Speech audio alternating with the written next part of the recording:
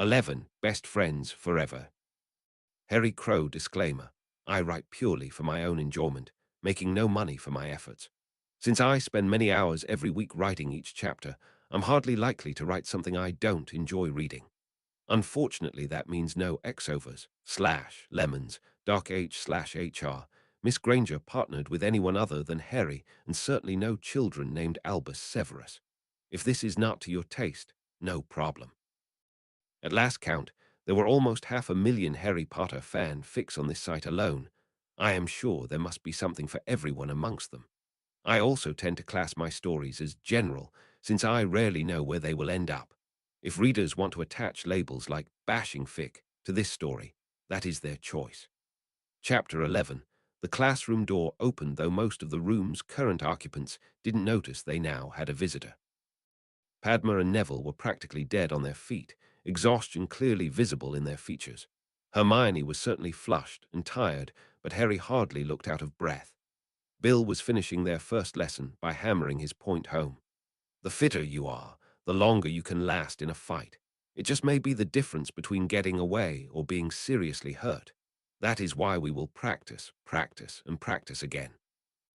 Hermione was breathing heavily, knackered from dodging spells and her repeated attempts to cast a strong shield, and she hadn't yet learned one spell to fight back with. She was flustered, sweaty, and certainly not a happy young witch. Professor Weasley, what if I just take out a gun and shoot the bad guy? It was Hermione's idea of a joke, thinking of her favorite scene from Raiders of the Lost Ark. But the person who just entered didn't take it as such. Dumbledore didn't think it was funny at all. Miss Granger, firearms are abhorrent to the magical community. Anyone using one against a witch or wizard would see themselves shunned by magical society. They should never be used. Hermione couldn't believe what she was hearing, so asked the headmaster for clarification. My father is a member of a shooting club. He could put a couple of bullets into you from 100 yards away in the time it takes to cast a shield. Are you saying this is wrong? I do not doubt your facts. Dumbledore said this in such a condescending manner that it was clear he didn't believe this feat was possible. All I am saying is what would happen if you, a witch, were to use this abomination on someone else. And just who makes up these rules? Hermione didn't wait for an answer, but turned to Harry, wanting to hear the only opinion that mattered to her. Harry's answer showed his inexperience with relationships, best friends, or any other kind. Goblins like to look their opponents in the eye before they kill them. Hermione could actually feel the smugness radiating from Dumbledore, even though the headmaster was currently behind her. Her lip was trembling at what she perceived as Harry's betrayal. I'll tell you what, Harry, while you're looking into Voldemort's eyes, I'll shoot the mad bastard in the head. I don't care if no one ever speaks to me again, at least you will be alive. If you let others set the rules, you'll be dead, because Voldemort certainly won't let any stupid rules stop him getting what he wants. With that, Hermione ran out the door in tears. Harry looked to Neville for some clue as to what had just happened. His friend shrugged his shoulders as he had no help to offer.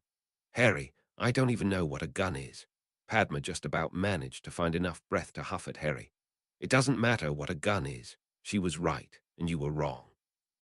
Now get after Hermione and tell your best friend that, you moron. It was a worried Harry who shot out the room after Hermione. Albus, as usual, was able to turn any situation to his advantage. As it would appear your lesson is now over, could I have a private word with your professor? It might be a polite dismissal, but Padma and Neville still knew they were being dismissed. Bill had already decided he wouldn't make any of this easy for the old man. He talked over with Barchok the best way to handle this approach, and they both agreed Dumbledore would expect to have to wear the Gringotts employee down, so that's what Albus was going to have to do. He decided to make it as awkward as possible right from the start. It will have to be a quick word, Albus. I have places to be and things to do this afternoon. Albus hated having to rush these kind of discussions. Where was the room for finesse in that? As William was currently putting on his cloak and getting ready to leave, he really had no other option. You seem to enjoy teaching, and I was wondering just how attached you were to working for the goblins. Bill just laughed. Yes, I enjoy tutoring, but it is such a small part of my new position, not something I fancy doing full time. I would miss my other duties too much. Just what are these other duties? Perhaps we could find something similar to interest you within the castle. Albus Dumbledore, you know I can't talk about that. Even more so with someone who's currently barred from Gringotts. Bill thought that was enough for a first encounter, so bade a disappointed Dumbledore good day. Hermione may have been training for just over a week now, but Harry had been doing exercise routines for years. He quickly caught up with the upset young witch. Hermione, you were right, and I was wrong. At that, Hermione turned to face him. What was I right about, Harry? Panic flashed through him for a second before he fought it down. Panic led to mistakes, and he couldn't afford to make one now. He gently took her hand and kissed the back of it while his mind worked out just what he was going to say. I don't know anything about guns, and not much more about offensive spells, but you were right. I cannot let outside forces determine the rules of a fight, because there are no rules in a fight. Hermione almost managed a smile. That's all I was trying to say, Harry. Guns might not be the answer, but we shouldn't just dismiss anything out of hand. You've been trained to use a blade and appear expert with it. I don't think I could use that method on someone. If it was to save my parents or my friends, though, I think I could use a gun. I'm pretty sure I could have pulled a trigger to shoot that troll in the infirmary. It's a cultural difference, Harry, something to be worked out, not dismissed as irrelevant. He was beginning to understand what his best friend was meaning. The Muggle way would be guns. The goblins would use a blade up close, while wizards would stand and fire curses at each other. What you're saying is that I should rule nothing out. Hermione now flung her arms around him and held Harry close. You said you've got to fight him, but I don't want you to. I just want the bastard dead and you alive. No chivalry, no duels at dawn. You can look him in the eyes after you've killed him, sneak up behind and cut his head off.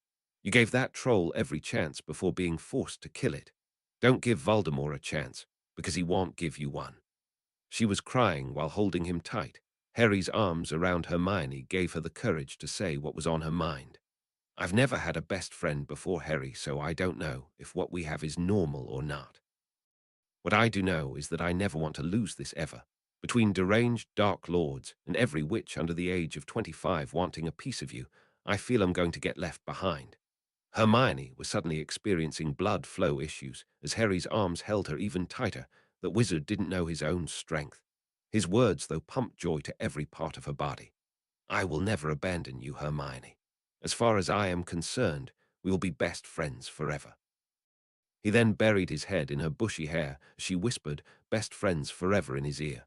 Hermione was giddy. Whether from happiness or lack of oxygen to the brain, she didn't really care at this point. A droll voice she had come to know so well spoilt this perfect moment. Hey, Harry, judging by the color of her face, Hermione really needs to take a deep breath about now. I also think you should let her feet touch the floor again. It wasn't until Harry's grip slackened that Hermione realized he'd lifted her off the ground. Harry really didn't know his own strength. I'm sorry, Hermione. I guess I got carried away. She gave him a grade 1 new improved version smile. It's fine, Harry. I'm sorry too for causing this. Padma's droll voice once more interrupted. Are you sorry for swearing in front of the headmaster? Certainly impressed the hell out of me. What? Oh my, do you think I'll get detention? Should I apologize? This had been a major clue to Harry that his best friend was really upset. He'd never heard Hermione swear before. I think you should get house points for saying you wanted that mad bastard Voldemort dead. Neville glanced nervously at his two friends. So are you two okay again? Nard saw him continuing. Sorry I wasn't much help, Harry. That's okay, Neville. Two clueless males here. Just as well we've got Padma and Hermione to keep us right. And don't you forget it, Crow. See, Hermione, I knew the hat put him in Ravenclaw for a reason. I don't know why it put me in Gryffindor. I was rubbish at defense today. You'll get it, Neville. Hermione and I have been training in the morning. It definitely helps. I don't care how much it helps. I'm not getting up at ridiculous hours to go running, and certainly not wearing anything like Hermione dresses in to do so. My father would cast me out the family for even mentioning clothes like that. The pink tinges both her friends managed was another victory for Padma, and helped with taking their minds of why they were fighting in the first place. Everyone, though, decided it would be a good idea to have a shower before heading down to lunch. At breakfast on Monday, the headmaster introduced the new defense against the dark arts professor. Professor Keegan was a small, mousy man with receding grey hair and a developing paunch. He stood and nervously acknowledged the students as Dumbledore introduced him. The wizard appeared terrified of his own shadow, but at least wasn't wearing a turban. Penelope had told the first years that Hogwarts defense teachers had gotten progressively worse every year she'd been here. Professor Keegan didn't seem capable of bucking that trend. The Ravenclaw first years were now all looking toward Harry, and he didn't disappoint. Cursebreaker Weasley will still be tutoring me at our normal time for defense. The rest of first year are welcome to join those lessons. He didn't say any more, too engrossed in the letter Irgit had delivered. Hermione noticed the amount of concentration Harry was affording the parchment in his hands and asked the obvious. "Anything wrong, Harry?" "Oh, I think Father is being sneaky. I'll know more after speaking with Cursebreaker Weasley."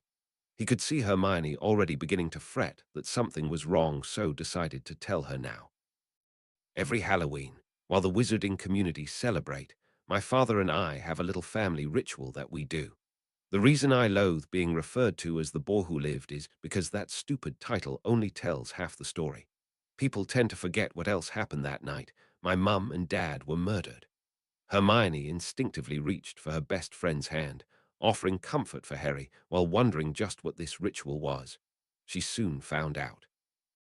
"My father takes me to the cemetery where my mum and dad are buried, and we spend a few hours there. I sit and tell them everything that's happened to me since the last time we talked.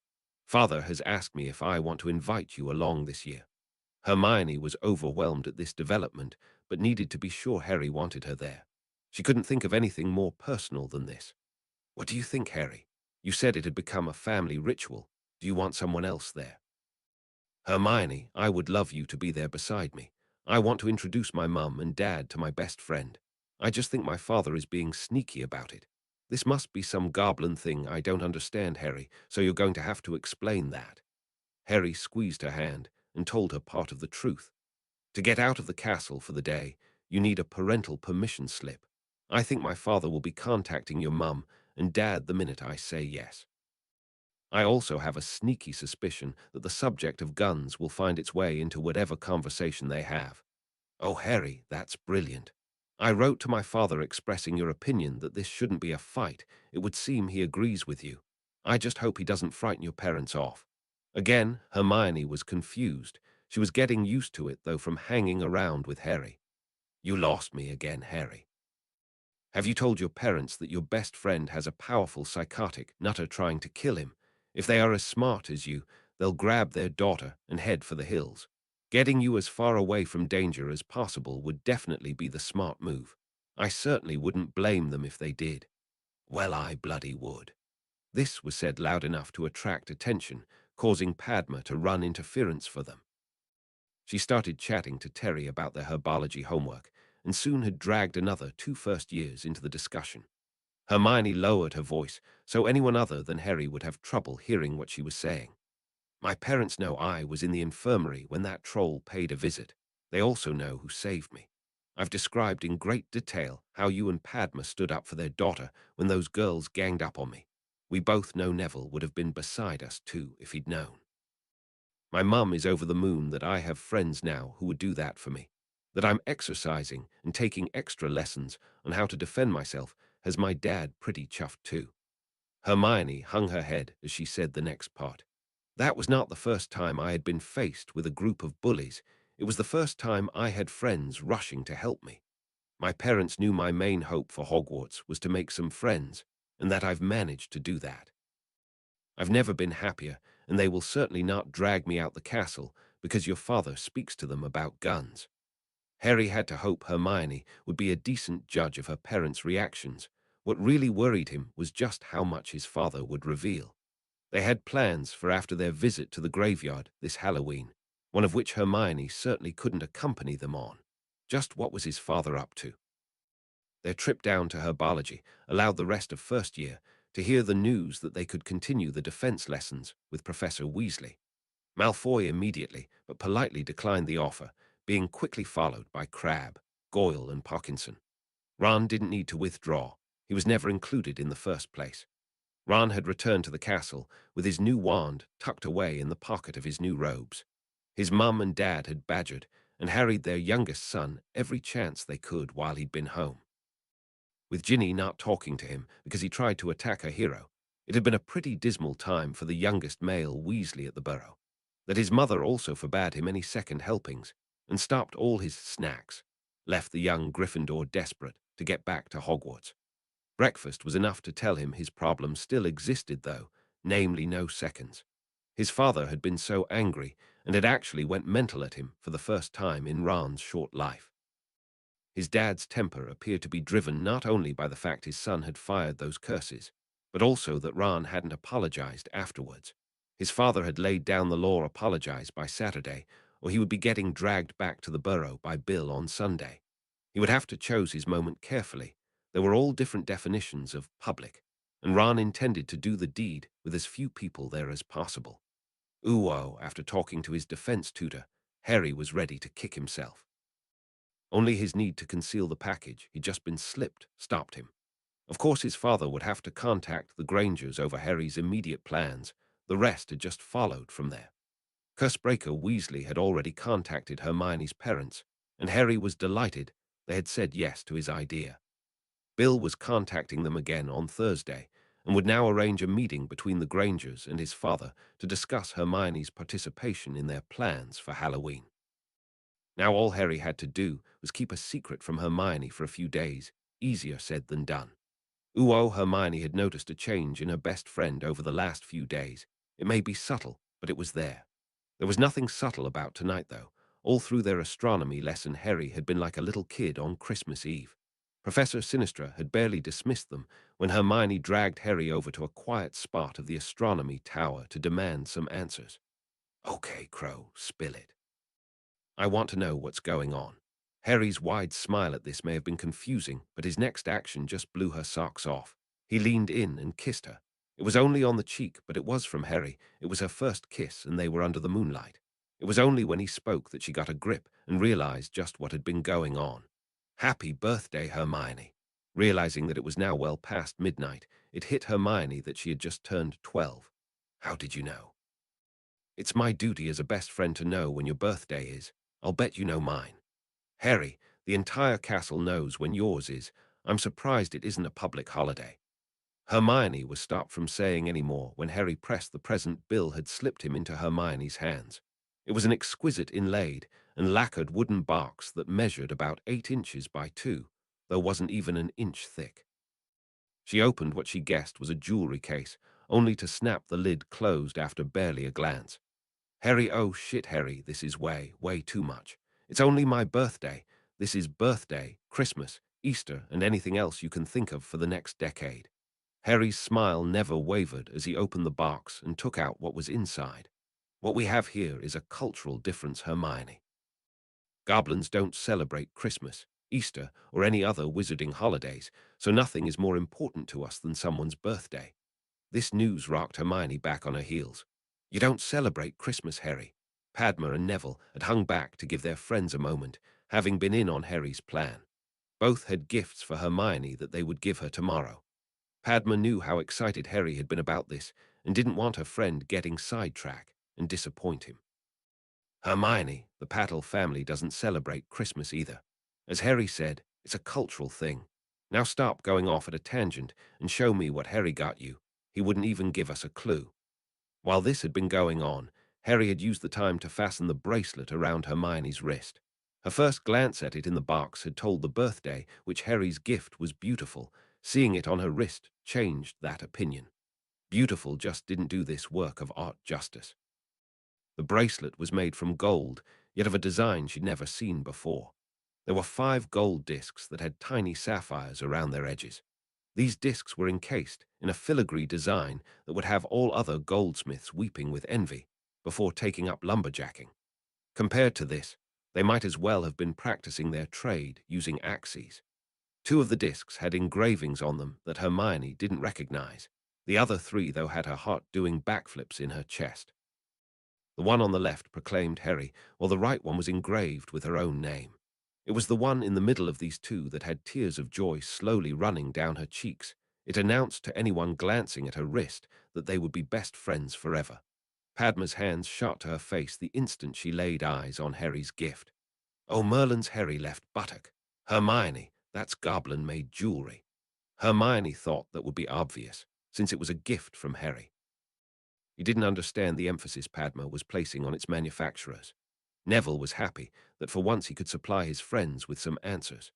Hermione, the goblins are world-renowned metal smiths. They not only make fantastic blades, they have no equal when it comes to making jewelry. What makes it even more sought after is that they hardly ever let any of it fall into wizards' or witches' hands. The Longbottom family has one item that has been passed down the family for hundreds of years. Padma was nodding like a lunatic, unable to take her eyes off the bracelet her friend had on her wrist. Hermione, you'll start a riot when you walk into the Great Hall wearing that tomorrow. Please make sure that Bitch Chambers gets a good eyeful of it. This is too fine to wear every day. Harry interrupted the birthday witch. Hermione, I want you to promise you'll never take that off. It contains protective runes carved into two of the discs. Just by being in contact with your skin, the bracelet generates enough protective power that it would easily have deflected both the curses you were hit with last week. Oh shit, shit, shit, enchanted goblin jewelry. Hermione, when anyone asks, just say it was a gift from Harry and act dumb about everything else. Trust me on this. Your bracelet is worth its own front page headline in the Prophet. Neville agreed with Padma. Goblin jewelry is extremely rare. Your bracelet, though, might be the only piece of enchanted goblin jewelry not owned by a goblin. All eyes were now on Harry. He chose Hermione's arm that he had placed the bracelet and brought the back of her hand to his lips. It says right there that we will be best friends forever. That to me is priceless. Happy birthday, Hermione. Harry then kissed the back of Hermione's hand and had the birthday witch practically swooning. Now I hate to ruin this moment, but if we don't get a move on, we could be spending your birthday in detention. Everyone else has left. Professor Sinistra emerged from the darkness, loath to break up the cutest thing she'd ever seen. She could hardly wait to tell Minerva in the morning. Aurora agreed with Miss Patel, though, and would not be mentioning that Miss Granger's bracelet was enchanted. Not quite everyone has left, Mr. Crow. Happy birthday, Miss Granger. Now I will escort you four to your houses, just to ensure no one gets detention on such a special day. Harry held out his arm for Hermione, and all four followed the astronomy professor. Hermione, though, took a moment to kiss Harry on the cheek. Thank you, Harry. It's absolutely gorgeous, and I love it. Both may have been blushing as they made their way along the corridor, but their wide smiles could practically light their way back to Ravenclaw Tower. Ooh, Padma gave Hermione her present before they went down to get Harry for breakfast. It was fun to watch her friend's face change colors as she read the title of the book, 12 Fail-Safe Ways to Woo Your Wizard. When Hermione started displaying purple tints in her color scheme, Padma lost her battle with laughter and handed over her friend's real present. It was still a book, though Hermione appeared to appreciate a score of offensive spells to even the score, far better than her first offering. Padma was behind her friends as they walked into the great hall and was pleased to see her prediction was coming true. Hermione's hand was, as usual, through Harry's arm. This appeared to be the perfect angle for the sapphires of her bracelet to catch the light and sparkle. Padma thought young witches possessed skills for sniffing out shiny, sparkly things that would rival any niffler. When those shiny, sparkly things were worn by another young witch, the poor little niffler might as well stay in its burrow, because it became a no contest. There were students in the Great Hall who couldn't read instructions off the blackboards in classrooms, yet could tell you what Hermione Granger's bracelet said. When Neville approached the Ravenclaw table with a gift for Hermione, the nut dropped that it was her birthday. She was delighted with her new book on noble houses and their customs. A red-faced Neville was eventually persuaded to sit beside the trio, but not before Hermione had hugged him and kissed her friend on the cheek in thanks. As usual, Roger had watched the byplay between the friends. He also couldn't help but notice every witch at the table staring at Hermione's birthday present. Hell Crow, you're making the rest of us guys look bad here. Just how are we meant to match that? Harry really liked Roger's joking nature and answered right back in the same vein. Well, Davies, I don't see what's wrong with letting everyone know I have a great best friend. The entire table heard the humor in his voice. They also understood there was steel underlying that humor. A newly returned Chambers sat at the other end of the table, head down, and not looking or talking to anyone. Her parents had been livid when they heard what happened. Her father was all for contacting the parents of the other girls involved to arrange some collective action against this upstart who'd harmed their children. The prophet had changed everyone's views, or rather their report on what happened to the Malfoys did. The purebloods were learning a variation on the golden rule, those that have your gold make the rules. Few, if any, felt secure enough in their own wards to trust having their fortunes stored at home. There was also the added problem of those witches and wizards with access to their home. Gringotts protected fortunes not only from robbers, but those family members who would think a share of said fortune should rightly be theirs. It was easy for the Gringotts account holder to define exactly who could do what to their vault, telling your brother/mother/greedy in-laws, obnoxious cousins, that they weren't welcome in your house had far more significant ramifications. All sniggering at Draco's respectful behavior soon stopped as pureblood after pureblood received the same message from home. Do not antagonize Harry Crow. Minerva sat at the staff table and watched over her charges. Her eyes usually focused mostly on her lion cubs, but she found her gaze more and more being drawn to the Ravenclaw trio. Mr. Longbottom's acceptance into this group was also very pleasing. Augusta tended to wrap young Neville in cotton wool. Making good friends was exactly what the young lad needed. The deputy headmistress couldn't help but think young Harry was surrounding himself with good people. She approved wholeheartedly of his close friends, and Master Pitsley had impressed the hell out of her. William Weasley was, in her unbiased opinion, one of the finest young wizards to have come through Hogwarts in a long time. Her correspondence with Barchoke was also refreshing. His entire aims were centered around what was best for his son, and he was more than prepared to back that up with gold when needed. She'd listened with great interest to the tale of what had happened after their astronomy class last night, and was finding her opinion of Harry matching Pomona's. He may be the son of James Potter, but he had none of the faults his biological father had at the same age. Now if only Severus could get his head out his arse and see the boy was far more like Lily than James, they may be able to avert a confrontation that couldn't end well.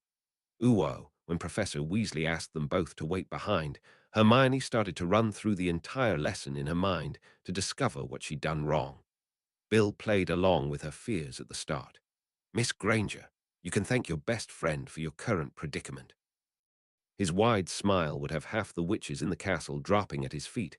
Hermione was just pleased this meant she wasn't in trouble with the professor. Your mum and dad wanted me to wish you a happy birthday, and give you this. Hermione was so touched by this, she didn't notice Harry moving behind the professor's desk. How was Harry responsible for you seeing my parents?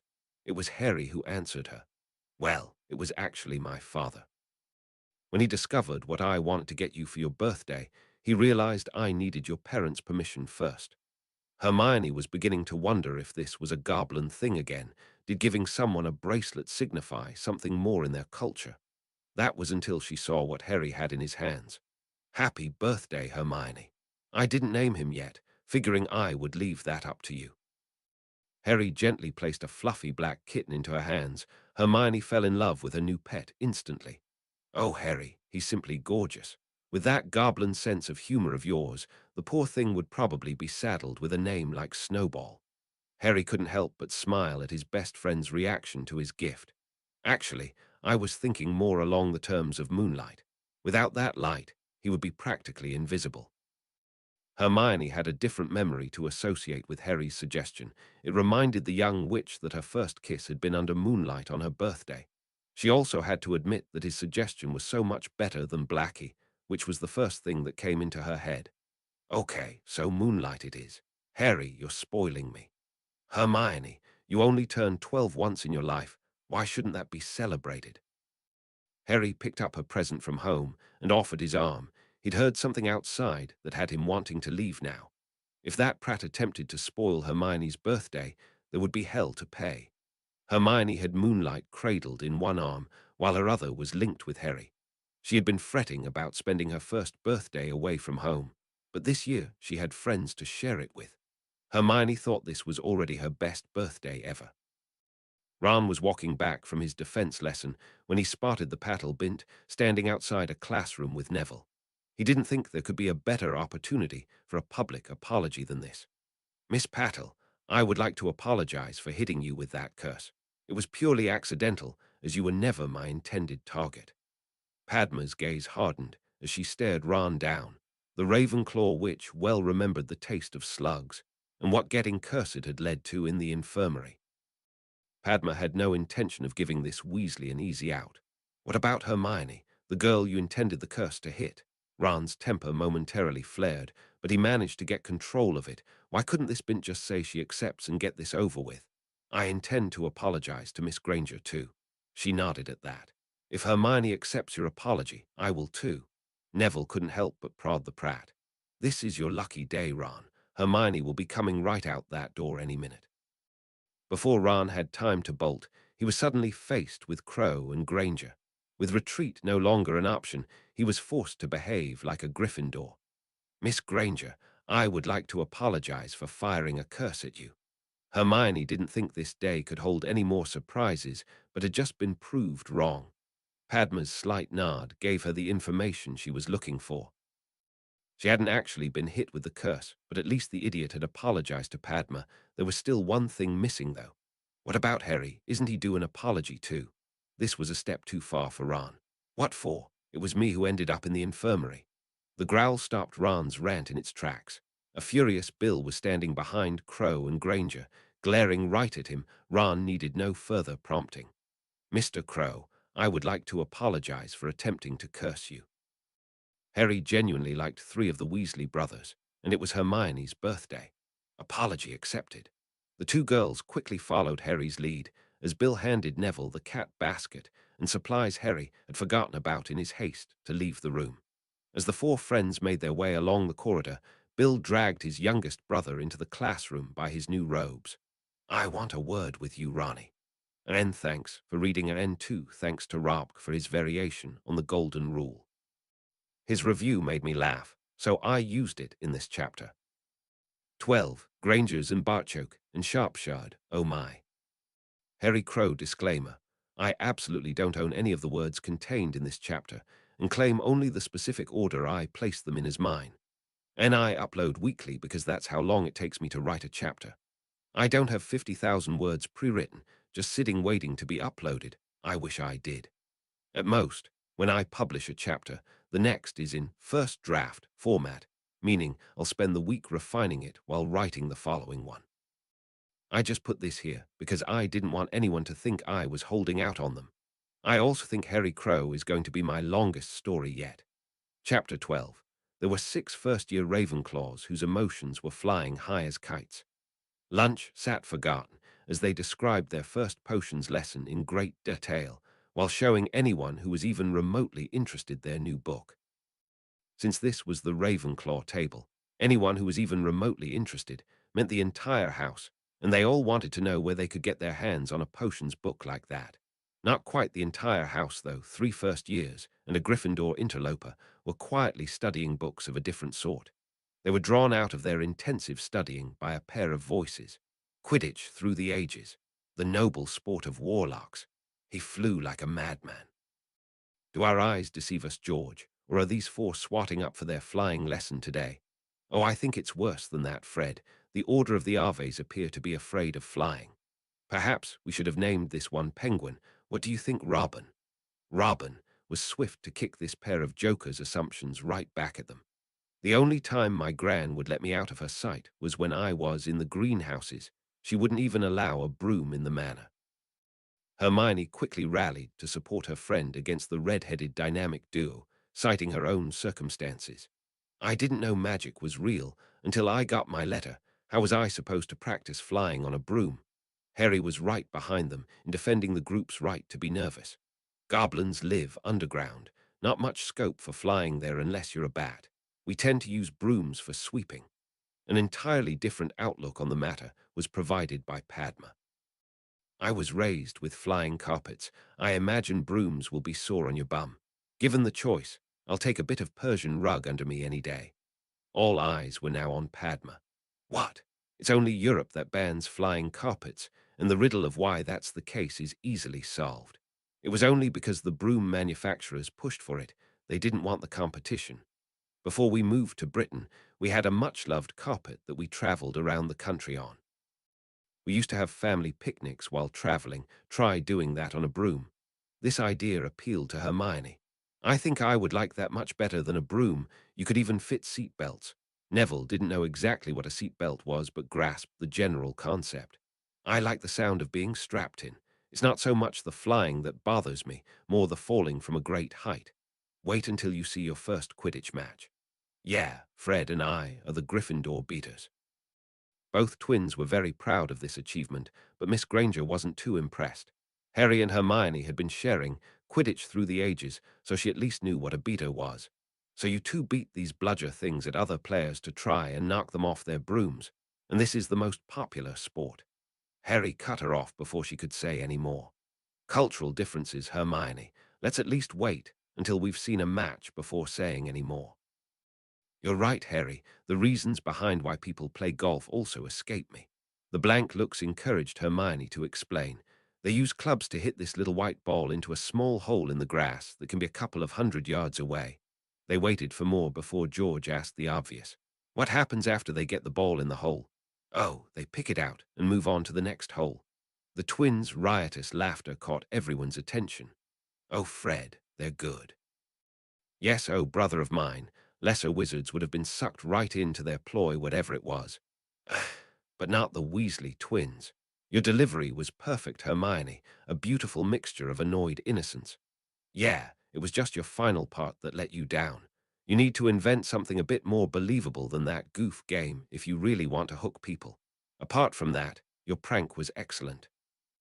We just stepped over here to say thanks for forgiving Ron, and you try to catch us out. You guys are brilliant. The twins walked away laughing, while the rest of their house studied these people who were brave enough to take on the Weasley twins. Harry had some words of advice. Cultural differences, Hermione, and shut it, Roger. Uo Barchoke stood to welcome the Grangers to his office. I am Barchoke, Senior Accounts Manager at Gringotts and Harry's father. I would like to thank you both for coming here today, especially since I know you are very busy. Oh, it was no trouble. In fact, I really enjoyed the method of transport your young Mr. Weasley used to get us here, a portkey I believe he called it. He's using something similar to take him all the way to Scotland now, to give the kids their extra defense lessons. Dan smiled and offered his hand. Hi, I'm Dan Granger, and this is my better half Emma. Please excuse my wife. She gets rather excited by all this magic. We got a letter from Hermione this morning telling us that the kids flew on brooms yesterday. I think that's enough to get any parent excited. Barchoke shook the offered hand before doing the same with Emma. They'd barely been in his office a minute, yet already showed more courtesy than wizards he'd been dealing with for years. Dan had a question that he wanted answered before they went any further. Can I ask if this meeting is with a senior banking official or the father of our Hermione's best friend? He was already liking these people and invited them to sit before answering. I've worked my entire life to get where I am inside Gringotts, something I'm proud of. Nothing gives me more pride and pleasure, though, than being known as Harry's father. That is who you are speaking with today. Emma was delighted with this news. I really want to thank your son for making Hermione's time at Hogwarts such a happy experience, especially his actions with those bullies. That had happened before at her primary school, and it was left to Dan and I to go down there after the event.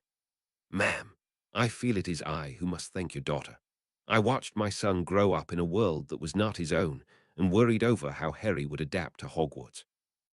He has led a very lonely childhood, throwing himself into his studies to compensate for the lack of close friends. Harry and your daughter met on the express and were like two kindred spirits. They have been inseparable since. I have had the pleasure of taking lunch in their company. In my humble opinion, they bring out the best in each other. Hearing this had Emma beaming, but Dan had his practical hat on. This was a goblin-sent opportunity to get some answers. Barchoke, I hope you don't mind me asking, but some of the things in Hermione's letters are confusing to us. The Crow/Potter dual identity is hard enough to understand, never mind the Goblin/Wizard issue, but we don't know where to start with the whole Hogwarts champion thing. I find it hard to believe the school lets a first-year walk around with a sword, though I will be eternally grateful that they do. Barchoke offered tea, saying this could take some time. He was slowly becoming aware this couple would now play a part in Harry's life. With Harry and their daughter being practically joined at the hip, there simply was no other alternative. He told them the entire tale in chronological order, starting with a dark lord hearing a prophecy before trying to kill a baby. No matter how many times he told the story of Harry's relatives not wanting the boy, he was never able to fully hide his anger at the deed. The goblin was delighted to see that anger shared by these loving parents. He rounded the story off with a blow-by-blow account of the troll incident, including who had released the creature into the castle, and why. The Grangers had heard most of the details from Hermione. It was just hearing how it all fitted together that knocked them back a bit. Dan was the first to recover, and showed he really understood the problem. "Can I assume you know why this guy won't stay dead?" "Yes, sorry, but the method he used must remain a secret for now. You have my word, though, that we are doing everything in our power to ensure this creature will soon stay permanently dead." This talk of death sent a shiver down Emma, so she pressed ahead with what she wanted to ask from the minute she'd stepped into Barchoke's office. "Please don't think me forward. You've actually met Hermione while we've only read about Harry. Do you have a picture we could see?" Asking any proud parent to see a picture of their child will always get a yes. Barchoke moved behind his desk and removed a framed picture from a concealed drawer. This was taken the morning he left for Hogwarts. Emma was presented with Harry in his Mr. Darcy guise, and an "oh my" escaped her lips before she had time to engage her brain. Emma had no difficulty in thinking of Harry and Hermione as kindred spirits. Barchoke's description of his son having no close friends and throwing himself into his studies was scarily familiar to both Grangers. Hermione had supplied some of the details of her journey to Scotland. With what she'd heard here today, Emma could now fill in the blanks. Two lonely children reaching out to each other as they shared a compartment for hours, arriving at Hogwarts as each other's first friend. Hermione had said she didn't know what made her ask Harry if he wanted to share that compartment. One glance at the picture was enough for her mother to know the answer. Her little girl was smitten. She passed the picture over to her husband. "Your son is a very handsome young man. I mean wizard, oh goblin. I'm sorry. Perhaps you can see why this is so confusing for us." Barchoke actually laughed. "Ma'am, I was happy with handsome." Hermione mentioned getting out of school for a day to accompany Harry on some family event. She said we needed to sign a permission form. Opening up a folder, Barchoke handed the correct form to Emma. Dan, though, had caught a glimpse of a lot more paperwork with their name on it. "Can I ask what else you have in that folder?" Barchoke handed the entire folder to Dan before beginning to explain exactly why he needed that folder. "My son has many people who seem determined to play a part in his life. Your daughter has already suffered because of this, and I can only sincerely apologize. Can I assume that is why Hermione was given this bracelet she's been raving about? We thought Harry was getting her a kitten for her birthday, not both." "I'll be honest with you, Barchoke. While I really like the protection angle, the father in me isn't sure how to handle my 12-year-old daughter receiving jewelry even she classed as ridiculously expensive, especially from a young lad we've never met." The Kneazle kitten was indeed earmarked as Hermione's present, but seeing his best friend attacked affected Harry deeply. He wanted her protected, and knew we possessed the means to do so. Dan and Emma both expressed their agreement and gratitude at that, while Barchoke explained the ridiculously expensive part. "There is a phenomenon that we goblins neither understand nor can control, why wizards and even muggles will pay ludicrous amounts to own something no one else has. Take a piece of canvas, slap some paint on it, and you may end up with a nice picture. Depending who slapped that paint on, the picture might be worth hundreds, thousands, or millions. Our goldsmiths have a reputation for being the very best at what they do. Since we rarely allow our jewelry to pass out of goblin hands, the wizards will pay ludicrous amounts for it." "I think I see what you are saying. Something is only worth whatever value people are prepared to pay for it." "Exactly, Emma. James and Lily Potter set up a trust fund for their son attending Hogwarts. Buying that bracelet as a goblin barely put a dent in that fund. There wouldn't have been enough gold in that trust vault for a wizard to buy the same item." It was a confused Dan who asked what seemed a glaringly obvious question. "With such a lucrative market, why is there not more jewelry being sold?" "That would never work, due to the way we goblins are possessive about the items we make." Special permission from the director is needed before an item can pass to someone who is not a goblin. That signed permission is contained in the folder in front of you. This permission comes with some pretty restrictive conditions. The worst one being, should the person gifted the item ever decide to sell it, the giver is duty-bound to repurchase the item, almost certainly at the far higher prices those outside Gringotts would pay. Since the giver must have these funds available before permission is granted, it is perhaps understandable that this is a very rare occurrence. Dan thought he'd picked up on an inconsistency. I thought you said Harry wouldn't be able to afford that bracelet at wizard prices. He was answered by a smiling Barchoke. I said his trust fund didn't hold enough. That is a mere drop in the ocean of the Potter wealth. Oh dear, I hope all this talk of money doesn't make what we wanted to ask seem mercenary now. Hermione wrote that Harry didn't celebrate Christmas. We wanted to invite him to spend Christmas with us this year. Emma was fretting until she saw the wide grin now being displayed by the goblin. I'm sure Harry would love to spend the time with Hermione, and it fits perfectly with what I was moving on to next. One of the things I would like to see accomplished this Halloween is the warding of your home. That's what most of the parchment in that folder is concerned with. As you know, your daughter currently wears a bracelet that offers her some protection against attack. These wards will perform the same function for your house and its occupants. This had both Grangers more than a little concerned. Dan was first to voice his. Do you really think that is necessary? Are we really in danger? No one ever thinks their home will be robbed, flooded, or engulfed by flames. That doesn't mean a homeowner shouldn't take sensible precautions to prevent all of these from happening. That is all we are doing here, and you inviting Harry for Christmas allows the Potter account to pay for it. We're more than willing to pay any financial cost involved in protecting our home. The goblin politely interrupted. Sorry, Dan. For you as a non-magical to be able to afford this warding scheme, you would probably need to sell your house. By inviting Harry to stay, we can now ward your home as a goblin dwelling, drastically cutting the cost and circumventing any ministerial interference in the process. James and Lily Potter gave their lives to protect their son. They would gladly spend a bit of gold to ensure his continued safety and that of his best friend's family. Emma had noticed something and couldn't help but raise the matter. You seem to switch Harry from goblin to wizard as the situation suits, rather like having dual nationality. My son had mentioned that Hermione was very smart. It's now easy to see where that comes from. We hope Harry can benefit from this dual nationality at least until he turns 17. Then he must choose. The magical community are desperate for Harry to choose them, for the boy who lived to do otherwise would be unthinkable. We intend to exploit this desperation to see some wrongs righted. Barchoke knew he had reached a crossroads. This was where he must decide just how much to tell these people. Desperate people can sometimes do foolish things to get what they want. As they look around for ways to influence my son's decision, sooner or later their gaze will rest upon your daughter. They may have known each other less than a month, but it is already clear to me that Miss Hermione Granger will be part of my son's life for many years to come. Having met your daughter, I can't tell you how delighted I am by that. I am assuming you will have gathered somewhat the same information from her letters home. Emma was enthusiastically adding her agreement. We had to read her first letter home several times.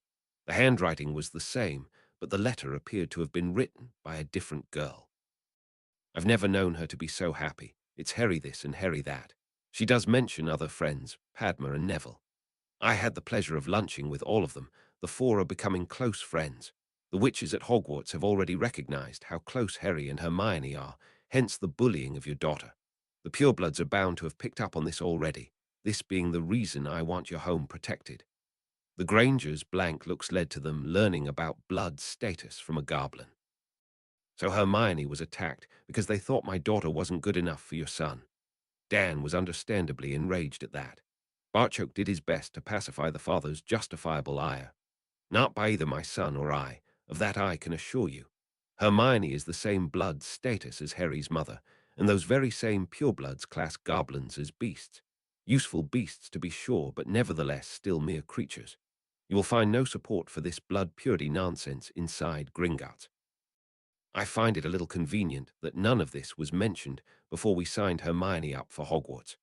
This comment from Dan drew an answering wry smile from Barchok, though on a goblin it could be mistaken for a grimace. The last person I heard express sentiments like those was Lily Evans, just after she had become engaged to James Potter. I think the phrase being bandied about at the time was that Lily was nothing more than an uppity mudblood trying to better herself. Saddens me to think of how much was sacrificed, yet so little actually changed. We intend to use the ministry's desperation to implement some changes, another reason I want you and your daughter protected. He tried to pass on the gravity of the situation to the parents. Please don't mention any of this to Hermione in your letters. You will see her and Harry on Halloween, where a fuller explanation can be given to both. Harry will shortly begin using the press in an attempt to achieve our aims. Since your daughter never leaves his side, this will probably drag her into the spotlight too. The wards we wish to erect will ban entry to all wizards and witches except those specifically allowed. At the moment, that would be Hermione, Harry, and Cursebreaker Weasley. Anyone else attempting unauthorized entry will be rebuffed, and set of alarms that will see us rushing to your aid.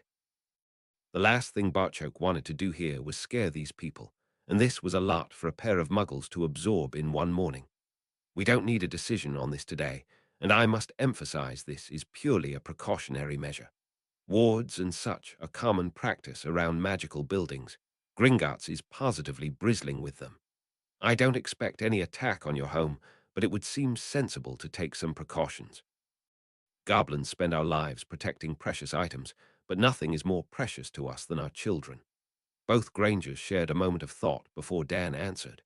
I really don't see how we can refuse such a generous offer, and can't wait to see the kids at Halloween. We knew it was going to be difficult being separated from Hermione, but had sorely underestimated just how much we would miss her. Only her letters, practically glowing with happiness, convinced us we have made the right decision.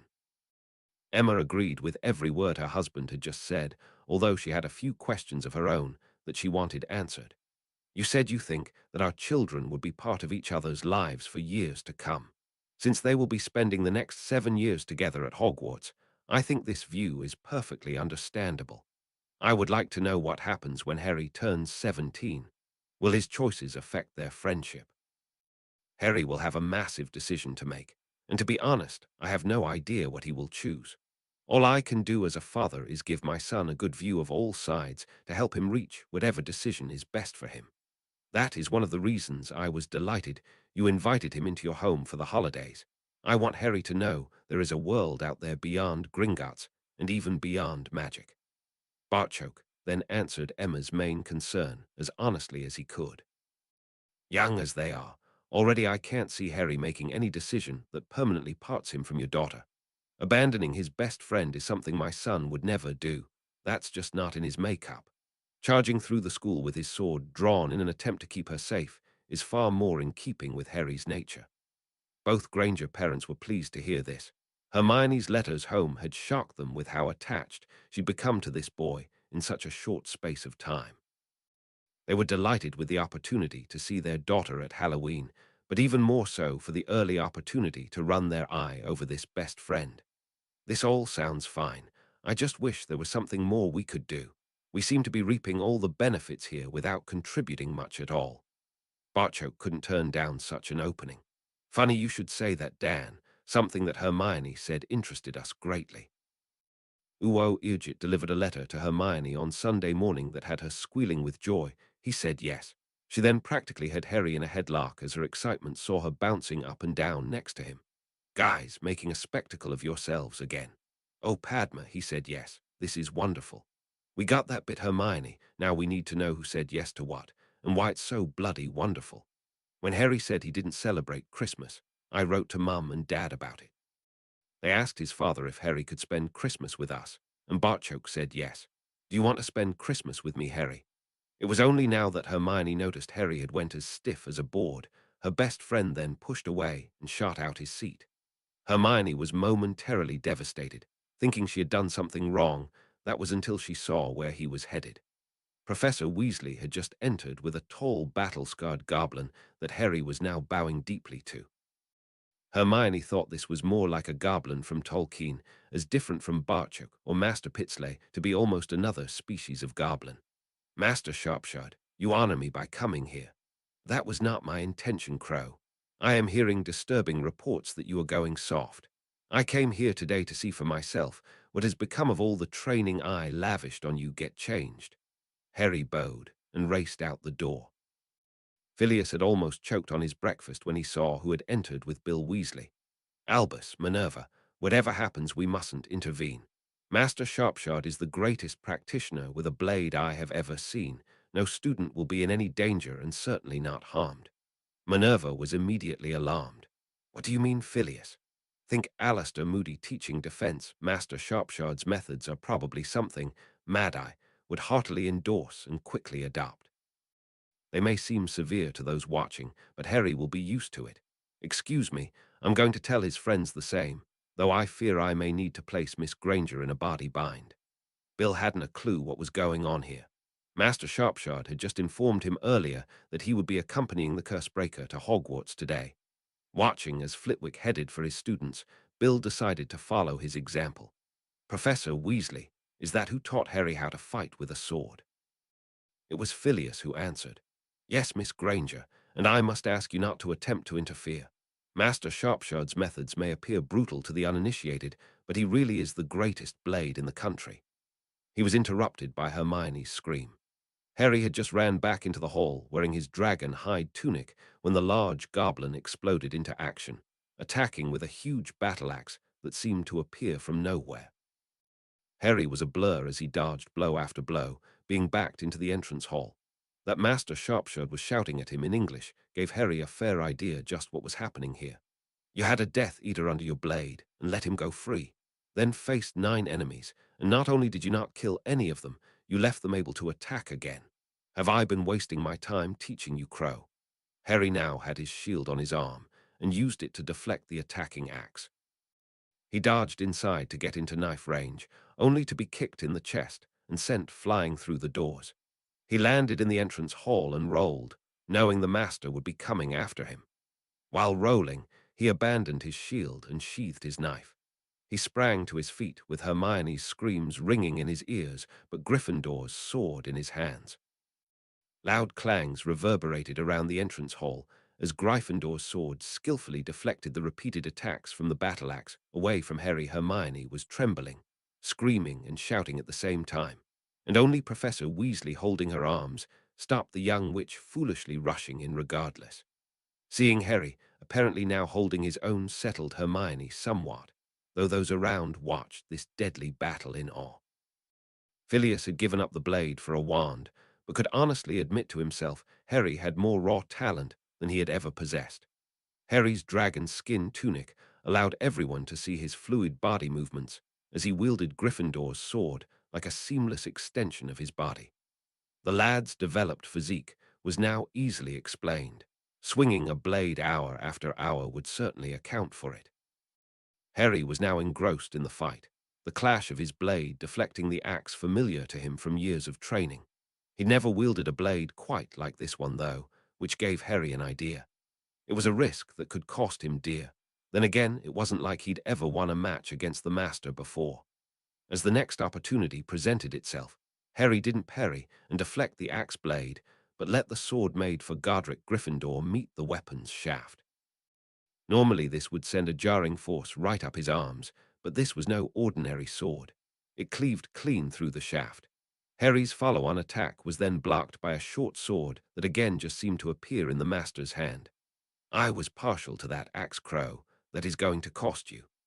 If anything, the speed of the fight increased, with Harry now swapping to a one-handed grip on the sword and drawing his knife in the other. Harry was soon covered in sweat as Master Sharpshard relentlessly probed and attacked his defenses. He could hear Hermione shouting above everyone else, which triggered something in his mind. There are no rules in a fight. As he blocked the next attack on his sword, Harry used his knife to cast a curse they'd learned out the book Padma gave Hermione for her birthday. The cutting curse was so unexpected, it glanced Master Sharpshard's cheek as he dodged a fraction too late. First blood was normally the end of the duel, but with Master Sharpshard, you just didn't know what he would do next. The large goblin actually stopped attacking. You cut me with a spell, Crow. Harry was panting for breath, but still kept his guard up. You taught me to use whatever was available in a fight. That's what I had. The loud roar of laughter was completely unexpected.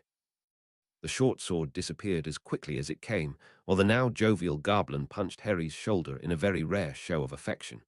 It would seem I have taught you well, though I will still be charging your father for my axe you destroyed. Phileas, good to see you again. Can I impose on you to cross swords with Crow occasionally? I would hate to see all that skill become rusty from lack of use. This change from rabid attacker to jovial loser threw everyone. Padma, though, had something to say, or should that be scream? Yeah, Harry, you did it. Everyone in the hall had spilled out to watch this fight. One of their own unbelievably winning resulted in loud cheering, and Hermione escaping from Bill's grasp. She hit Harry almost as hard as Sharpshot had earlier, though both her arms were wrapped tightly around him. Harry was holding her while whispering in her ear. Cultural differences, Hermione.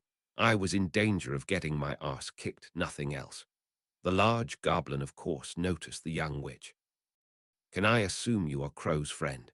Harry gave Hermione a reassuring squeeze as she turned to face one of his most important tutors. He was delighted to see her bow. Well met, Master Sharpshot. I am Hermione Granger, Harry's best friend.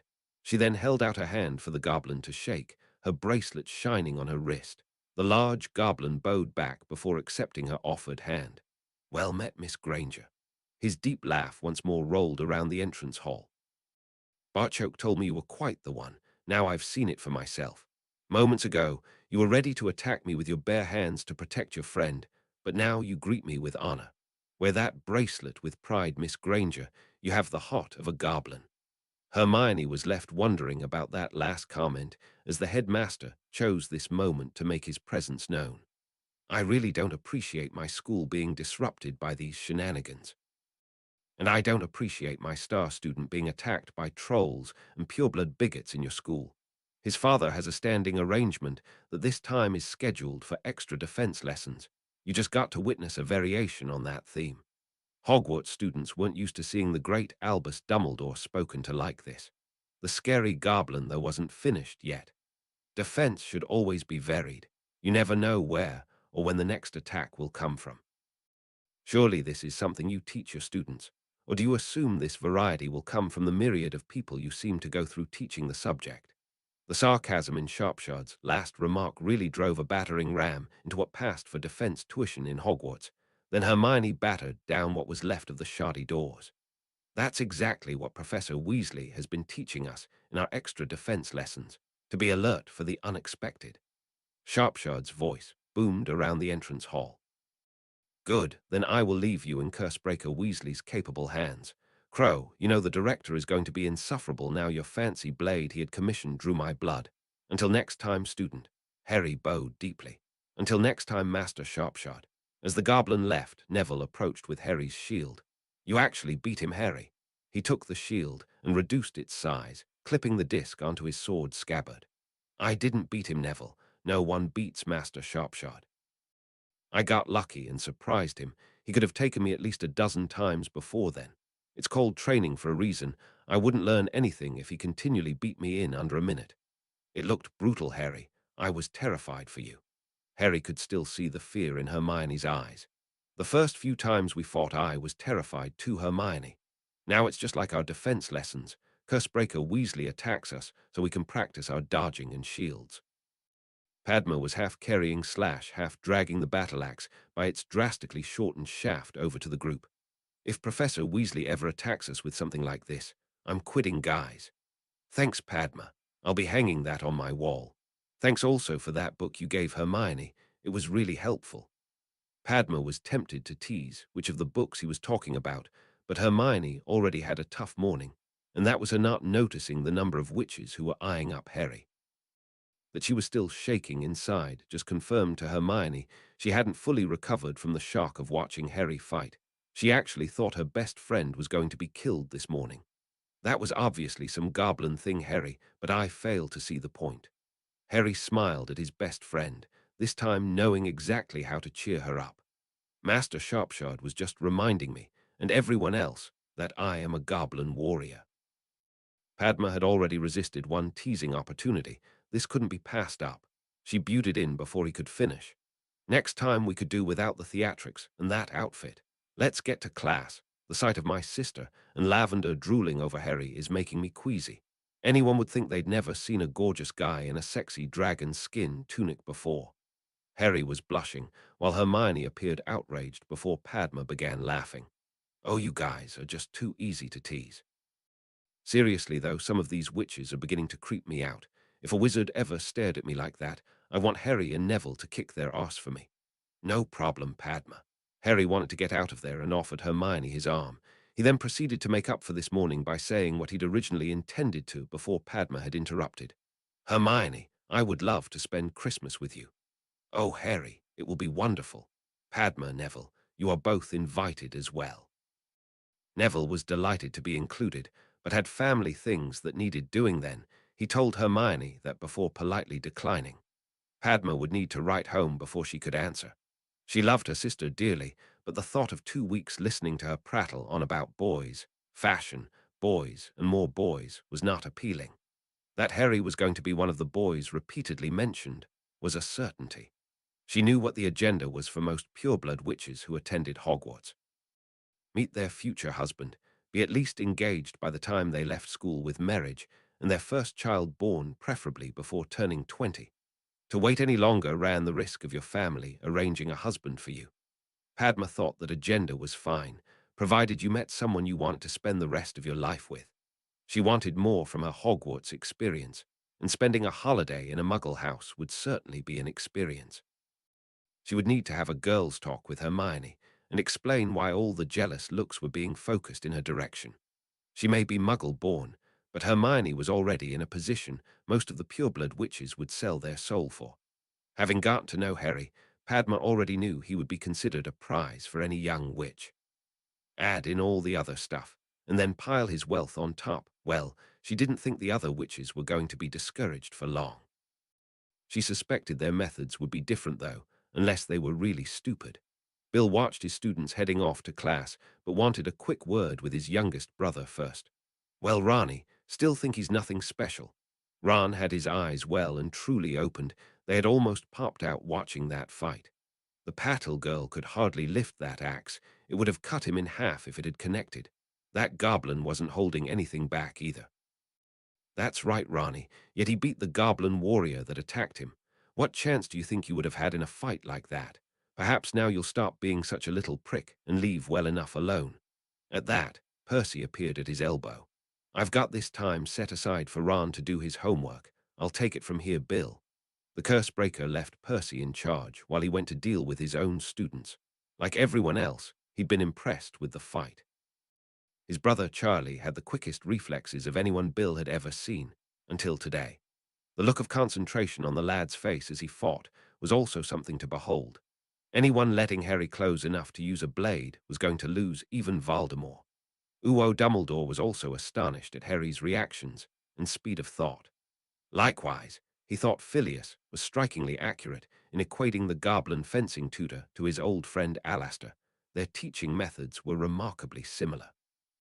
Like the rest of Hogwarts, he also didn't miss the going soft reference. After that display, Harry's enemies would not be meeting him head-on for the foreseeable future. Albus expected a few months of quiet now, while the plotters evaluated the situation before making their next move. This situation presented Albus with something of a dilemma. He wanted to wrestle control of the boy away from the goblins, but he also knew Voldemort had to be defeated. He needed a way to accomplish his first aim without in any way endangering Harry's chances of successfully completing the second. He was tempted to leave things as they were, but knew he couldn't. Master Sharpshot had berated his student for showing a modicum of forgiveness, and there lay Albus' problem. A victorious Harry would have the wizarding community worshipping at his feet and rushing to fulfill his every wish. Without forgiveness in the boy's heart, their society could be changed beyond all recognition. He needed information on exactly what the goblins were up to, and had just watched his unknowing source walk away to teach young Harry and his 3 friends. William Weasley would need to understand the harm that could be done here, and pressured into recognizing where his loyalties really lay. With a delicate situation like this, it was all about using the right lever, and there was no bigger lever to use against someone than his or her own family. He was sure it wouldn't take long for a conversation with William's mother to gravitate to Molly, telling Albus how pleased she was to have her eldest son back home. That would be his opening to express his regret that William refused to cooperate with him, and that how his time working for the goblins had really changed the former Hogwarts head boy. Molly hated the very thought of any of her children changing, especially if that influence of change wasn't exactly human. She would be on her son's case the entire time he was at the Burrow, and Albus would intensify his efforts while William's duties brought him to Hogwarts. This twin attack should soon expose a crack in his armor. That was all Albus needed to exploit the situation. One bit of information would soon lead to another, and then he would have the young man. He would become his spy inside Gringotts, providing information that would help Albus plot the course of magical Britain's future, for the greater good, of course. Lucius was trying to plot his future and having very limited success. He was not looking forward to his master's eventual return. The head of the Malfoy family understood that his usefulness as a Death Eater lay in his fortune and influence. With neither, he would be severely limited in how he could assist his master's plans. Lucius had witnessed firsthand what happened to Death Eaters in that position, and it was anything but pretty. Lucius was contemplating his next move as he sat staring at a little black diary. With the goblins blocking Narcissa from accessing the Lestrange or Black Vaults, this diary was the only card he had left to play. As with any triumph card, it was all about how and when it was played. His craving for revenge on Crow was tempered by the fact that the Hogwarts champion would be helpless against this. Like a fine wine, Lucius' revenge just got better the longer he left it to age. If this was played right, it had the power to see Crow's dead body carried from Hogwarts, with Dumbledore sacked and Fudge forced out of office as the public demanded scapegoats. Lucius was a patient man, and his need for revenge now wouldn't settle for anything less than a triple takedown. He could afford to be patient. Patience was about all he could now afford, and it wasn't like he had anything else to do. Thanks for reading. 13. History in the Making. Harry Crow disclaimer. JKR still owns Harry Potter. I write purely for fun and post it here so you can read it for free.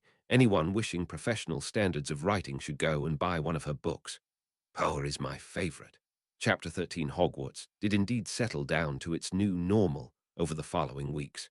Thanks to the warning from Padma, Hermione was more aware of what was happening around her, or should that be Harry, regarding the behavior of the Hogwarts witches. Ravenclaw House were adapting well to what was happening within its own blue and bronze walls. Morag, Mandy, and Lisa were all friendly with the trio, sharing Harry's defense, and now potions classes too certainly helped.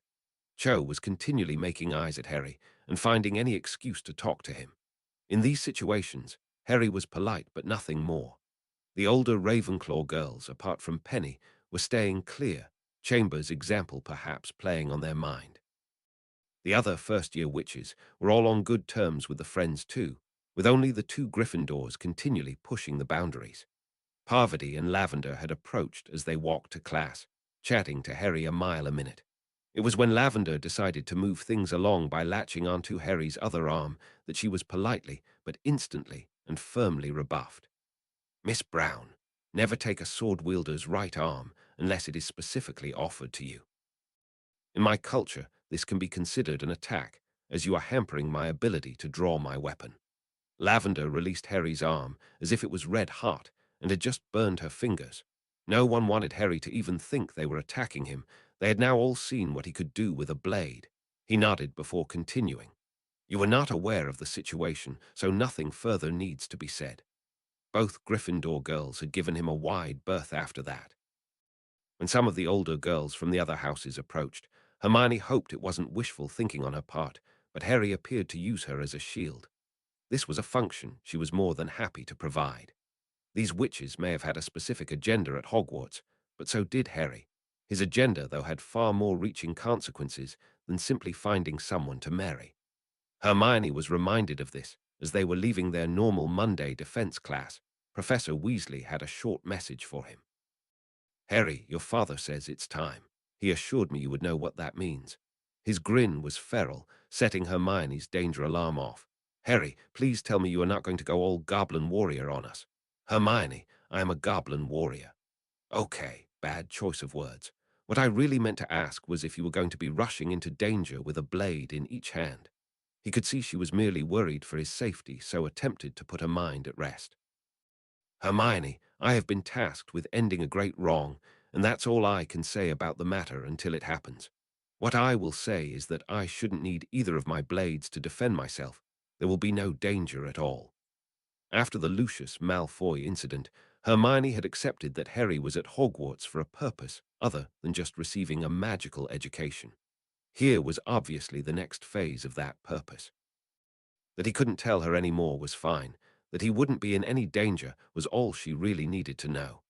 At least this time, she had 6 weeks of magical training under her belt and a few curses up her sleeve. Hermione believed Harry when he said it wouldn't be dangerous, but it was always better to be prepared. She had also been preparing by reading the book Neville gave her from cover to cover. Hermione thought a lot of the behavior and customs could at best be described as quaint, but it at least explained Harry's old-world behavior. He'd obviously read something similar before attending Hogwarts and thought things like offering a young lady your arm or kissing the backs of their hands was the way wizards behaved normally. Purely by observation, Hermione could tell that this behavior was no longer commonplace amongst the magical fraternity. Perhaps it was now only used at the most formal of occasions or functions, but the young witch wasn't too bothered about that. Since she was currently on Harry's arm, and it was a hand being kissed, it would be a cold day in hell before Hermione as much as raised the subject with her best friend. Hermione could only hope Harry had reached the same conclusion, but enjoyed having her on his arm too much to stop. Her latest mini-faux pas against goblin culture set her mind racing. She didn't rush to the library because Hermione was sure the best source of the information she required was currently walking right beside her. Harry, I've read that book Neville gave me on ancient and noble houses. It was very insightful, a brilliant source of information for someone like me with no magical background. I was wondering if there was a book like that on goblin culture. I could see if it was in the library or order it from the bookstore. Harry had actually stopped walking as Hermione's question set him thinking. The short answer is no, there are no books. I think the reason for that is probably because no one has ever been interested before. Okay, confused again. How could no one be interested? The goblins store and control the magical community's wealth, yet no one knows anything about them. That's just nuts. It was a chuckling Harry that started them off down the corridor again as he answered his best friend. You'll get no objection from me on that. I think the reason there may be no books is that they really need to be written by an outsider observing a culture that's different to their own. Goblins tend not to let strangers get too close. He could see Hermione struggling with that concept, so tried to give her an example. We could ask Padma to tell us about her years in India, and she could talk for hours. That doesn't mean she would mention riding a flying carpet, because to her that would just be normal behavior and not worth talking about. I see what you mean now. You need someone from another culture to observe what is different and also what is the same. Exactly. Goblins always hold their beheading muggle parties on the last Friday of every month. Who knows when wizards have theirs? Harry Crow, don't you dare. I get more than enough teasing from Padma without you starting too. Why, Miss Granger, is that any way to talk to your only source on all things goblin? Hermione let out a groan. I was going to say I could check with Master Pitsley, but I can just see you both setting me up for a fall. Just remember, Crow, you're staying with me for the Christmas holidays. I'm your only source for all things muggle, and payback can be a bitch.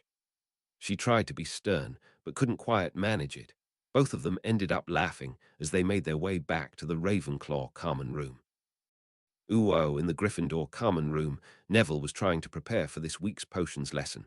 Ron was bored, though, and kept pestering him to play wizard chess. Go and ask Seamus, I'm busy, Ron. Dean's telling him all about that football game again. Did you know they played it on the ground? 22 players, and only one ball, bloody mental if you ask me. Ron, I didn't ask you. I am actually trying to get some work done here.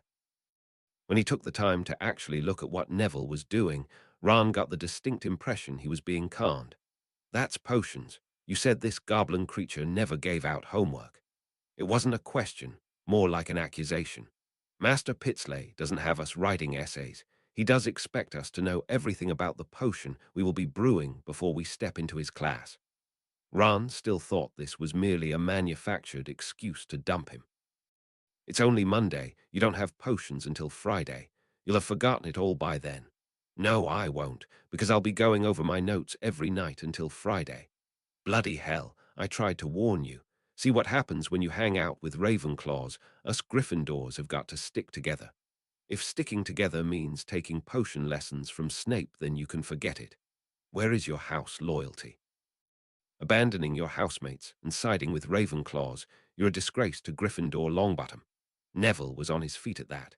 You're a fine one to call me a disgrace. You fired a curse at a girl. Real brave Gryffindor didn't even have the courage to apologize. I bloody did, you were there. Anyone can say the words, Ron. We all knew you didn't mean any of it. Harry just didn't want to get into an argument with you and spoil Hermione's birthday. You call me a disgrace to Gryffindor, yet I'm in a class with 9 Ravenclaws. I'm ahead of 6, and keeping up with another 2. I would say I was doing my house proud. What have you got to show for your time at Hogwarts? Detentions, lost points, a suspension, and now on probation. Way to go, Ronny boy. Ron's complexion was turning deeper and deeper shades of red, but Neville just faced him down. You've tried to curse 2 of my friends, and actually managed to hit the other one by accident. Draw your wand on me, Ron, and you'll get to see just what your eldest brother teaches us every weekend. Their confrontation had gotten louder and louder, gathering a rather large crowd. 2 of the crowd suddenly had an arm each. As Ron's feet left the floor, the twins whisked him away up the stairs. Neville sat back down and continued his work until Parvati spoke to him. Neville, 6 and 2 only make 8. You said there were 9 Ravenclaws in that class. Ah, but when it comes to potions, Harry is in a class of his own. Even the twins couldn't brew a potion that would be undetectable by Snape. As he worked studiously, Neville was unaware of the changes taking place around him. Most of the house just had their opinion of the shy, quiet boy drastically altered. Especially 2 first-year witches who were having no success with their repeated attempts to get near Harry Crow. Neville Longbottom might just turn out to be a rather fine replacement. Bill also had a Weasley hopping on at him while he attempted to accomplish a task. He should have known better. A quiet meal at the Burrow was as good a definition of a misnomer that Bill could think of. But he's Albus Dumbledore. Surely there must be some way to bypass those secrecy terms to help. He put down his knife and fork. Bill had had more than enough, both of dinner and his mother's nagging. It was time for a few home truths. Would you be so insistent if it was Lucius Malfoy who wanted information? Don't be ridiculous. He's a Death Eater who used his money to avoid Azkaban. Yet to a goblin, both are classed the same. Dumbledore has been barred from Gringotts for a decade. That was over a misunderstanding. Bill finally lost it at his mother. If that's the story he's putting about, then it makes him a liar too. I'll tell you about your great Albus Dumbledore. He left an orphan child on a Muggle doorstep, a child who had been hit with the killing curse by Voldemort. He didn't know if the yelp from his mother was because the dreaded name was spoken aloud, or that it was one of her children saying it. Bill pressed on regardless. That child was sporting a scar on his head. No healer, no treatment, just dumped on a doorstep with a letter attached.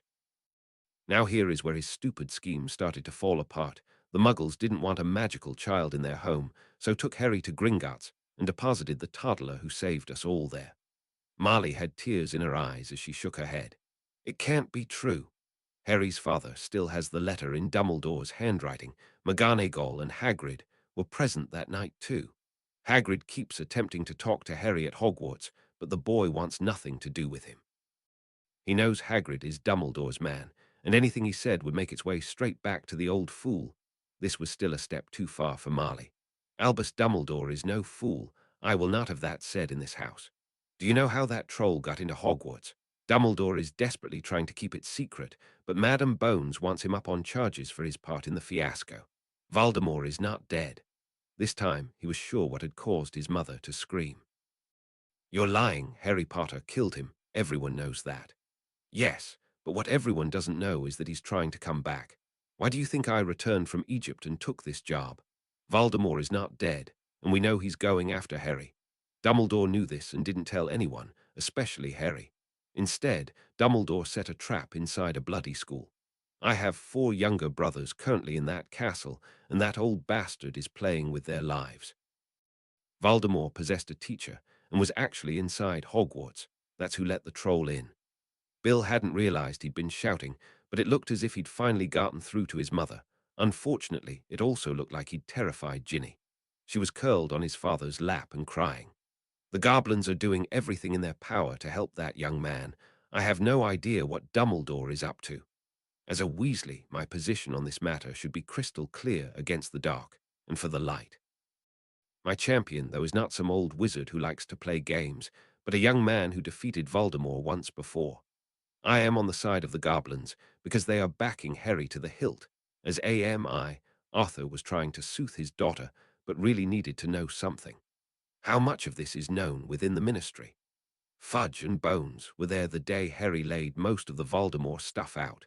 That was also the day he took down Lucius Malfoy. The details of what Dumbledore did to Harry I got from his father. Dumbledore is the head of the Wisengamot, yet it took one of my students to do what should have been done years ago.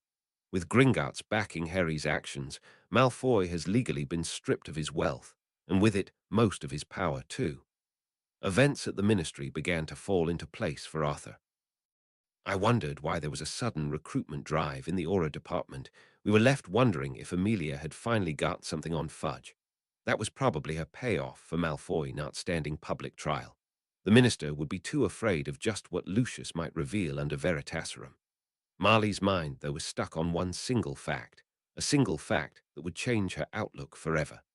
You know who was near 4 of my babies, and Albus bloody Dumbledore never even mentioned it.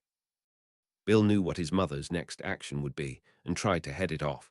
Mum, don't mention we had an argument over this.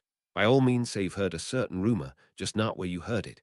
It might be fun to hear what excuse he comes up with. I trust Dumbledore about as far as I could throw Hagrid.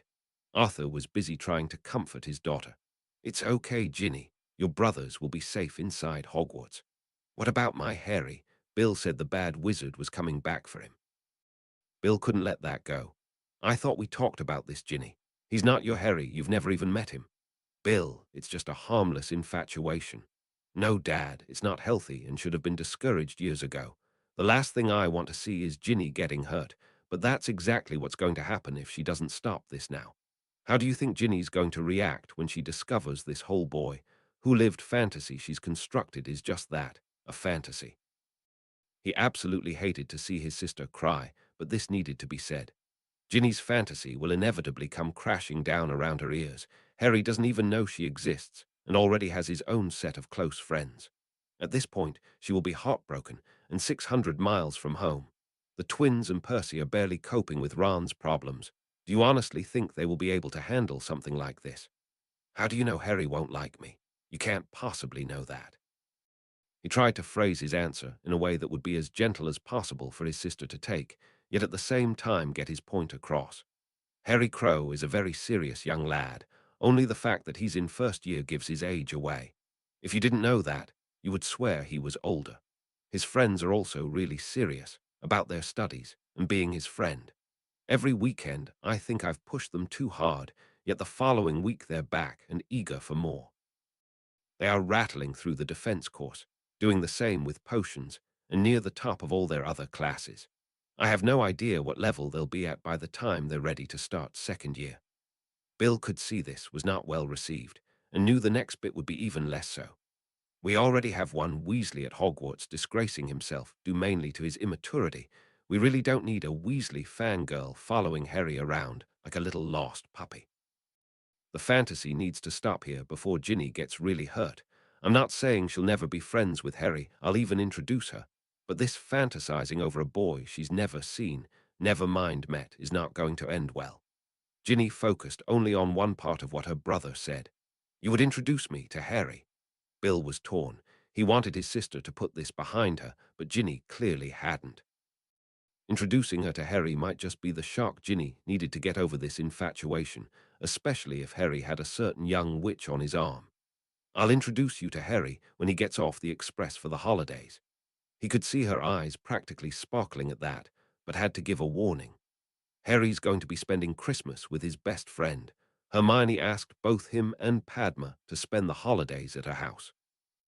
It looked as if Ginny had been told she'd won the Prophet Grand Draw, only then to be informed there was a mistake. His best friend. Isn't that the girl Ron mentioned as his girlfriend? Hermione Granger currently wears a goblin-made gold bracelet that's inscribed Harry, Hermione, best friends forever. Harry gave it to Hermione for her 12th birthday. Bill felt as though he was having to be cruel to be kind with Ginny. He'd watched as witches older and far more developed, both emotionally and physically, than Ginny had been rebuffed by his student. They were mostly mature enough to accept the knockback. Ginny wasn't. He watched as his sister made an excuse before heading up to her room. Arthur waited until she had left before confronting his eldest. Was that really necessary? Yes, Dad, it was. You've been filling Ginny's head with this boy who lived nonsense for years. It's only a children's storybook. To us, yes, but Ginny believes every word of it. Why shouldn't she? Her father read it to her. The difference between this and Babbity Rabbity is that little girls don't grow up thinking they're destined to marry the hero and live happily ever after, and then have to go to school with the hero. She's only 10. Ginny isn't thinking anything of the sort. Bill knew Ginny was his father's favorite. The entire family knew it, but he still saw his daughter as much younger than she actually was. It would be a big wrench when Ginny left for Hogwarts next September. Dad, I found Ginny on her bed crying her eyes out, clutching that bloody book. Do you know why? Ron told her Harry already had a girlfriend. It's one thing to daydream on what you would like to happen in life. Ginny is struggling to tell her fantasy from real life. I've been trying to convince her he's nothing like the book, but now she seems ready to fixate on Harry Crow. Maybe seeing him in real life will shock her out of this. If not, we've still got the next 8 months to think of something. Marley was shaking her head. I always thought the twins were our biggest problem. Now I'm not so sure. Ron's in far more serious trouble than they've ever been, and Ginny seems set to bring us a whole new set of problems. Where did we go wrong with those two? Bill had some words of comfort for his parents. Neither Ron nor Ginny are bad kids. Both just need time to grow up. It will be keeping them in Hogwarts, or the do they're growing that might be the problem. As the first years were leaving Charms class next day, Parvati thought she would make her move before Lavender got in there first. Harry and Hermione were in front, with Neville and her sister just behind them. There wouldn't be a better opportunity. Why, Mr. Longbottom, I thought you were a gentleman. Your friend there, Mr. Crow, is showing the way, so why don't you have a young lady on your arm? Neville noticed rather a lot of people were now looking at him. This Neville, though, had good friends who gave him the confidence to do what he needed to. You are correct. I apologize for my oversight. Miss Patil, would you do me the honor? Parvati was overjoyed her ploy had worked. That was until she saw Neville offering his arm to her sister. Why, Mr. Longbottom, I would be delighted. Padma was walking away on Neville's arm, but she still took time to turn her head round and wink at her twin. Thanks for that, Padma. Your sister and her friend are a little too clingy for me.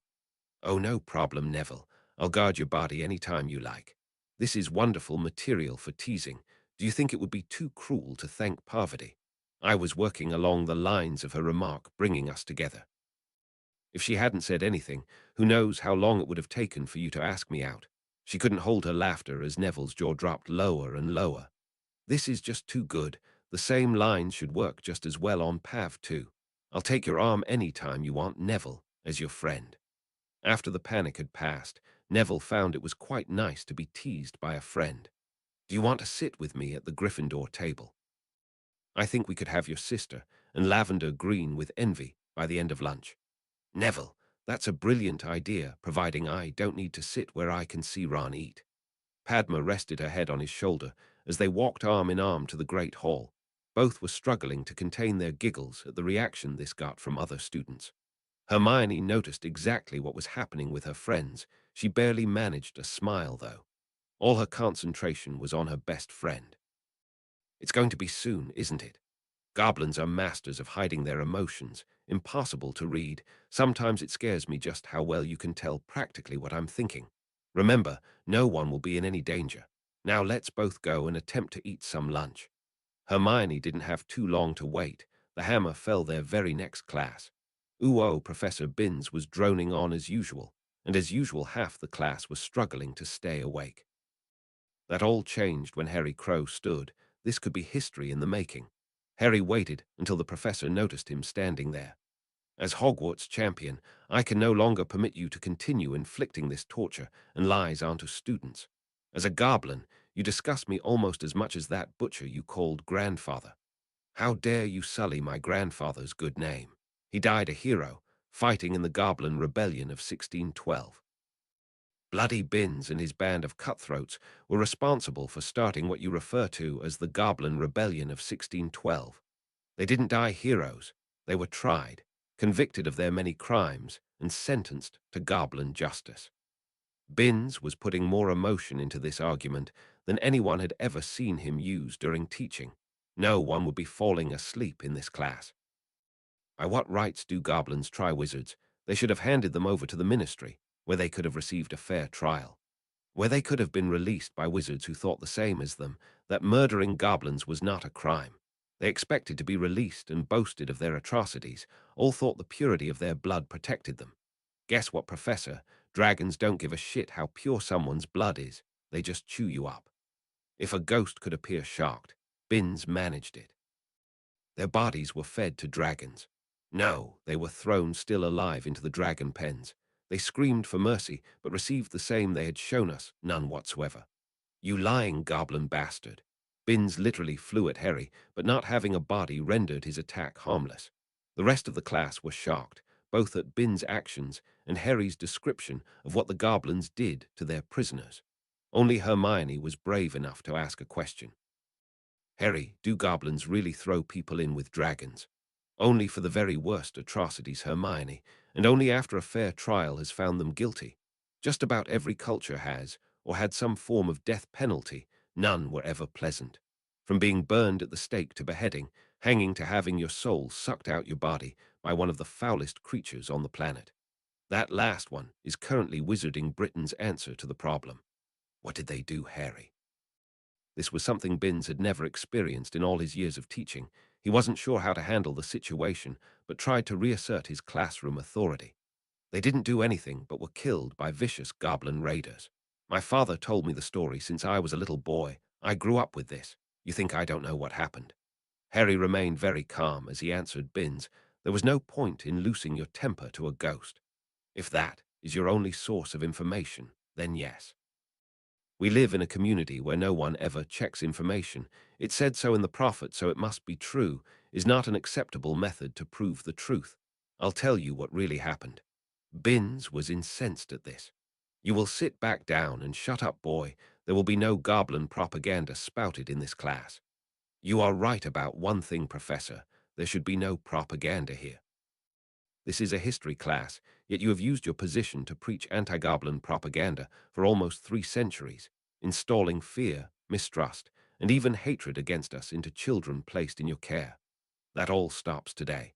I intend to tell everyone the goblin version of events and let them make up their own minds to who's telling the truth. 50 points from Ravenclaw, and it will soon be 100 if you don't sit down at once. The truth is far more important than any number of house points. It's time for some real history to be told in this class. You see, goblins didn't always live only under Gringotts. They were forced to live there by treaty. It's all covered in owls. It may be covered, but it's all lies, lies that have slowly become what is now regarded as fact. This happened because a certain professor has deliberately fed the same lies to everyone who has passed through Hogwarts for the last 280 years, man and ghost. Do you know British owl and newt passes in history aren't recognized outside this country? The rest of the world realizes what he teaches is wrong, biased, and disproportionate. It's one supposed goblin rebellion after another supposed goblin rebellion. The entire course has become a joke, but still nothing is done about it. It was a shocked Terry Boot who asked the question that they were all struggling with. Why would they teach us something they know is wrong? Ah, you're forgetting, Terry. The people in power were all taught the same shit we are being fed by the same professor. Even the author of our textbook, Bathilda Bagshot, was taught her history classes by Binns. She apprenticed under him. Is it any wonder her writings match Binns' accounts of things? In this country she's hailed as a great historian. Outside Britain she's ignored and even thought a touch mad. Is that what you are trying to do here, boy? Tear down reputations people have spent decades building. It's better than tearing down dwellings, just because the occupants are goblins. That's what bloody Binns did, male, female, child. It didn't matter to them as they slaughtered every goblin they could find. They didn't want goblins living amongst what they called good wizards, so they systematically set about slaughtering those who dared pollute what the purebloods considered theirs by birth. Harry was trying to keep himself calm and let the facts speak for themselves as he'd been taught. It was proving difficult, though. The Ministry was turning a blind eye to what was happening. After all, it was only goblins who were being slaughtered, and they didn't count. When the goblins caught the wizards in the act, they demanded to be handed over to the Ministry. They were standing there splattered with goblin blood and expected to be released. They were tried like the crazed animals they were and executed. The class were hanging on Harry's every word and ignoring the continual docking of points from Binns. The Ministry had to take action. There were now purebloods dead. As usual, the Ministry decided to pass laws to get what they wanted. The Ministry attempted to claim jurisdiction over the goblins, basically meaning we had to do what they said. No goblin was going to stand for that, and so we have the Goblin Rebellion of 1612. There were casualties on both sides, as the Ministry attempted to impose their new laws before common sense prevailed. Your precious goblins were defeated and slunk back to their holes in the ground. That's where the filthy animals belong, not staying amongst decent magical people. Harry ignored the ghostly spittle that Binns was spraying him with as the professor screamed at him, mere inches away from his face. Harry had to finish the task he'd trained for. The Ministry were forced to concede that the goblins were their own masters, and that Gringotts was sovereign territory. This didn't stop them passing anti-goblin laws that prevented us buying land or housing anywhere near a wizard dwelling. To some, this didn't go far enough. Of course it didn't go far enough. My grandfather was only one of many the bastards murdered. The entire species should have been wiped out. Harry had just about enough of this ghost. It had been pure torture having to sit in this class, knowing what he did. The reason Professor Binns here never took up his wand and avenged his beloved grandfather was that he didn't have won a wand, that is.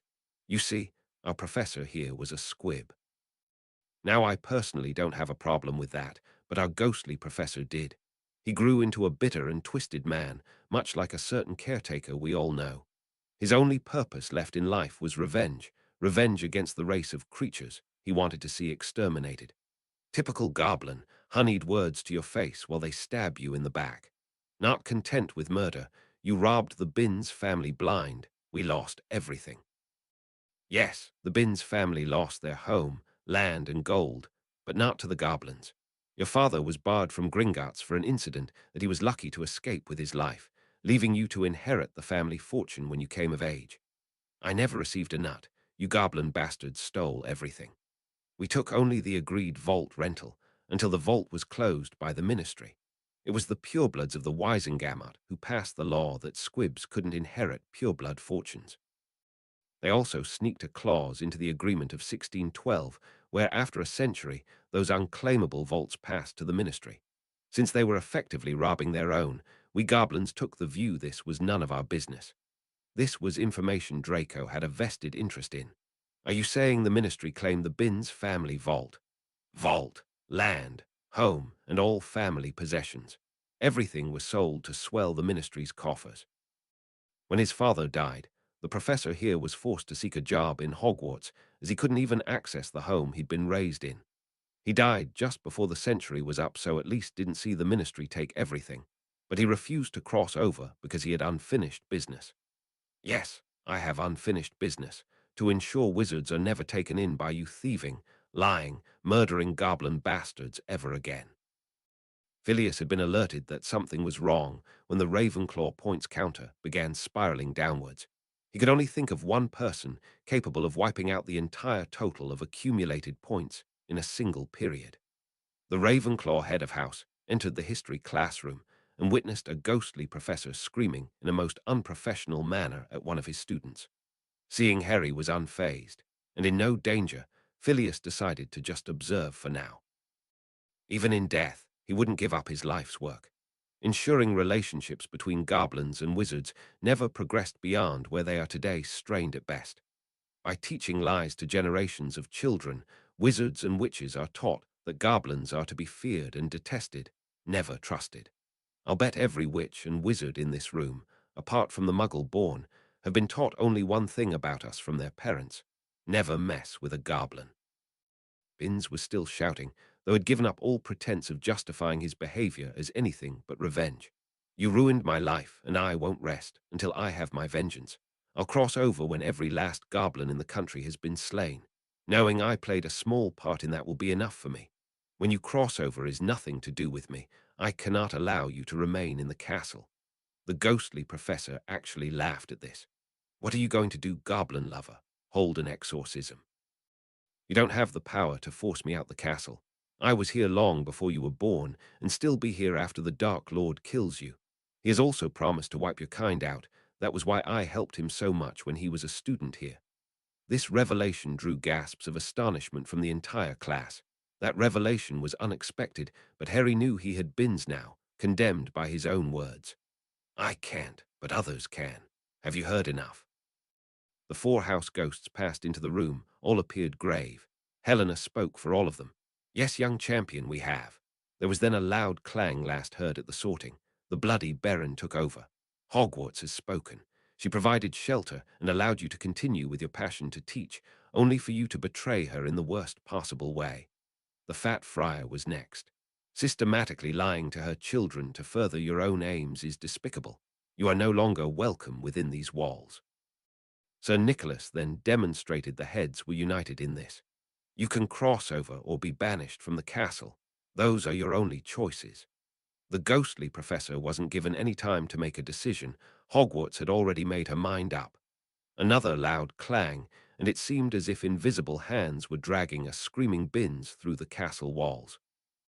The headmaster came rushing into the class, having heard Hogwarts speak, and instantly come to the same conclusion as Phileas as to who would most likely be responsible. He burst through the classroom door, just in time to see a Hogwarts professor forcibly ejected from the castle. His gaze also focused on the only student who was standing. Mr. Crow, I want some answers, and I want them right now. And thanks for reading. 14. Henrika Hobson comes to Hogwarts. Harry Crow disclaimer. I am not JKR, nor a professional author. I write as a simple form of escapism, and purely for my own enjoyment. I then post those efforts here so others can read my stories for free.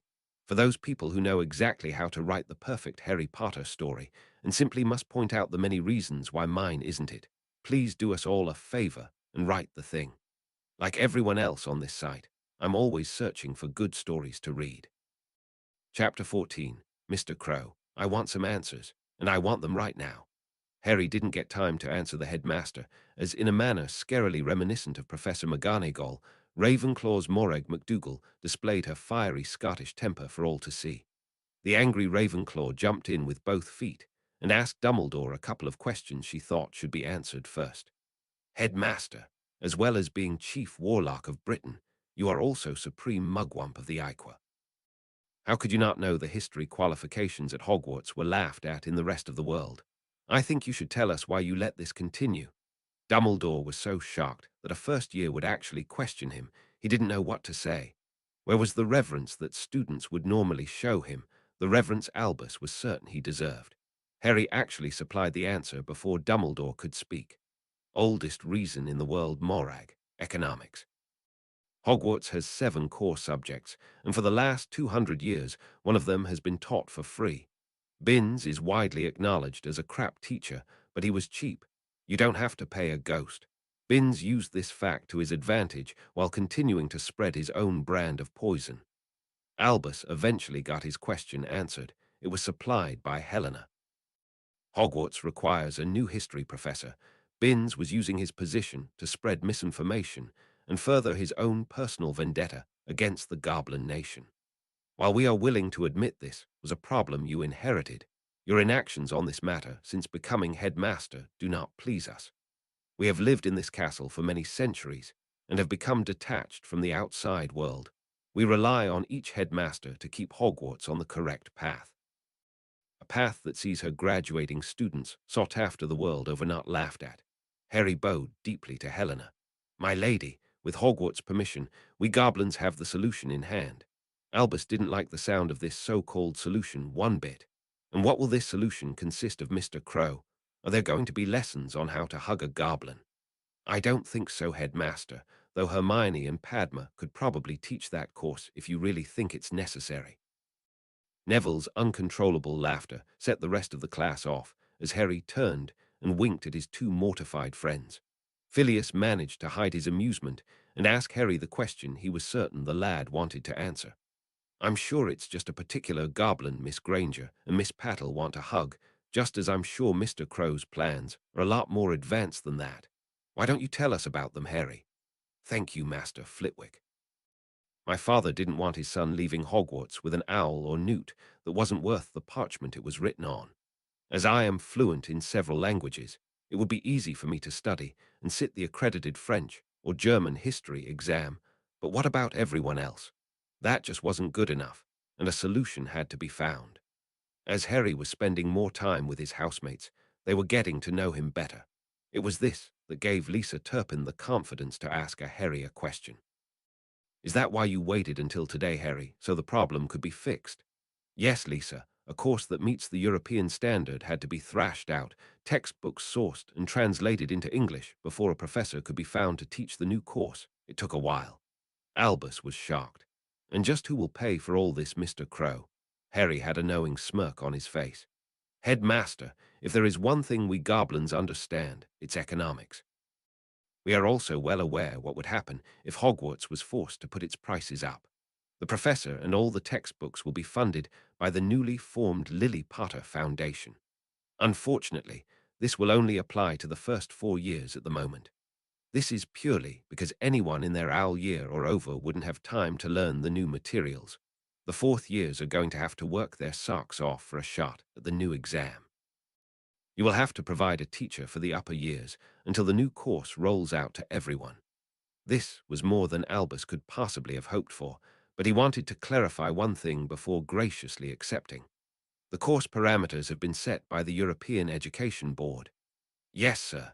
They approved everything, otherwise Hogwarts would be no better off, and we goblins would be doing the exact same as Binns.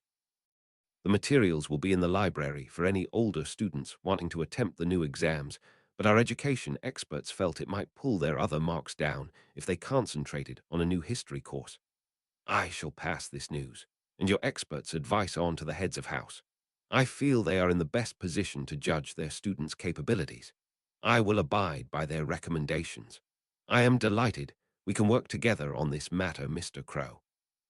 The entire class watched in disbelief as the headmaster stood there claiming credit for something he had nothing to do with and didn't know anything about until moments ago. The daughter of Rowena Ravenclaw wasn't for letting Dumbledore get away with that, though. Our champion approached us on this matter and asked for our assistance. We took care of the problem, and our champion provided the solution. Your help was neither asked for nor required. Hogwarts accepts her champion's solution, and we will inform the heads of our houses exactly what happened here today. Professor Flitwick saw most of it, and I would value his opinion at this point. Hearing a Hogwarts professor boast he helped the Dark Lord all he could so Voldemort would wipe out the Goblin Nation has left me feeling dirty that I even knew Binns. The loud "what" from Dumbledore rivaled the clang of Hogwarts for sheer number of decibels achieved. We all heard him say at Albus. His hatred for the Goblin Nation was barely below the surface, but surprised even me with its intensity. As to the new history course, I think my opinion matches Mr. Crow's experts. I can think of no more than a handful of older Ravenclaws who could possibly manage that amount of extra work alongside their existing exams, and think the other 3 houses would struggle to come up with that many between them. I fail to see the point, though, in continuing with a course where the pass isn't worth the parchment it's printed on. I shall be recommending to my Ravenclaws that they drop history and use the time to study for other subjects. It was then they noticed Draco had his hand up. Can I ask a question, sir? Mr. Crow claims to have found us a new professor. Is this professor goblin or wizard? All eyes moved to Harry, who quickly decided to use this opportunity to his advantage. This was something he had been mulling over for a few weeks, and he'd just been handed a golden invitation to say what was on his mind. In all honesty, I don't know, and also don't really care. I just know anyone my father employs will be extremely good at their job, or they won't have that job very long. Isn't that what really matters? Harry knew he would take his own house with him on this one. After their first potions lesson with a goblin tutor, they would be fools to think otherwise, and fools didn't get sorted into Ravenclaw. If you go through life limiting your choices of who you will associate with by little things like blood purity, Hogwarts house, or even what Quidditch team they support, then you have my sympathies. If I did that, who would I have as a friend? There aren't exactly too many people in my position. He glanced toward Hermione, Neville, and Padma before continuing. Take a look at my three closest friends and I. By any rights, our friendship shouldn't work. An ancient British pureblood, an Indian pureblood whose ancestry is probably even older, a girl who didn't know she was a witch until her 11th birthday, and me, a child raised by goblins. We have massive cultural differences between us, differences that raise issues practically every single day. When those issues are raised, we talk about them. Padma said she preferred her flying carpet in India to a broom. I enjoyed my first broom flight, but who wouldn't want a shot on a flying carpet? Some of the stuff Hermione tells us you would swear she was making up, except she promised to show us for real. He glanced over at his friends again to see them smiling at him, so Harry knew he wasn't in trouble. We have differences of opinion, but that's all they are. Friends don't need to be the exact same to get along, just agree to differ on some things. Why should it matter if our new tutor is a wizard, goblin, or even a centaur, just as long as they can teach us what we need to know? Albus could see the lad was impressing his peers with this line of reasoning and wanted to put a stop to it at once. He well remembered another young wizard whose personality had the power to charm the birds from the trees. This is all very well, Mr. Crow, but I am down a professor. When will this new history professor be available to start? Oh, I would imagine within a few days, headmaster, and the house ghosts have already agreed to cover classes until they get here. Albus was left standing there like some spare prick at a wedding. This was supposed to be his school, but more and more of the decisions were being taken without any input from him. He would need to corner William Weasley the next time he paid a visit. Albus desperately needed to know just what the goblin's final objective was here, preferably before Albus, too, found himself ejected from the castle. Carry on, then. As he made to leave, Phileas stopped him. What about the house points bins deducted from Ravenclaw before he was thrown out? You know, I have a non-interference policy on those matters, Professor. I dare say they were deserved deductions. Albus thought he was claiming at least a slight victory. He hadn't reckoned on the house ghosts. Helena was first. Mr. Crow, 50 points for bringing this matter to our attention, and another 50 for resolving Hogwarts history professor problem. Sir Nicholas then got in on the act. Miss McDougal, 50 points for having the courage to ask the headmaster that searching question, a question we all noticed he didn't answer. The bloody Baron wasn't going to be left out. Mr. Boot, 50 points for asking a question that got right to the heart of the matter. That left the fat friar adding numbers in his ghostly head. Miss Granger, 34 points for being a good and loyal friend.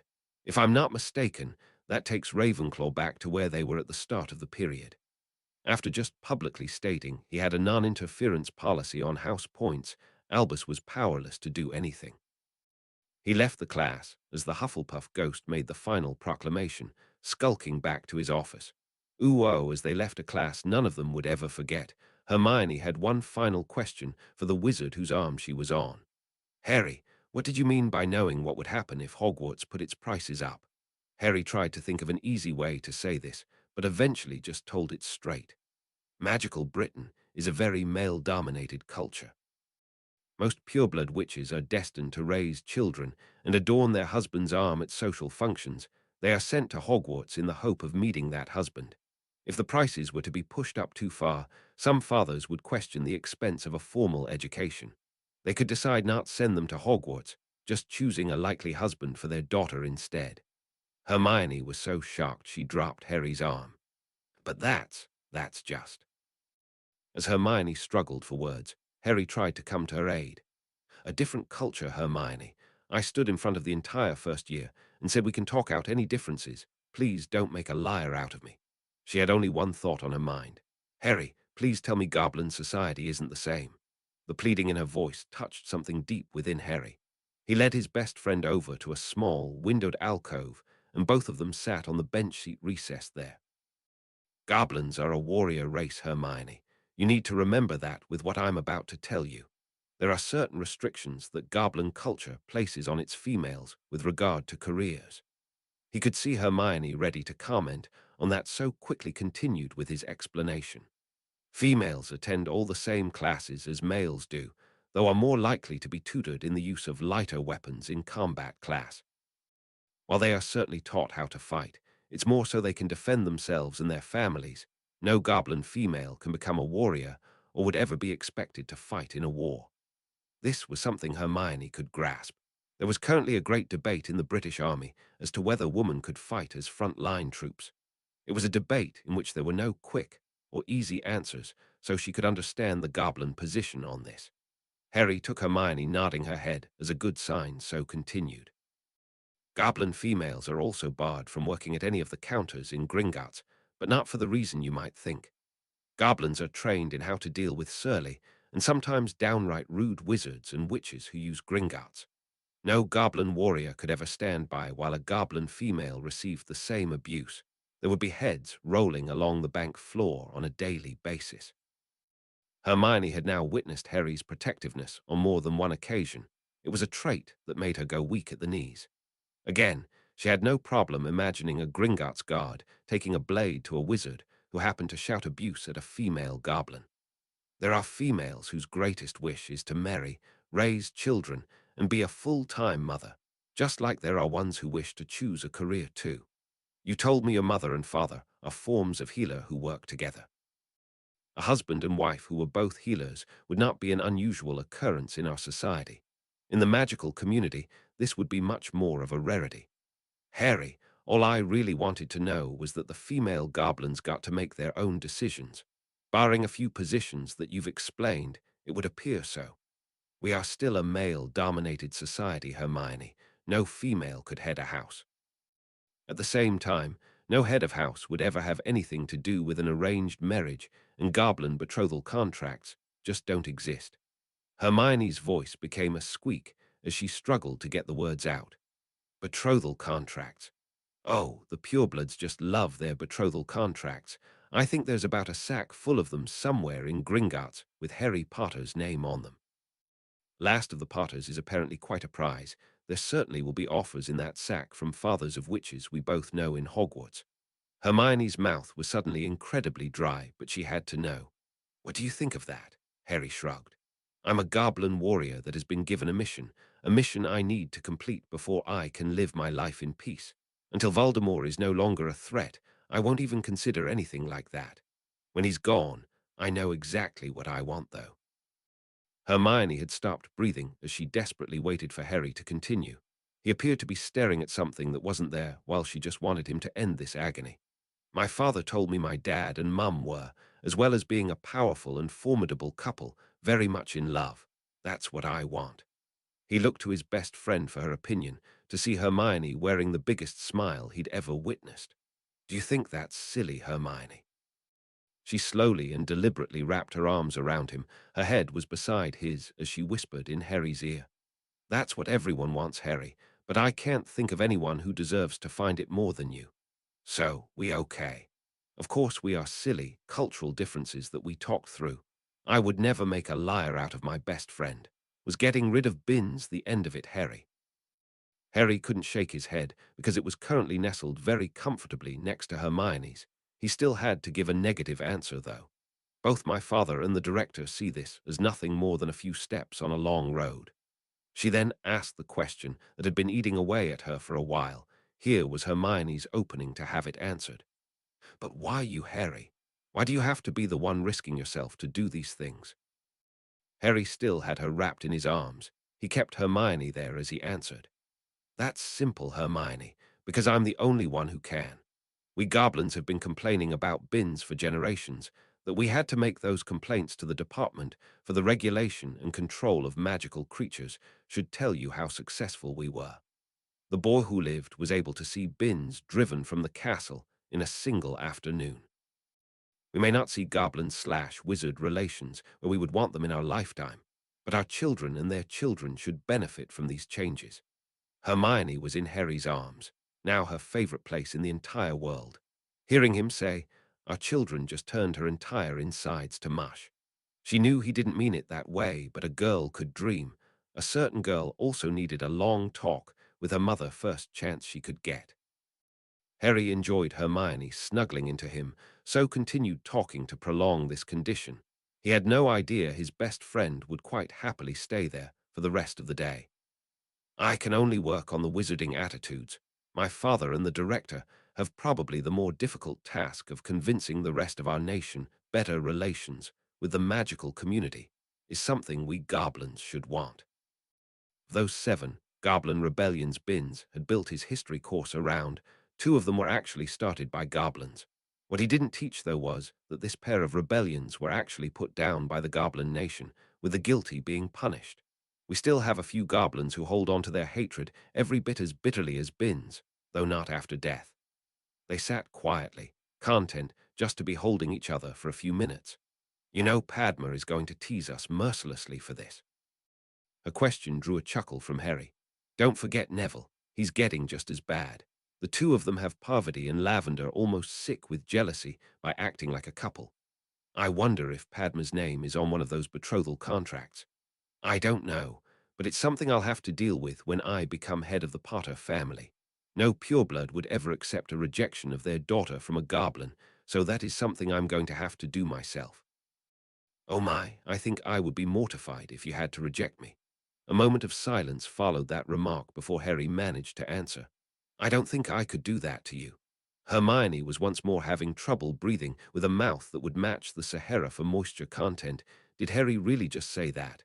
"Do I need to talk to my father about a contract?" She had made the quip only partly in jest. Harry held her closer as he whispered his answer. "Only if you want to be the same as all the rest." Both had a rough last few hours, and neither wanted to be the one to break their hold. This was how Padma and Neville found them almost half an hour later. Their friends didn't tease, just handed over the food they had brought wrapped in napkins. Eating in the great hall with everyone staring at you was overrated anyway. Uwo Barchok marched down the corridor to the director's office. Didn't have an appointment, but also didn't think that would matter today. The letter in his hand was all the appointment he needed. Once in the director's presence, Barchok wasted no time in passing on the news or the letter. "Director, my son has done it." The pride in his son's achievement practically radiated off Barchok. If it was possible for a goblin to glow, then he managed it. Ragnar read the letter, and his delight matched that of Barchok. Bloody Bin's grandson, finally ejected from the castle. "This is a great day, my friend." Even at this early hour, Ragnar shouted for Goblin Grog to celebrate this famous victory. When both of them had a tankard, Ragnar offered a toast. "Almost 10 years ago, I named your son Old Crow because I found it amusing. Like a true goblin, by his achievements he has turned the joke back on me. I find myself having to rename your son. From this day forth, he shall be known as Centurion Crow." Ragnar took a deep swig of the potent brew to seal the deal before noticing his drinking companion wasn't reciprocating the toast. Barchok was actually down on one knee with his head bowed.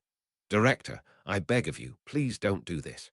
My son faces enough resentment amongst the nation without adding to his burden. Do you not think the goblin who rid us of Bloody Bin's spawn should be rewarded?" "Yes, Director, but—" "But nothing, Barchok. You have raised a fine son, a proud goblin warrior." His tutors and trainers returned glowing reports.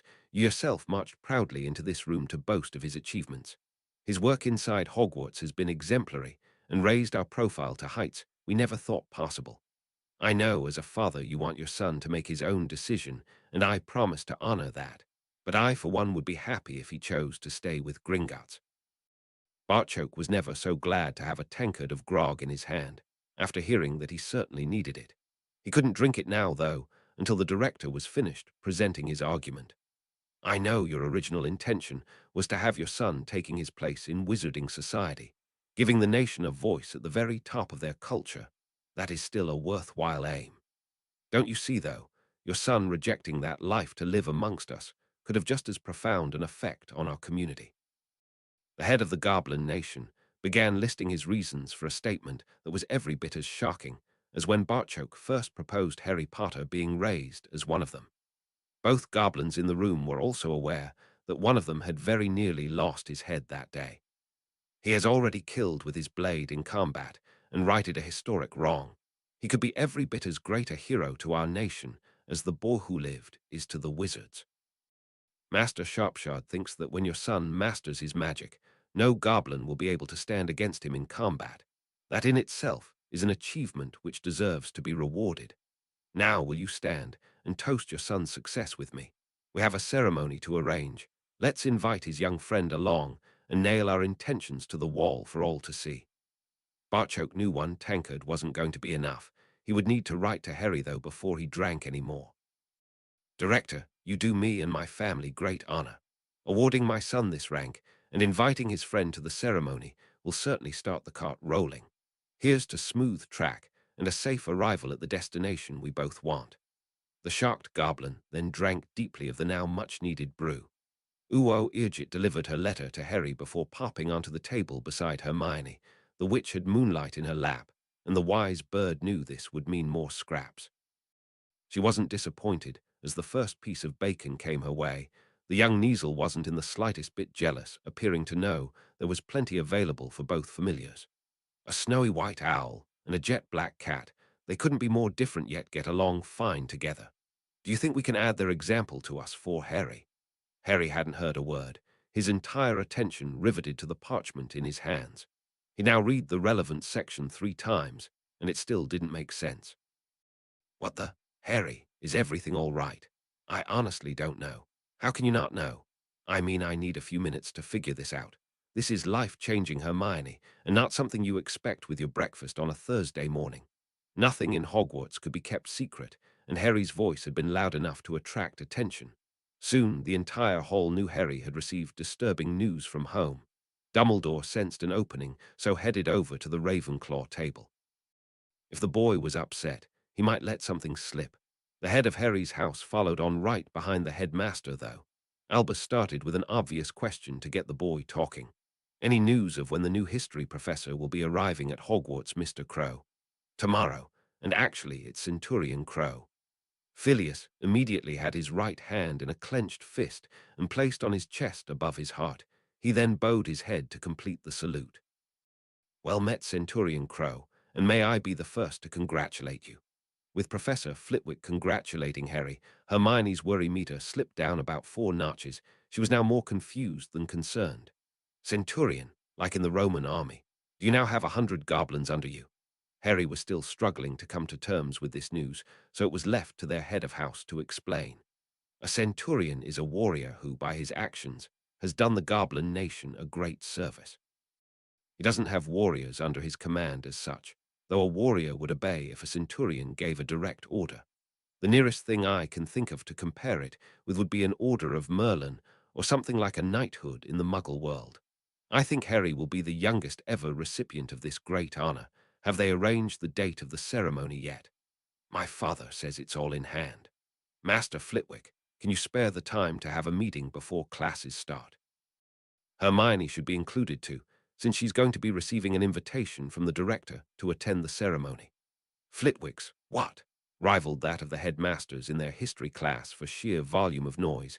The difference this time was that the entire hall heard and fell silent. Ear! It shot into the air and circled above while Hermione comforted Moonlight. Both familiars had reacted badly to the loud shout. So, me attending this ceremony is not what normally happens. I should be getting used to it by now, hanging around with Harry. Phileas was delighted to see how well the girl was taking this. He needed to let her know just how momentous this was, though. Miss Granger, I think you will be the first witch or wizard ever to attend one of these ceremonies. I myself have never seen one. Albus was quick to react. He really didn't need more positive attention for the goblins. If Miss Granger is going to be in any danger, then I'm afraid I can't allow her to attend. Dumbledore may have been quick, but Harry was lightning. He was on his feet and facing down the headmaster. Since Hermione has already been attacked twice in your school, I hardly think we need to take safety advice from Albus Dumbledore. When her parents sign the permission form, you have no further say in the matter, headmaster. This does not concern you. Albus knew he had made a terrible mistake. He was currently standing toe-to-toe with a first year, but unbelievably was in deep trouble. While still quick, he was a wizard with well over a century of years under his belt.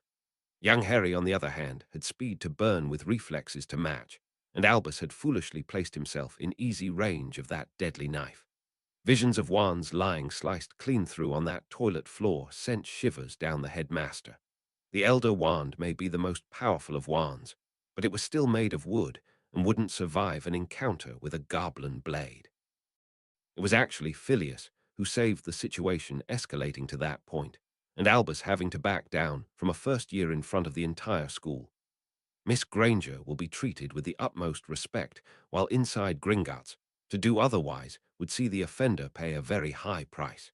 She will be attending as the guest of the director. To even insult her reflects badly on Ragnarok. Certainly not good for any goblin doing the insulting's health.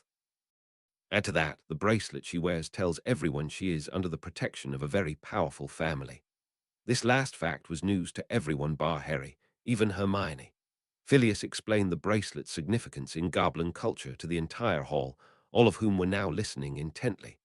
Professor McGonagall is known for wearing a piece of her clan tartan as part of her robes. The filigree design on the bracelet provides the same function.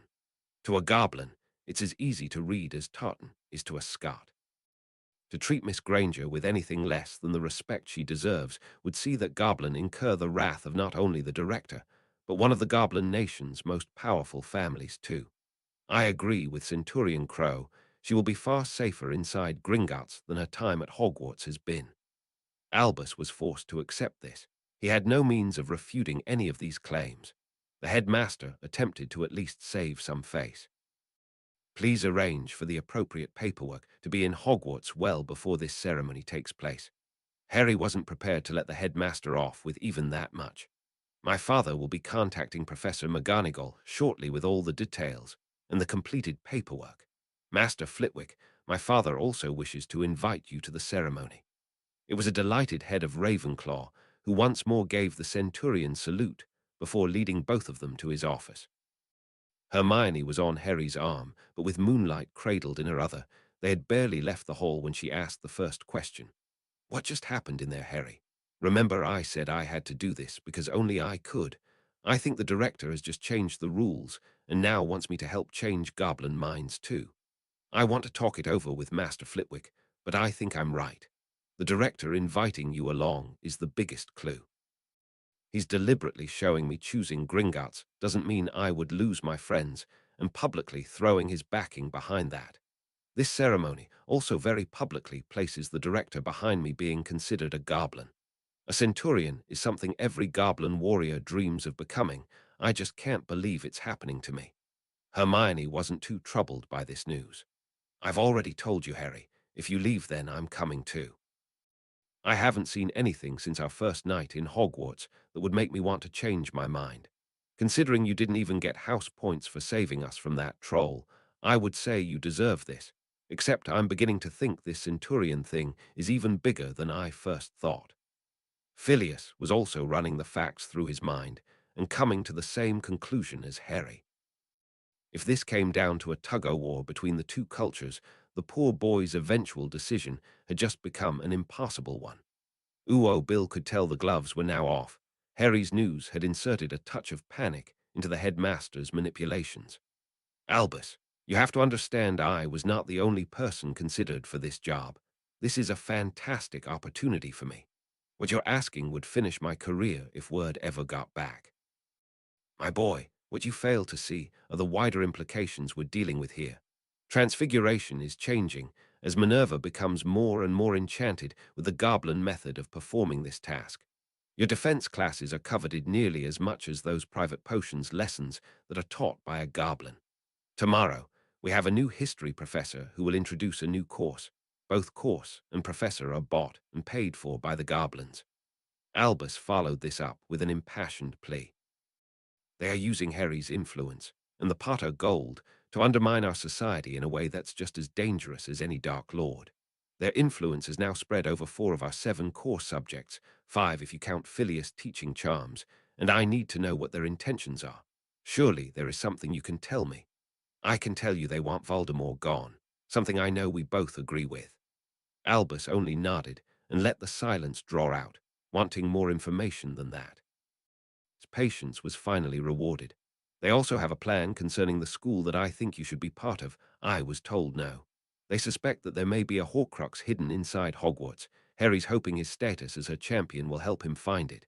If he discovers one, my job is to safely transport it to Gringotts. If you discover one, I want to examine it. Sorry, Albus, my instructions are explicit. Protect Harry at all costs, and get any Horcrux to Gringotts immediately. The goblins have a procedure to deal with these things, so you can rely on them to do it safely. Do you know if they have destroyed any more? I was told about the one that had been inside Harry. Nothing specific out with that. I do know they have a small team dedicated to researching and then running down any leads on these abominations. At the moment, that team's best guess at a Horcrux location is Hogwarts. It wasn't much, but at least he would be told if a Horcrux was removed from Hogwarts. Now that he had breached the wall of William's defenses, the next piece of information should come easier. Soon, he would know everything that the goblins trusted their curse breaker with. If it became necessary to expose that information to others, William would make a fine defense professor when the goblins threw him out. He would even have accommodation in the castle and away from his mother. After receiving a howler from Marley when she found out Voldemort was in the castle, Albus thought getting out of the burrow would surely be a plus point for the young man taking the job. Ooh, the new history professor wasn't a wizard, but Harry didn't think Draco would be complaining. Professor Hobson wasn't a goblin or even a centaur. She was a 5'6" Swedish blonde in her mid-late 20s. Her face and figure were such that the seventh-year males were considering if dropping grades on their other subjects might be worth it to be in a classroom with the hottest witch in Hogwarts. No, Draco would certainly not be complaining about the latest goblin import to the castle. And your response to my last chapter was just wow. I do actually strive to make my stories different, and I was really pleased to see my ideas so well received. Thanks for reading. 15. Visiting Parents. Harry Crow disclaimer. I don't own these characters, and my writing certainly couldn't be considered canon. If my efforts don't fit your idea of what a Harry Potter story should be, I can only offer my apologies and a suggestion. Writing your own, really, is the only way to ensure the story progresses exactly the way you want it to. It also gives the rest of us something to read. And I'm doing a charity cycle this weekend, so you're getting this one early. Chapter 15. With Halloween being on a Thursday, the ceremony where Harry would officially become Centurion Crow was scheduled for the following day. Knowing how much pressure his son had actually been under in his 2 months at Hogwarts, Barchoke made arrangements for Harry and Hermione to be out of the castle that weekend too. The educator in McGonagall had originally balked at the idea of a pair of first years missing so many classes, forcing Harry to tell her the reason behind needing Halloween away from Hogwarts too. After that, it was a teary-eyed deputy headmistress who immediately signed the paperwork. They stayed for astronomy class on the Wednesday evening, so didn't leave until after breakfast on Thursday morning. Padma was hugging both of them goodbye before Professor Flitwick escorted them to the edge of Hogwarts wards. Harry's Portkey then took the pair, plus Moonlight riding in her carrying basket, to Gringotts. Ooh, Harry so wanted to hug his father. Hermione had got him addicted to this most ungoblin-like of behavior. Well met, father. I'm delighted to see you again. Well met, my son. And of course you too, Miss Granger. It does these old eyes good to see you both looking so well. Oh, sir, I think I'm more excited over this than Harry is. It's really great to see you again, too. The sincerity in her words shone through and had the goblins smiling with delight. It was time to get down to business, though. We have quite a lot to accomplish today, so I need to get started by letting you know our itinerary. First, we all have an appointment with the tailors for something appropriate to wear tomorrow. Then our trip to Godric's Hollow, followed by a journey to Crawley. Hermione's excitement was reaching hyperventilating proportions. We're going to see my mum and dad. Yes, Harry and I have something we need to take care of, but you also have a task to do at home. Hermione had developed and refined her method of dealing with what she called the goblin need-to-know principle. They never told you anything if they could help it. She only had to look at Harry, and raise an eyebrow for him to offer an explanation. Best guess. My father has arranged protection wards on your home. You will need to be there, as the warders require someone magical to tie the protection to. I'll tell you about the other trip when I get back. I don't know what I'm going to find and have no intention of letting it spoil our day. My father and I will be perfectly safe, so you don't have to worry. I thought it was supposed to be me who knew you well. Their interplay had Bartchok smiling, but still ushering them out his office. They really did have a lot to do, and he was certainly not looking forward to this afternoon. Since the 1st of September, Hermione had felt as if she dropped straight into one of her favorite books, though this was her own personal version, Through the Looking Glass, and what Hermione found there. This morning had been pure Cinderella. She had felt like a princess as the seamstresses fussed over her, and the young witch was amazed by the choices they helped her with material, color, style, etc. Now Hermione was being smacked in the face with the harsh reality of the life she had chosen. Standing there, as Harry introduced her to his parents at their graveside, was in one way uplifting, and yet utterly heartbreaking at the same time. Both his parents had been only 21 when they were murdered, and Hermione didn't know what to make of the inscription on their headstone. The last enemy that shall be destroyed is death. She stood there trying to be a good friend, while Harry talked of meeting her on the express and all their adventures to date. He was always modest when describing his actions in these events, and when saying the Goblin Nation was honoring him by awarding the rank of Centurion. He told his mum about their classes, while saying to his father he'd enjoyed his first flight on a broom, but had yet to see a Quidditch match. Hermione's heart was breaking for her best friend. She so couldn't wait to hug her parents and tell her mum and dad she loved them both. The portkey had barely set the group down in her enclosed back garden, and Hermione was already running, racing through the French doors while shouting for her parents. It was a smiling Harry who picked up Moonlight's basket and followed his father in the direction his best friend had shot off. They soon came across all three Grangers sharing a needy and tearful hug. Harry felt as if they were intruding until Hermione broke away from her parents and was quickly dragging him over to meet them. "Mum, Dad, this is Harry." Hermione was in her usual position of being on Harry's left arm, so he had to sit Moonlight's carrier down to offer her father his hand. "Pleased to meet you, sir." While Dan was noticing how firm this young lad's handshake was, and just how comfortable his daughter appeared on his arm, Harry was getting his first close look at Hermione's parents. He would place both about late 30s, with her father easily qualifying for the tall, dark, and handsome tag that he'd heard some of the witches bandying about in Hogwarts. That those remarks were aimed at him went right over his head. Harry also thought Emma Granger was a stunningly beautiful woman, politely and sincerely saying so as he kissed the back of her hand. Emma Granger couldn't believe her first look at Hermione's best friend. His dark suit appeared as it had been handmade by the best that Savile Row had to offer, though its cut could hardly be considered traditional. His snow-white shirt was impeccably matched by a pearl-grey waistcoat and cravat, crossed by a sash that held a bejeweled but obviously deadly sword. The long jet-black hair, framing those unbelievable green eyes, made for quite the ensemble. She could now understand Hermione's claims that other witches were throwing themselves at him. Gazing into those mesmerizing eyes almost took her breath away as Harry kissed the back of her hand, claiming it was now easy to see from where Hermione inherited her beauty. Her daughter giggling was a wonderful sound that both Granger parents wanted to hear a lot more of, and broke the spell Emma was falling under. "Oh my, he's quite the charmer, Hermione." This produced a full-blown laugh from her daughter. "The thing is, Mum, Harry doesn't even know he's doing it. Harry's just being sincere." Hermione was bending down to get the newest member of the Granger family out her basket when her parents caught sight of her bracelet. "Jesus, Hermione, you weren't kidding about your present being beautiful." "Oh, I know, Mum. Isn't Moonlight just gorgeous?" Dan and Emma were both delighted their daughter valued her kitten over the golden bracelet, and were looking forward to hearing their stories over a lunch that was already prepared. Watching the two kids interact at the table, they found themselves agreeing with Bartchok. Harry certainly brought the best out of Hermione. Their daughter was sitting with Moonlight on her lap. Scraps of food would find their way to the kitten, as Hermione's constant chatter and wide smile lit up the room. They had thought her letters were written by a different girl, but here was the daughter both parents had always known was inside. All it had needed was some friends to bring this happy and contented version of Hermione to the fore. Soon Barchoke had to offer their apologies. He and Harry had an appointment that couldn't be broken.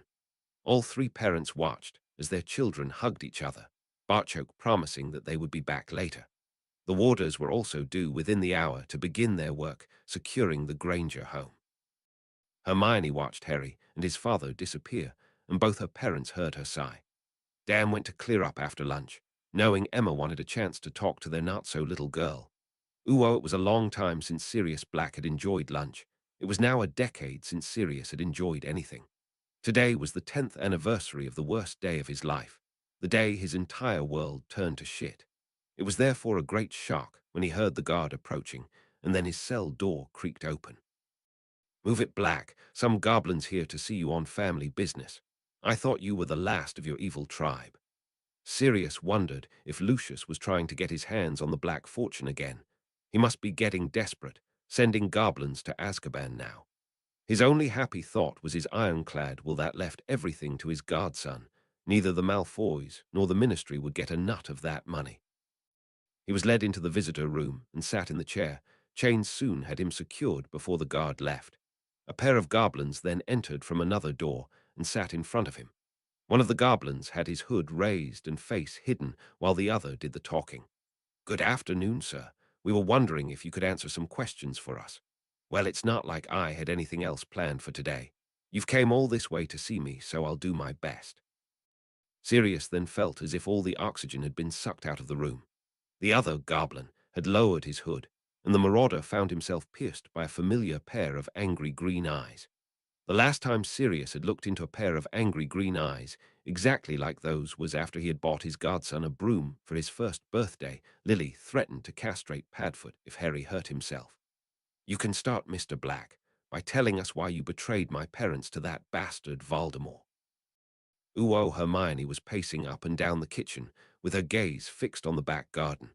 Their house was now warded, but Harry still hadn't returned, as evening was falling, and Hermione's anxiety was mounting with every minute that passed. Her mum and dad were trying to get her to sit, but the feeling that something had happened just wouldn't go away. Moonlight was currently positioned on Emma's lap, having taken to both her owner's parents instantly. Her mother was stroking the purring kitten while trying to get Hermione to calm down. "Harry will arrive when he gets here. You walking up and down won't make it happen any faster. He's with his father and said they wouldn't be in any danger." "Mum, danger just has a way of sneaking up on Harry. He never goes looking for trouble. It usually finds him." "Oh shit, Harry." The pair had portkeyed into the back garden, and it appeared as if his father was holding Harry up. Dan moved swiftly to help Barchoke get his son into the house. Hermione stood there almost frozen in shock, until Harry spotted her and managed to say, "Hermione." She sprang right to him, and both were soon a tangle of arms. The two fathers got Harry into a chair, and Hermione parked herself on his lap. Her best friend was sobbing his heart out, and she had no intention of moving anywhere else until he was okay. The three parents were left to stand there as Hermione comforted a Harry who'd clearly had some kind of emotional breakdown. Barchoke was looking on in anguish, feeling as if he'd failed his son. "I had no idea how to deal with Harry's reaction, but your daughter seemed to know exactly what to do. I can't thank you or Hermione enough for this." Emma watched as their daughter sat on a boy's lap and whispered in his ear that the same boy was holding on to her as if his life depended on it. Gave some idea of just how much these two had come to depend on each other. She was so glad of having the chance to talk with Hermione, and relieved she had time to pass that information on to her husband while their daughter was assisting with the wards. Hermione's revelation that Harry wouldn't even consider a girlfriend until this nutter was no longer after him had eased Dan's worries. All three parents already had a fair idea who Harry would be turning to when that time came. Emma's advice to her daughter was to be Harry's best friend, and anything more that she wanted would perhaps follow later. Emma hoped it would be years later, but children seemed to grow up faster with every passing generation. She asked Barchoke the obvious question: "What happened?" "It's a very long story, Emma, and one you will hear in great detail, but let's wait until Harry feels up to telling his part of it. My son has just had the biggest shock of his life. I have seen him physically battered and bruised, yet not a tear was shed. This just reminded me he still has a bit of growing to do. I have gotten used to treating him like an adult, but he is only 11, and today that showed. Having Hermione in his arms was allowing Harry to regain control of his emotions. Harry had built his drive to excel on a foundation of 3 life goals, 3 reasons he must train, study, and be at his best so he could achieve his aims. These trio of absolutes were the force that gave Harry the strength to get back up in a fight when his body was screaming enough, what gave him the drive and determination to succeed on his mission at Hogwarts. He was determined to prove his family wrong for discarding him out of hand. His greatest wish was to one day confront them. In his book, a child being magical was not a good enough reason to throw that child away. His father was a different species, and in his own way, loved him very much. Goblins worshipped their children, and Harry had been raised as a goblin, so his abandonment at his relatives' hands was a scar that went really deep. Secondly, he needed to see Voldemort gone forever. Even without the prophecy, this would have been one of his main goals. Revenge was a concept that spanned many cultures, but Harry considered it more a case of delayed justice. Voldemort had killed his parents, and would be coming back to try for him again. Seeing this monster gone forever was something that had to be done, and according to the prophecy, only he could do it. Thirdly, Harry desperately wanted to look the wizard in the eye that had betrayed his parents and ask him why, before spitting in the bastard's face. Today he thought he would accomplish one of those aims, only to discover it was the wrong man held in Azkaban. This had badly shaken those painstakingly constructed foundations, and Harry didn't know how to deal with the situation he now found himself in. When Harry began to speak, it was to Hermione he addressed himself. The 3 parents just sat and listened, almost forgotten about by their children. Hermione, I have hated someone for as long as I can remember. I took delight and comfort from the fact he was locked away in the toughest prison on the planet. No punishment was too harsh for this person, no suffering too great. Today, my father and I went to Azkaban to confront this criminal. Hermione's gasp of shock saw Harry falter for a moment. It also allowed Barchok to quietly explain to her parents just what Azkaban was. Hermione, now holding Harry even tighter at the mention of that foul place, gave him the strength to continue. I found an innocent man, Hermione. I found family I didn't know I had. I found a godfather who even after 10 years in Azkaban still loves me. How could I be so wrong? What else in my life am I totally wrong about? I don't know what to do next, Hermione. His best friend instinctively understood what the problem was here. Harry's very beliefs had just taken a massive hit. There was also the fact that another person said they loved him, apparently not something goblins were noted for saying to each other. Hermione had come to understand Harry very well and thought she knew what to say to help her best friend. Love him back, Harry, that's all you can do. If he really loves you, then that's all he would want. Let the adults work on how to get him out of there. You can't do any more at the moment. Harry was crying again, but this time it seemed different. Gone were the distraught, heart-wrenching sobs. This was more like a welcome release. As they watched Hermione once more work her soothing magic on her best friend, Dan needed to know something from Barchok. Is this man really innocent? We have searched for years, attempting to unearth information on Sirius Black, the man who betrayed Harry's parents. That we couldn't find any surprised us. The Ministry aren't usually that efficient at keeping secrets, and left us with no option but to approach the source. Sirius claims that he never had a trial or was even questioned answers our lack of records problem. With his permission, we were able to access the Black Vaults. Harry is indeed his godson and sole heir to the Black title and fortune. Emma couldn't get her head around this development. How could an innocent man end up in prison without even a trial? Powerful figures wanted him there, Emma. That was all it took. The man was in tears, claiming he had let down his godson. He was at Harry's parents' home that night after the attack and wanted to take baby Harry with him. Dumbledore already had plans in place, and Sirius was denied his legal right. Instead, he went after the real betrayer but was caught before he could kill the traitor. Sirius was again denied his legal rights. He awoke in Azkaban and has been there for the last 10 years. Harry then tried to comfort Sirius by giving him a quick overview of his own life, before becoming distraught with himself that we hadn't taken any action earlier. Ooh, earlier, ooh, Harry, you had to stay hidden. I completely understand and agree with that. I see a wonderful young man before me, and that makes me feel better than I have in many years. Your father has done a fantastic job raising you. Sirius, I'm now head of the Potter family. I can use that to get you out. Sirius saw the Potter ring appear on his godson's finger. Not without ending the escrow agreement that keeps you protected. I don't want that. How did you slip that one past the ministry anyway? We placed the documents in a bundle of goblin complaints against the ministry and filed them with the Department for the Regulation and Control of Magical Creatures. We have a signed receipt, and the 90 days the ministry, or anyone else, had to object has now passed.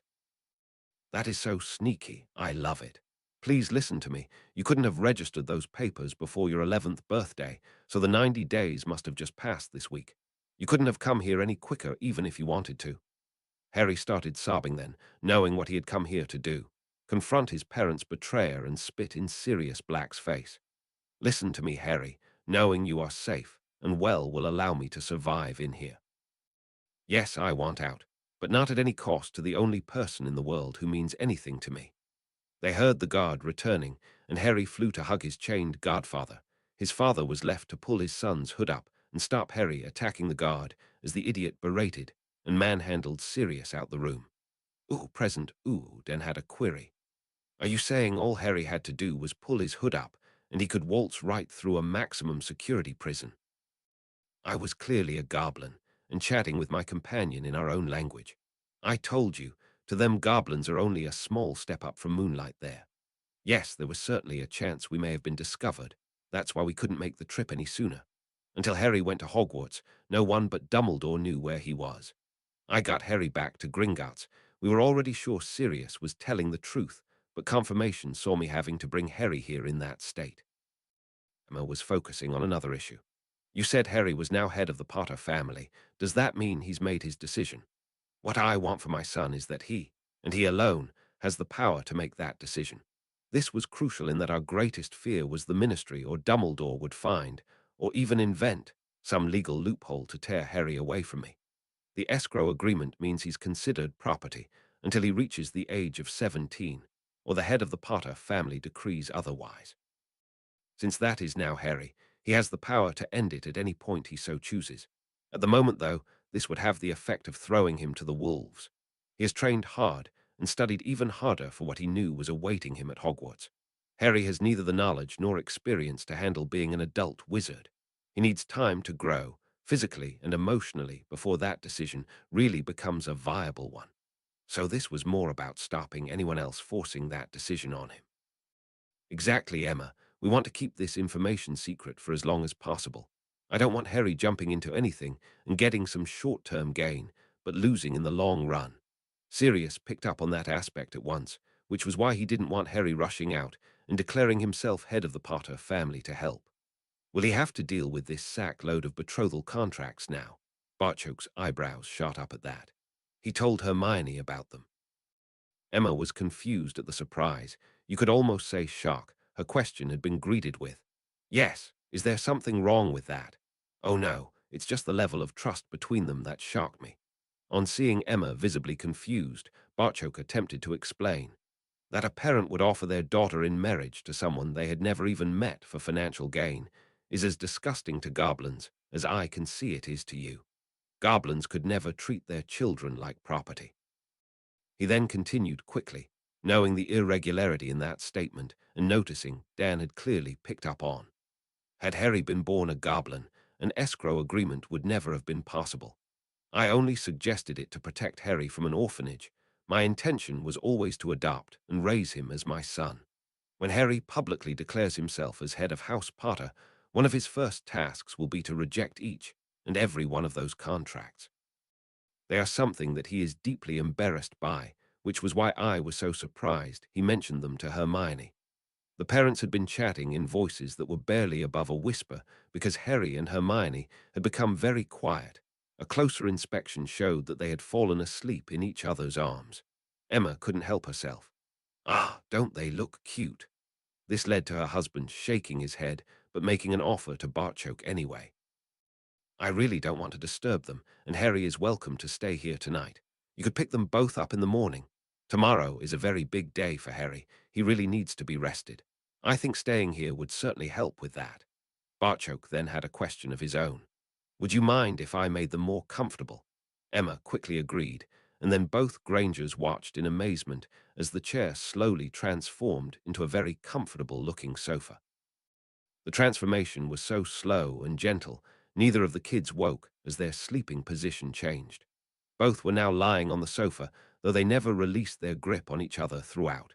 A cushion became a blanket that tucked both of them in before Barchoke wished everyone a good night.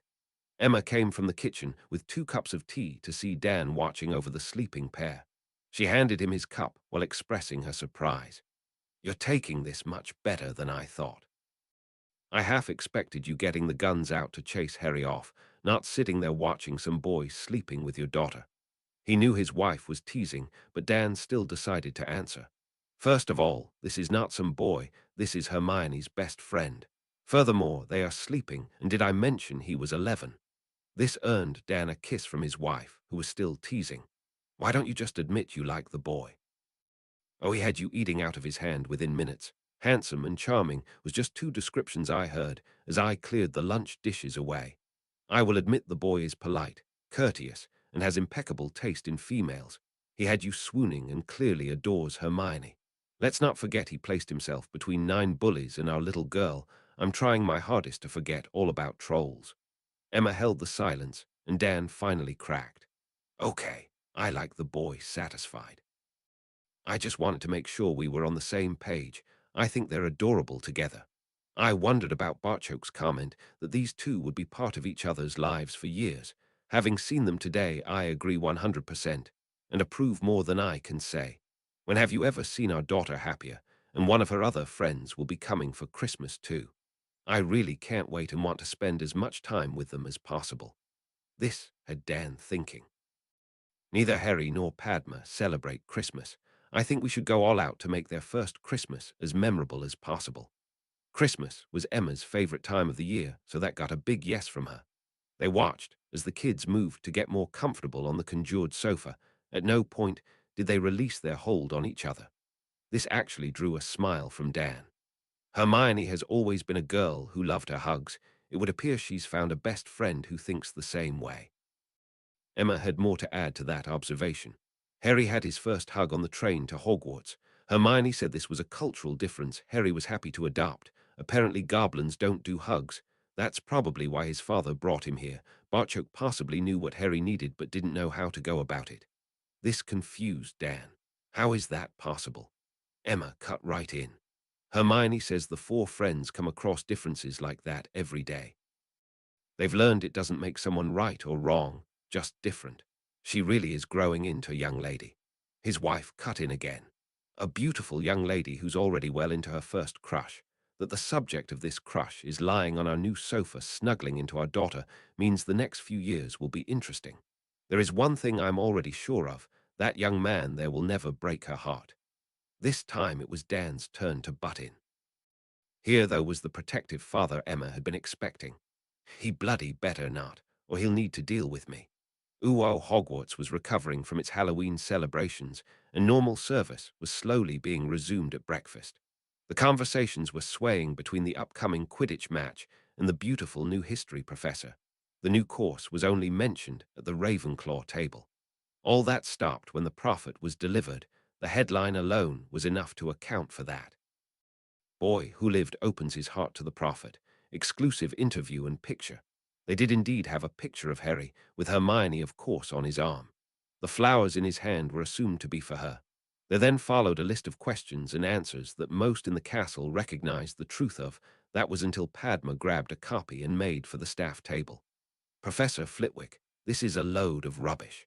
Harry would never talk to that rag. He won't even read it."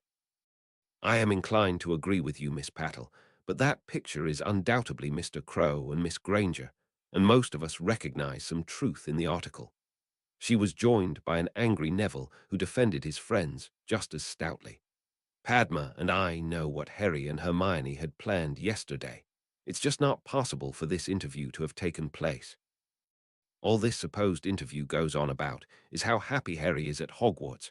Where does it say he had to fight a troll and provide 3 of his own tutors?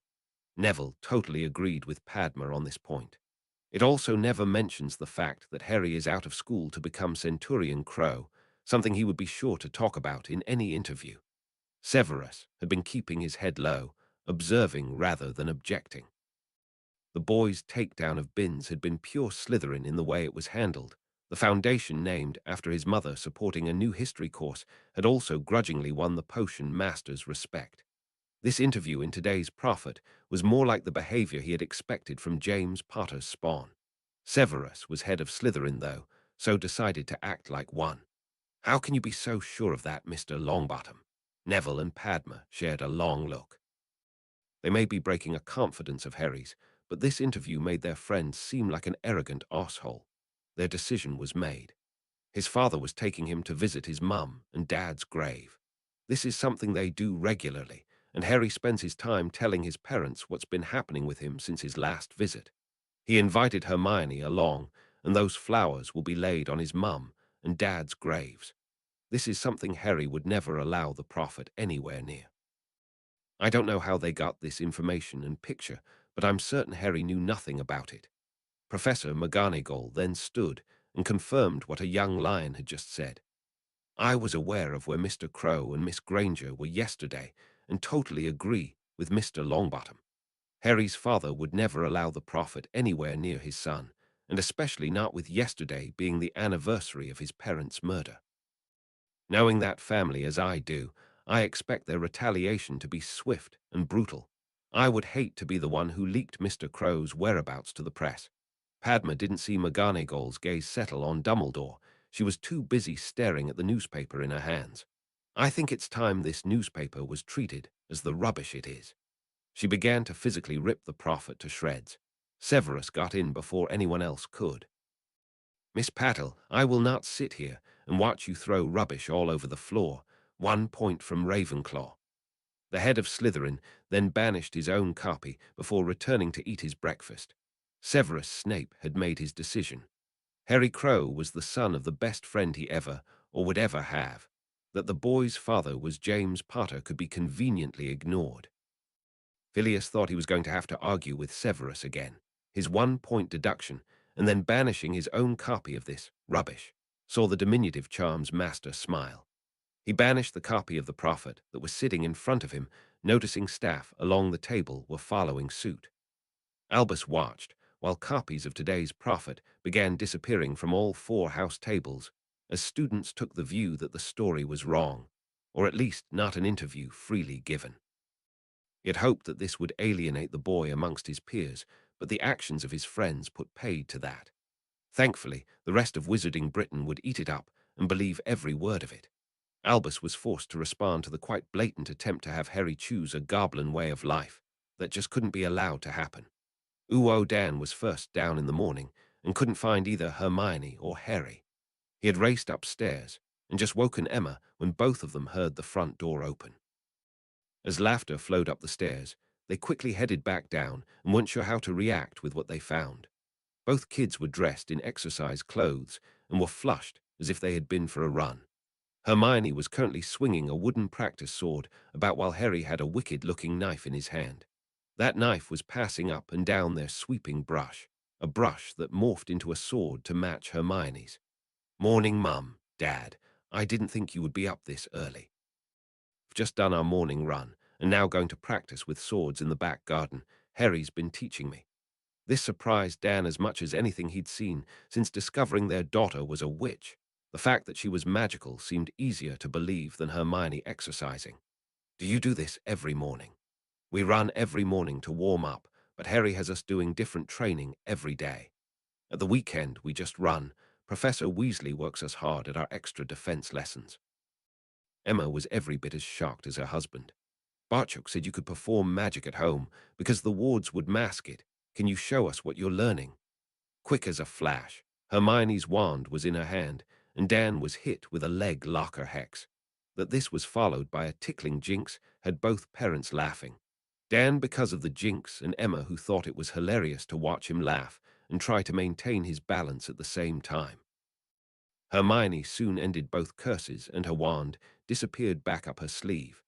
Professor Weasley provided the three of us with wrist holders for our wands. Harry already had one for his knife. It only takes a flick of my wrist, and my wand is ready for action. Those were two of the mildest curses we're learning. Her father couldn't disguise his pride. That Hermione was not only exercising, but learning to defend herself were massive pluses to Dan. That her best friend was responsible for these changes also weighed heavily in Harry's favor, and would see the lad receive a warm welcome whenever he appeared at the Grangers. Emma switched her attention to the young man who was in such distress last night. "How are you feeling today, Harry?" "A lot better, Emma. Hermione has a way of getting me to look at things from a different angle. I now have a godfather. That he's in prison is just about what I've come to expect from my life. I also know my father will be looking for a way to get Sirius out of there, and my father is one very smart goblin. If he's not out of Azkaban by Christmas, I'm sure he'll be able to get us back in to see Sirius again over the holidays." Talking about his father almost seemed to summon him as Barchoke portkeyed into the back garden a couple of hours earlier than they were expecting. He marched right up to Harry and handed over a copy of today's prophet. There followed an immediate stream of words in the goblin language. "English, please, son." "Sorry, father, but if I repeated that in English, Hermione would brain me with that practice sword." He may actually have gotten away with it, as Hermione's full attention was taken up by the paper in front of her. "How did they get this? We never posed for any picture, and Harry certainly never gave an interview. This makes him out to be as arrogant as Malfoy." As soon as we arrived, I erected wards around that part of the graveyard so we wouldn't be disturbed. No one could have gotten through them without the wards alerting me. We thought some kind of recording quill, but that doesn't explain the photograph. I was never more than 10 yards away from you two, so it has me stumped. Harry, though, was coming at the problem from a different direction. "Someone must have told this Skeeter woman we would be there yesterday. I hardly think they just staked out the cemetery on the off chance we may appear." It was a delighted and proud goblin who answered his son. "Of course you are right. We suspect Dumbledore set the entire thing up. He squeezed where you would be on Halloween out of Cursebreaker Weasley, who of course reported this to us at once. We certainly didn't think it would lead to anything like today's prophet. The director is treating this article as a deliberate attack against Gringotts. It can be no coincidence that this comes out the day you are to become the youngest centurion in history, and your supposed interview makes no mention of it. Our legal team are meeting with the prophet right now." Dan was extremely unhappy at seeing his daughter plastered all over the front page of what was effectively a national newspaper. "What are you hoping to achieve?" "They will print a full retraction and reveal how they got this information." That sounded fine in principle, but newspapers were very reluctant to call themselves liars, and even more so to reveal sources. "Do you think they will?" Barchoke answered with a question of his own. "What would happen if your bank suddenly decided they wouldn't support your business and wanted all the money back they had lent you? Add to that, you wouldn't be able to use the bank to pay your staff salaries or pay for supplies to keep your business running. Oh, and you can't take your account to another bank since there isn't one." There really was only one answer Dan could give. "We would be ruined, but why would you do that?" The director looks on this as a political attack on Gringotts, a deliberate attempt to discredit one of our subjects. Centurion Crow here extolling the virtues of Hogwarts and the wizarding world in general will do massive damage to Harry's standing in our nation. This whole thing has Dumbledore's stamp all over it. Our reaction must be swift and severe. Emma was stunned at how much power the goblins actually wielded in the magical world. "Why don't wizards have their own bank?" "No offense intended, Barchoke, but how can it make sense to have all their eggs in the one basket or all their gold in your bank?" "You are right, Emma, but pureblood wizards are inherently lazy. For generations, a flick or swish from their wand has gotten them whatever they wanted. They always take the easy option. Even their favorite sport is played sitting on a broom, hardly physically taxing. Harry and Hermione exercise every day, but both their pureblood friends think they are crazy for doing so, because that's the way they have been raised to think. While Gringotts certainly employs a few witches and wizards, they never get to work on the financial side of the bank. Why should we train people who could one day replace us? This left the mother shaking her head. Hermione told us there were cultural differences between all four friends, but it takes some getting used to. Do you really think this newspaper will print an apology and the truth?"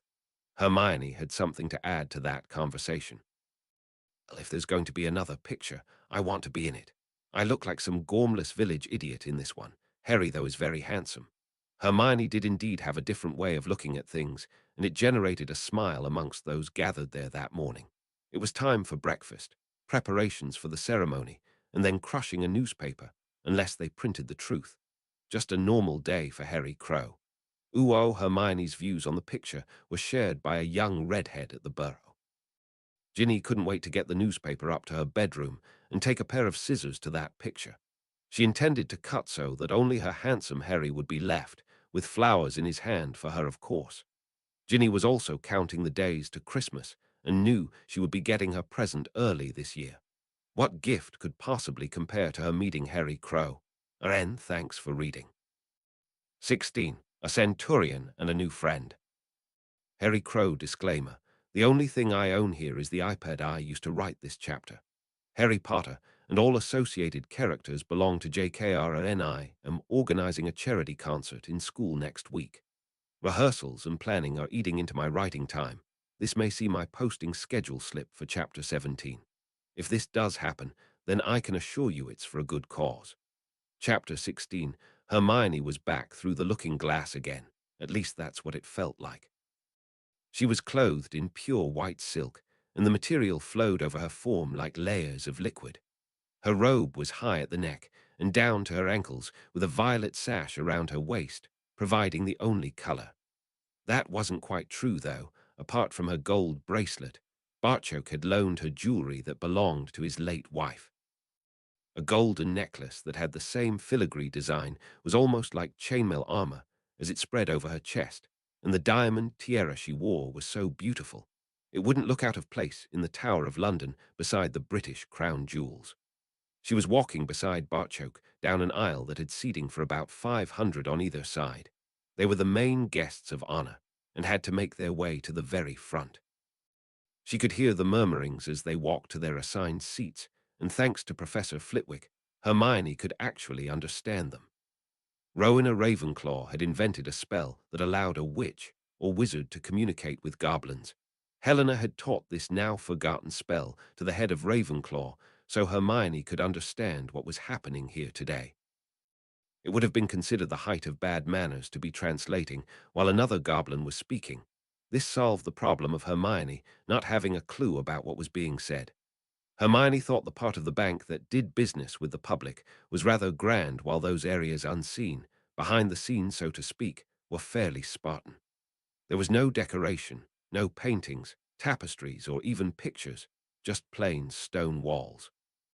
The place where the Centurion ceremony would be held blew all her goblins, being a utilitarian race theories, out the window.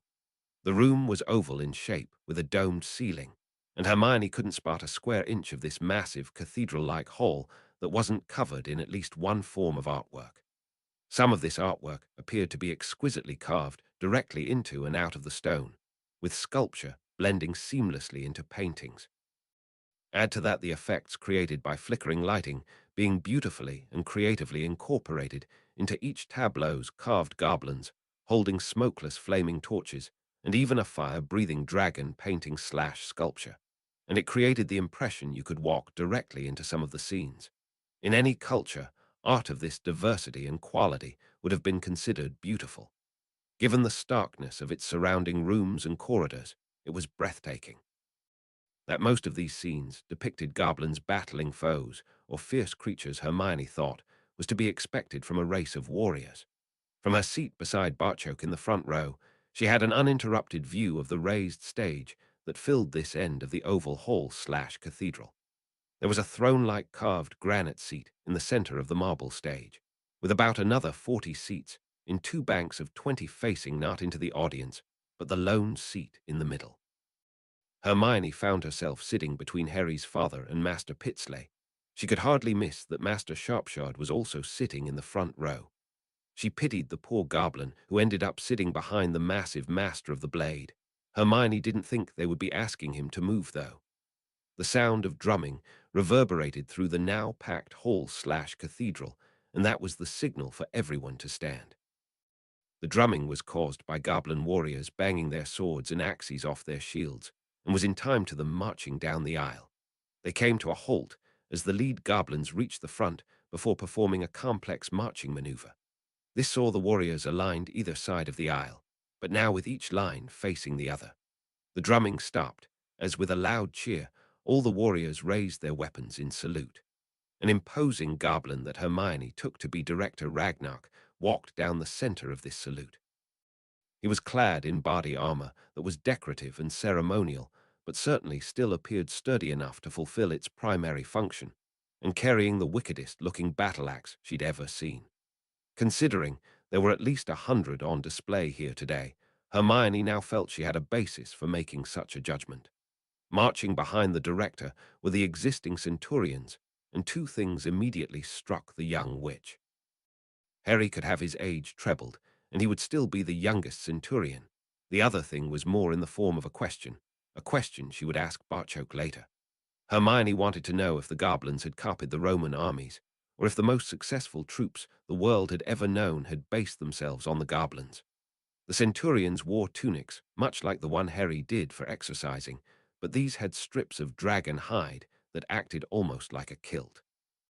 All tunics were festooned with goblin steel, and she supposed the epaulets signified their rank.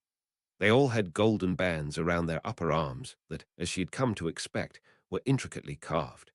Though able to understand and speak the language, Hermione again was left longing for the idiot's guide to goblins.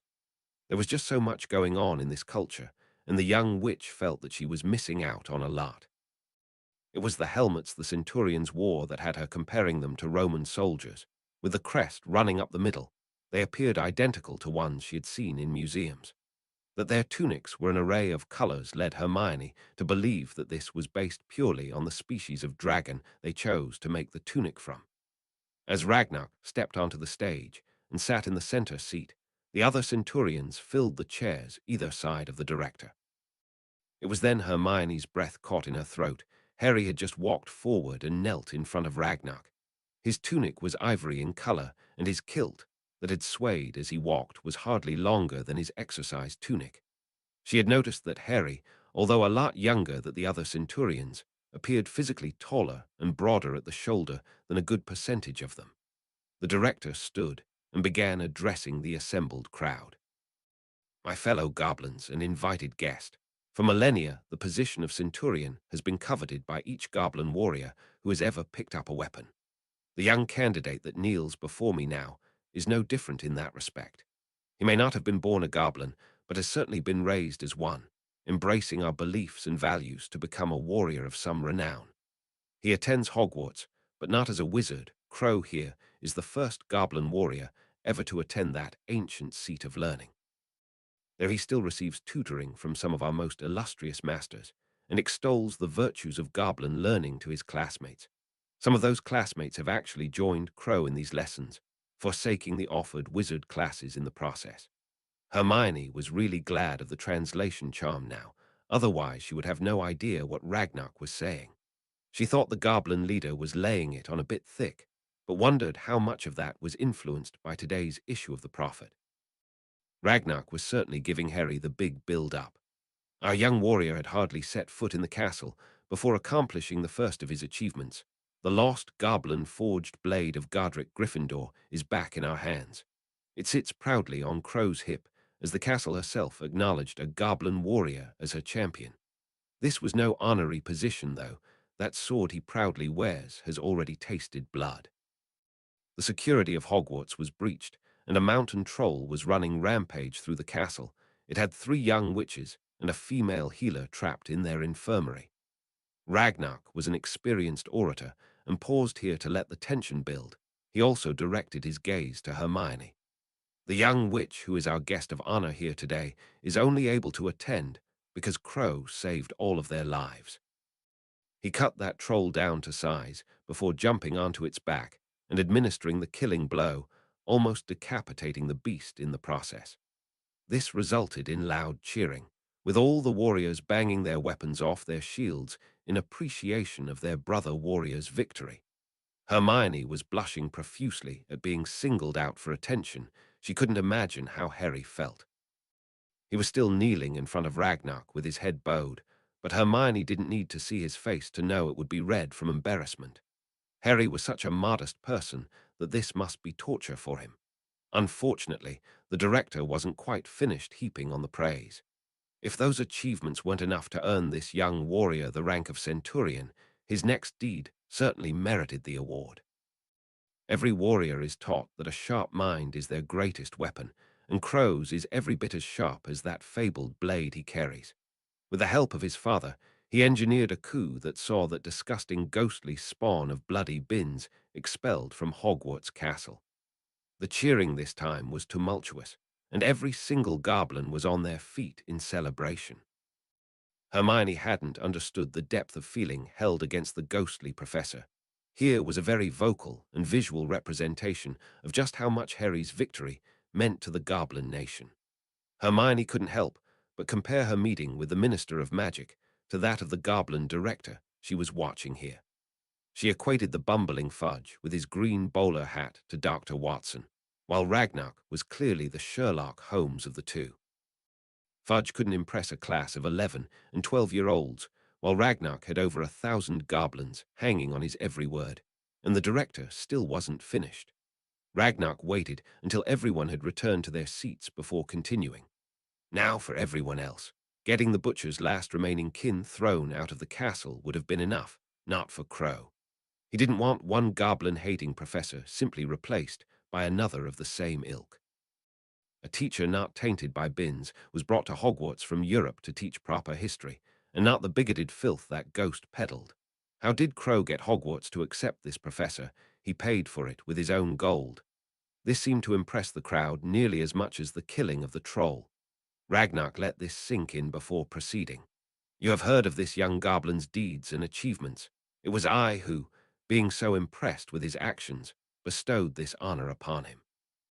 As tradition demands, it is now time to ask if anyone here objects to this appointment. As I missed the fight where Crow drew first blood against Master Sharpshard, I'm rather hoping someone will come forward. There were sharp intakes of breath as that news permeated the hall. Anyone thinking Harry unworthy of this honor were now going to keep those thoughts to themselves. There were a few members of Barchoke's family waiting on him, passing away in the hope they would inherit. His adopted son becoming the youngest ever centurion killed, that notion stone dead. A centurion as a son would satisfy goblin law, and that son would stand to inherit everything. These family members also reckoned their fate would be the same as their chances of inheriting if they stood and objected dead as stone. Objections were settled by a duel, and anyone who could draw first blood against the greatest blade in the nation was not someone you wanted to challenge. Ragnar had known about the hyenas circling around Barchoke's wealth, but like the cowards they were, these hyenas would never attempt a frontal attack on a stronger opponent. Crow's award was unopposed. Arise, warrior, do you accept this position our nation bestows upon you? Harry stood, performed the centurion salute before answering the question loud enough for everyone to hear. Yes, director, I do. Hermione had been warned about the blood involved in the next part of the ceremony. She rose with everyone else and tried to stand tall and proud. Watching as Harry held his hand out and that deadly battle axe of the director's sliced his hand open was very difficult. Harry didn't flinch as his palm was cut deeply. He clenched his hand into a fist as he made his way to his chosen tableaus. The scene displayed bloody bins and his band of wizards being captured and held at swords' points by goblin warriors. But it was the murdered victims depicted there that Harry focused on. There was a dead goblin child carved out of the stone. The realistic wounds were colored bloody, and here was where Harry focused his attention.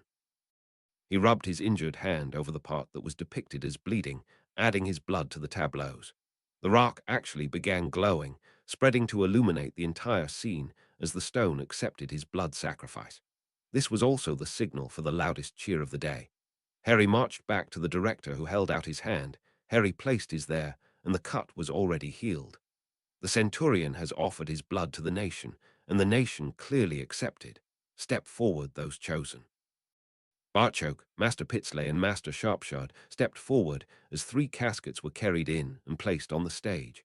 Master Pitsley opened the first casket and removed the 2 gold armlets that it contained. He handed them both to Ragnar. The symbol of our wealth and status is contained in these bands of power. May they bring strength to your arms in times of strife. The director placed one on each of Harry's upper arms. Master Sharpshard then stepped forward and passed the epaulets the second casket had contained to the director. The badge of office that signifies to the world you are a centurion, wear them with pride. These golden accoutrements were fastened onto each of Harry's shoulders. It was a proud father who opened the last casket and removed a beautifully crafted golden helmet. The plume running down the middle was the same ivory white as Harry's tunic. Harry once more knelt before their leader as his father passed over the last piece to complete the ceremony. A warrior's mind is their greatest weapon.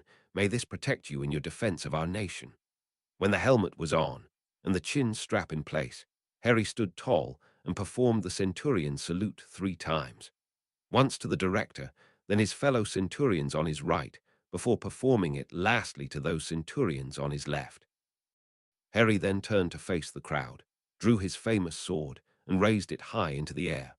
For Gringotts and the nation. The chant was returned by everyone present before the cheering once more broke out. The first time Hermione laid eyes on Harry wearing his exercise tunic, she had mentally compared him to a young Ares.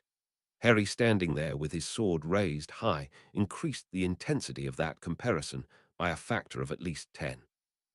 She didn't know if the color of Harry's tunic and helmet plume was deliberate or not, but Centurion Crow epitomized every historical image or representation of a warrior of the light Hermione had ever seen or even read about. The director's next statement heavily influenced her leaning toward the deliberate option. Ragnar held his hands up for silence before making an announcement.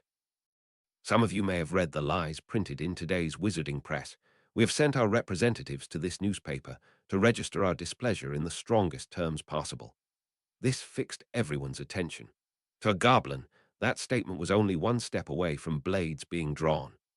We announced to the press, the ministry, the WWN, and posted notices in Diagon Alley that Centurion Crow would make a statement on the steps of Gringotts after this ceremony. This will mean a slight delay to the feast, but should be entertaining for anyone who wishes to accompany us. That was an invitation most of them would love to take up. That Gringotts steps wouldn't hold anywhere near 1,000 goblins meant there would be a mad scramble for places after the director's party left the hall. Ragnar was in the lead. Harry, with Hermione once more on his arm, was right behind him.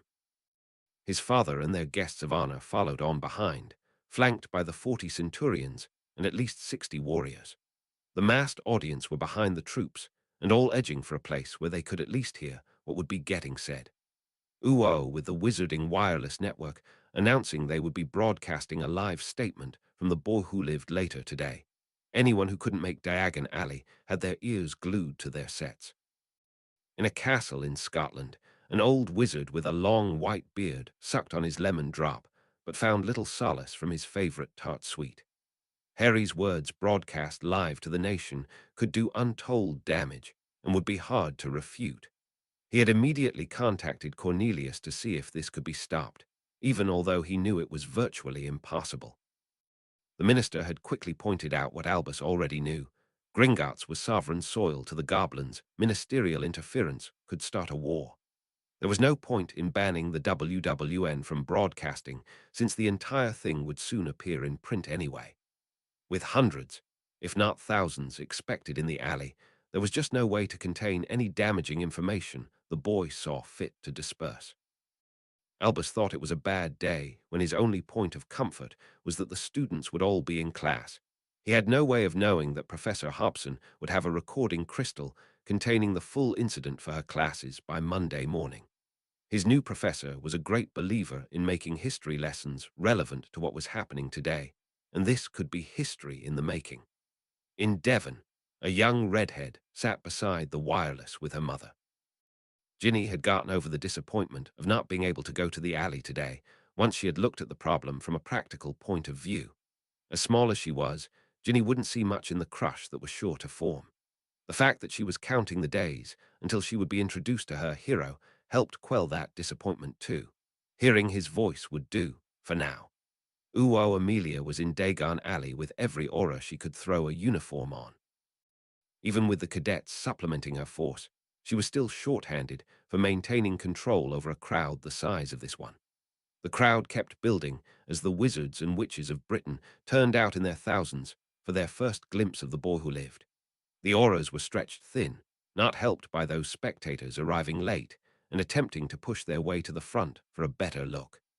This created surges within the crowd, and Amelia thought it was only a matter of time before fights broke out. That everything suddenly went quiet, and the crowd actually took a step back surprised Amelia. That was until she turned around. Heavily armed goblin after heavily armed goblin just poured out the bank. Their very numbers made the head of the DMler's heart sink. Here was a force trained and ready for battle, that they outnumbered her auras by at least 2-1 had Amelia worried. Like everyone else, she was expecting a verbal statement from Harry today. It would appear the goblins were making a bold visual statement too. Then her eyes settled on the couple in the center, and she was left not knowing what to think. Mr. Crow, with Miss Granger on his arm, appeared like a young prince and princess, standing there with their conquering army behind them. She could already see the press cameras snapping the pictures that would be front page tomorrow, and for most of next week too. Ragnar's deep baritone voice rang out over the entire length of the alley, his voice obviously charmed to Kerry so everyone could clearly hear his words. The WWN reporter had the microphone tight to his mouth as he described the scene for those who couldn't make it to Diagon Alley. When Ragnar began speaking, he had the good sense to shut up, hold out the microphone, and let the radio listeners actually hear what was going on. Witches and wizards of Britain, you are being lied to. I know this for a fact, but relations between us being what they are, my words are easily dismissed. Instead, I'll hand you over to someone I trust you will believe. Ragnar applied the same charm to Harry as his voice rang true around the alley, and thanks to the wireless, the entire country. I hope you will forgive me if I make a few mistakes here. This is my first ever attempt at public speaking, and we seem to have drawn quite the crowd. Some laughter rang out at that, as the crowd settled to hear what the boy who lived had to say. Harry had worked on this speech with his father, so knew exactly what he wanted to achieve here. Yesterday, my father took myself and my best friend Hermione to visit my parents' grave. As you can hopefully understand, this was an intensely private occasion. Someone managed to sneak into the cemetery, eavesdrop on our private conversations, and take that photograph without our knowledge or permission.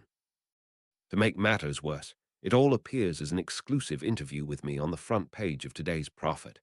I have never given an interview, and certainly never met this Daily Prophet reporter. For this Skeeter woman to claim I have makes one of us a liar. I'm standing right here and prepared to face her. Publicly calling a goblin's honesty into question is a very serious issue. In the silence that followed that remark, Amelia took it upon herself to officially ask a question. Mr. Crow, are you willing to make a complaint to the ministry? This was unexpected, but again Harry let his training take over. Well met, Madam Bones, and it's Centurion Crow now. We've just come from the ceremony where this great honor was bestowed upon me. All goblin complaints to the ministry have to be routed through the Department for the Regulation and Control of Magical Creatures. I am unaware if they have staffing issues, but it's been years since we got a positive result from them. I would rather stand here as a goblin and call her a liar to her face, an action I am prepared to defend with my blade if necessary. My father had that area warded, yet she still managed to sneak through and spy on us. I would have, though that would have been worrying to the ministry too, unless she is on the ministry payroll. Amelia attempted to quash that notion at once. To my knowledge, she is not, and it does concern me she was able to get so close to you. I also notice she is conspicuous by her absence today. Rita Skeeter is not one to miss such things. If she has the ability to spy on us in a graveyard, my guess is she would be here, and using that same technique to remain hidden today. This time, though, all these good people have heard every word I've said, including that Skeeter is a liar. To me, that she does not stand and refute those claims confirms her guilt. Miss Granger, can you corroborate Centurion Crow's claims? She looked toward the director, who cast the same spell on Hermione before she answered. Yes, Madam Bones. As you can tell from the picture printed today, I was at Harry's side the entire time. Neither of us spoke to anyone other than our parents. We are also concerned with who passed on the information that we would be at that cemetery yesterday. That information was known to very few. I can also confirm Harry is Centurion Crow. The charm Professor Flitwick cast now came into play as Hermione turned and bowed to Director Ragnock. When she spoke, it was in the director's own language. I would sincerely like to thank Director Ragnock for inviting me here today. It was very moving to watch my best friend receive such a great honor. I felt honored myself just by being there. This had an effect on all present, not least the goblin leader. He had gambled somewhat in awarding Crow Centurion status, and even more so by inviting his young friend to the ceremony. Ragnock thought the gamble had backfired after reading today's Prophet, a piece of astute manipulation by Dumbledore. The only response the nation could give such an attack was to come out fighting, so that's why they were all standing here on the steps of Gringotts. He'd heard from Barchoke and their tutors that these two complemented each other. Ragnock had just witnessed this for himself. Crow stood there, a proud centurion for everyone to see, and the witch on his arm had just done more to instigate better relations between wizards and goblins than had been achieved in decades. Her display of respect and use of their language couldn't fail but have an effect on the hundreds of goblins currently watching and listening. Ragnock paid her the deserved compliment of returning her bow before addressing everyone once more, in English. For those of you who don't speak our language, Miss Granger was just thanking me for inviting her to the ceremony where her best friend became a centurion. I would like to say she bestowed our nation great honor in attending, and by her words here today. I would also like to say she will be an honored friend of our nation any time she chooses to visit Gringotts. A quick glance at Harry was all that was needed to know this was something special. She bowed respectfully to the director once more, knowing it would be explained later. The director returned his attention back to the gathered crowd of witches and wizards. As you have now heard, the supposed exclusive interview in the Prophet is nothing but fabrication and lies. We have asked the newspaper to print a retraction. They naturally asked us for proof. This proof is now standing before you, though I fail to see Miss Skeeter in attendance. As well as a retraction, we demand to know how this was achieved. It's in everyone's interests that we discover if someone has stumbled upon a method of bypassing wards. Amelia stepped forward and officially introduced herself to the goblin leader, before confirming her department would be investigating this phenomenon thoroughly. A warrant would be issued so Miss Skeeter could be brought in for questioning. Ragnock thanked her before offering a closing comment. We must now take your leave and return to the feast arranged to celebrate our newest centurion. I wish you all a good day. The director had hardly finished speaking before his troops were shepherding the goblin spectators out of the way to clear a path back into the bank. Amelia couldn't fail to be impressed with their efficiency. The crowd had come to see and hear the boy who lived. They had gotten far more than they bargained for. The Prophet interview had portrayed Harry as a typical young wizard enjoying his first year at Hogwarts. Today had told an entirely different story. Since they had stood and watched the entire episode unfold before their eyes, even the gullible witches and wizards of Britain could see the Prophet's version was a pack of lies. Uo, as the commentator described the young couple following the goblin leader back into Gringotts, an old wizard in a Scottish castle, knew his manipulation had spectacularly backfired. I came here today, like most of the crowd, to get my first look at our savior, the boy who lived. Instead of seeing Harry Potter, we were introduced to Centurion Crow. Here is a young man who has been raised by the goblins, and may I just say, witches, he's clearly thriving in that environment. The beautiful young witch on his arm compliments him perfectly. I suspect hearts will be breaking the length and breadth of the country when today's pictures are printed. That Centurion Crow bears no resemblance to the picture the Prophet painted of this young man, leaves only one conclusion: we are being lied to. This was the point at which Albus turned the radio off. If the mindless cretin that WWN employed to ask inane and downright idiotic questions could figure that out for himself, the rest of the country would too. He expected a visit from William Weasley soon. That young wizard was far too smart not to figure out who had pointed the prophet at the cemetery. Albus would have to reel him in. That sounded so much better than blackmail. William would now have to play the game Albus' way. Otherwise, Gringotts would discover just who leaked that information. He didn't feel the least bit of sympathy for William.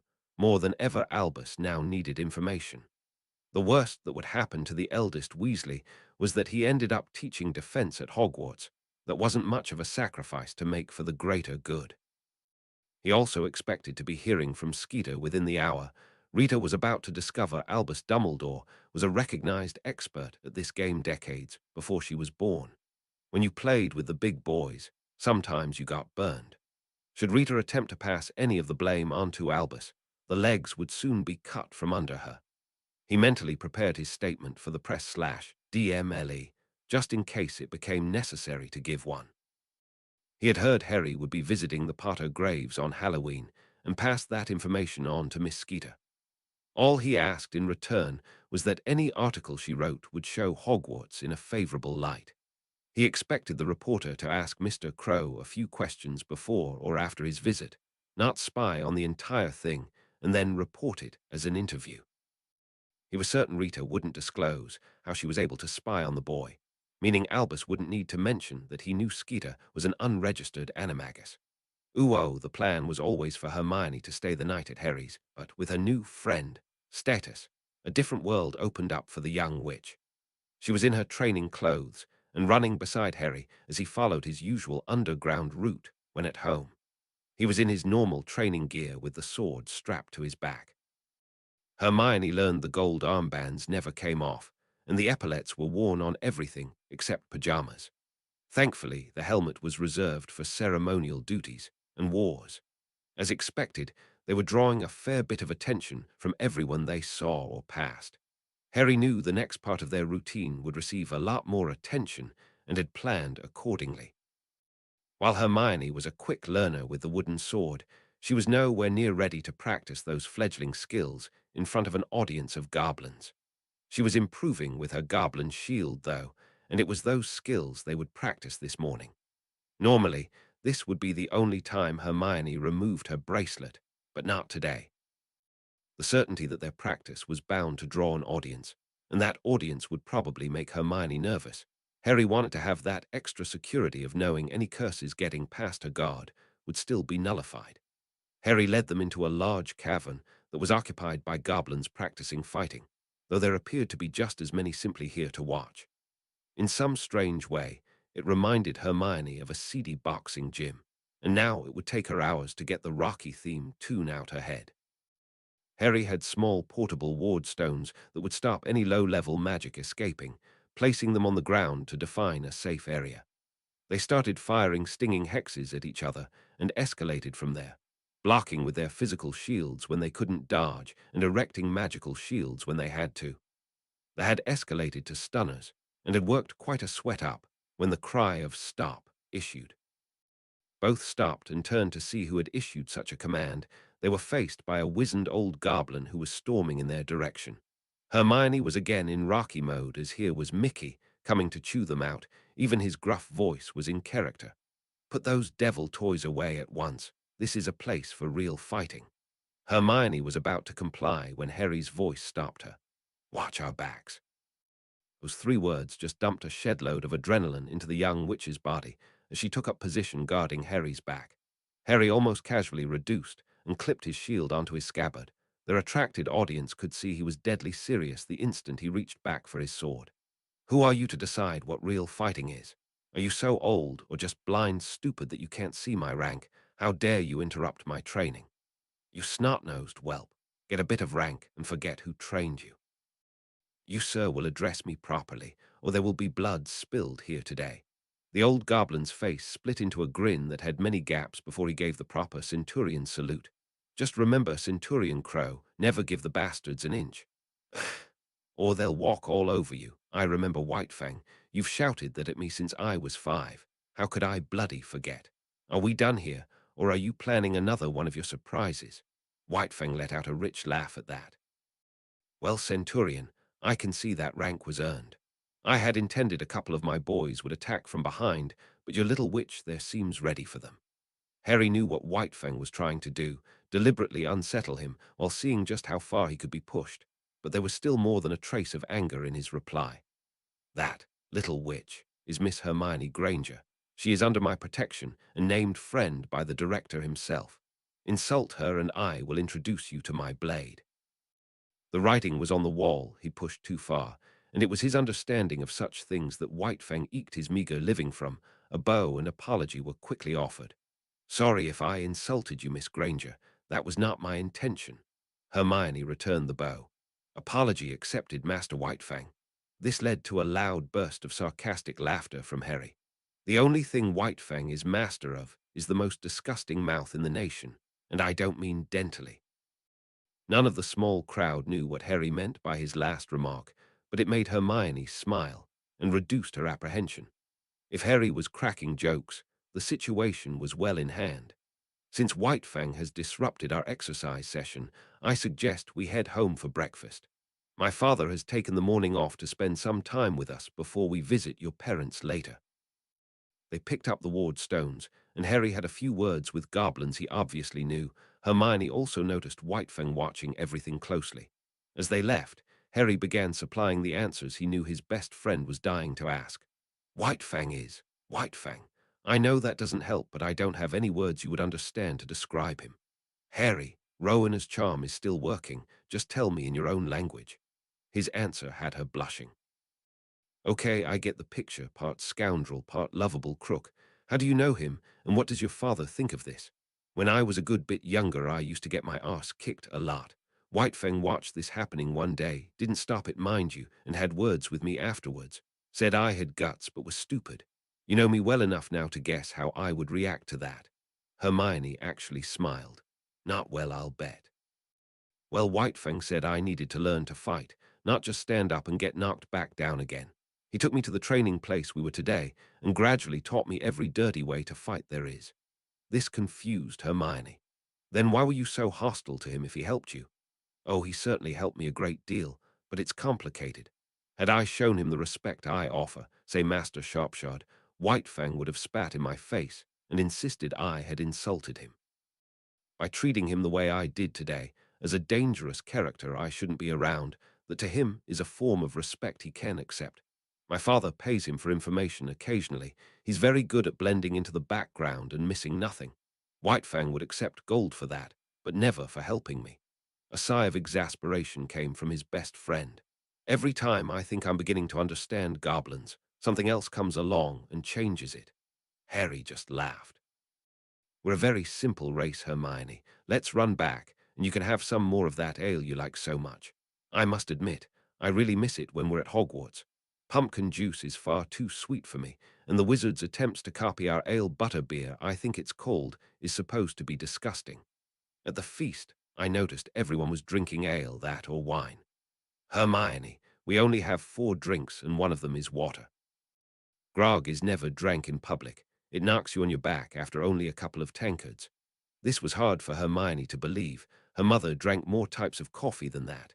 This prompted another question. Surely there must be more than 4 drinks. Don't you have any hot beverages? Sure we do.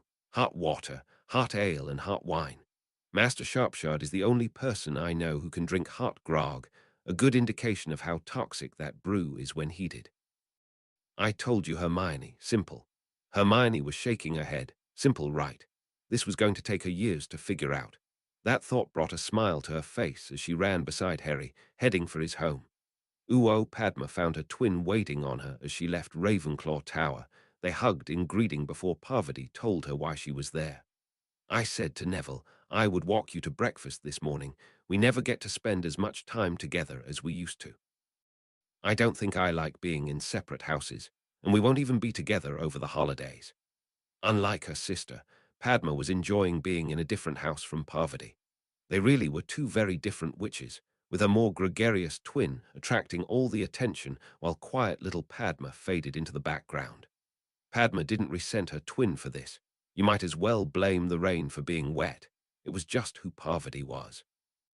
It was only now, though, being in a different house and having her own group of friends, that Padma felt she could let out the witch that, Until recently, only she knew was in there. Pav, you seemed happy with Gryffindor. You and Lavender had a fight. What no? It's just that I thought it was going to be so different. I mean, look what we have to put up with Ron Weasley, please. Seamus and Dean aren't much better, neither are the second years. One decent wizard, and my twin sister has to snaffle him. Neville and I are good friends, Pav, but I'm not expecting a marriage proposal soon. We hope to see him during the holidays, but he won't be staying at Hermione's. No, you'll just have to make do spending the holiday with Harry. I still can't believe you marched down to the front of the Great Hall yesterday. That boy is a bad influence on you. Padma had trouble believing it herself, but she thought Harry and Hermione were great influences on her.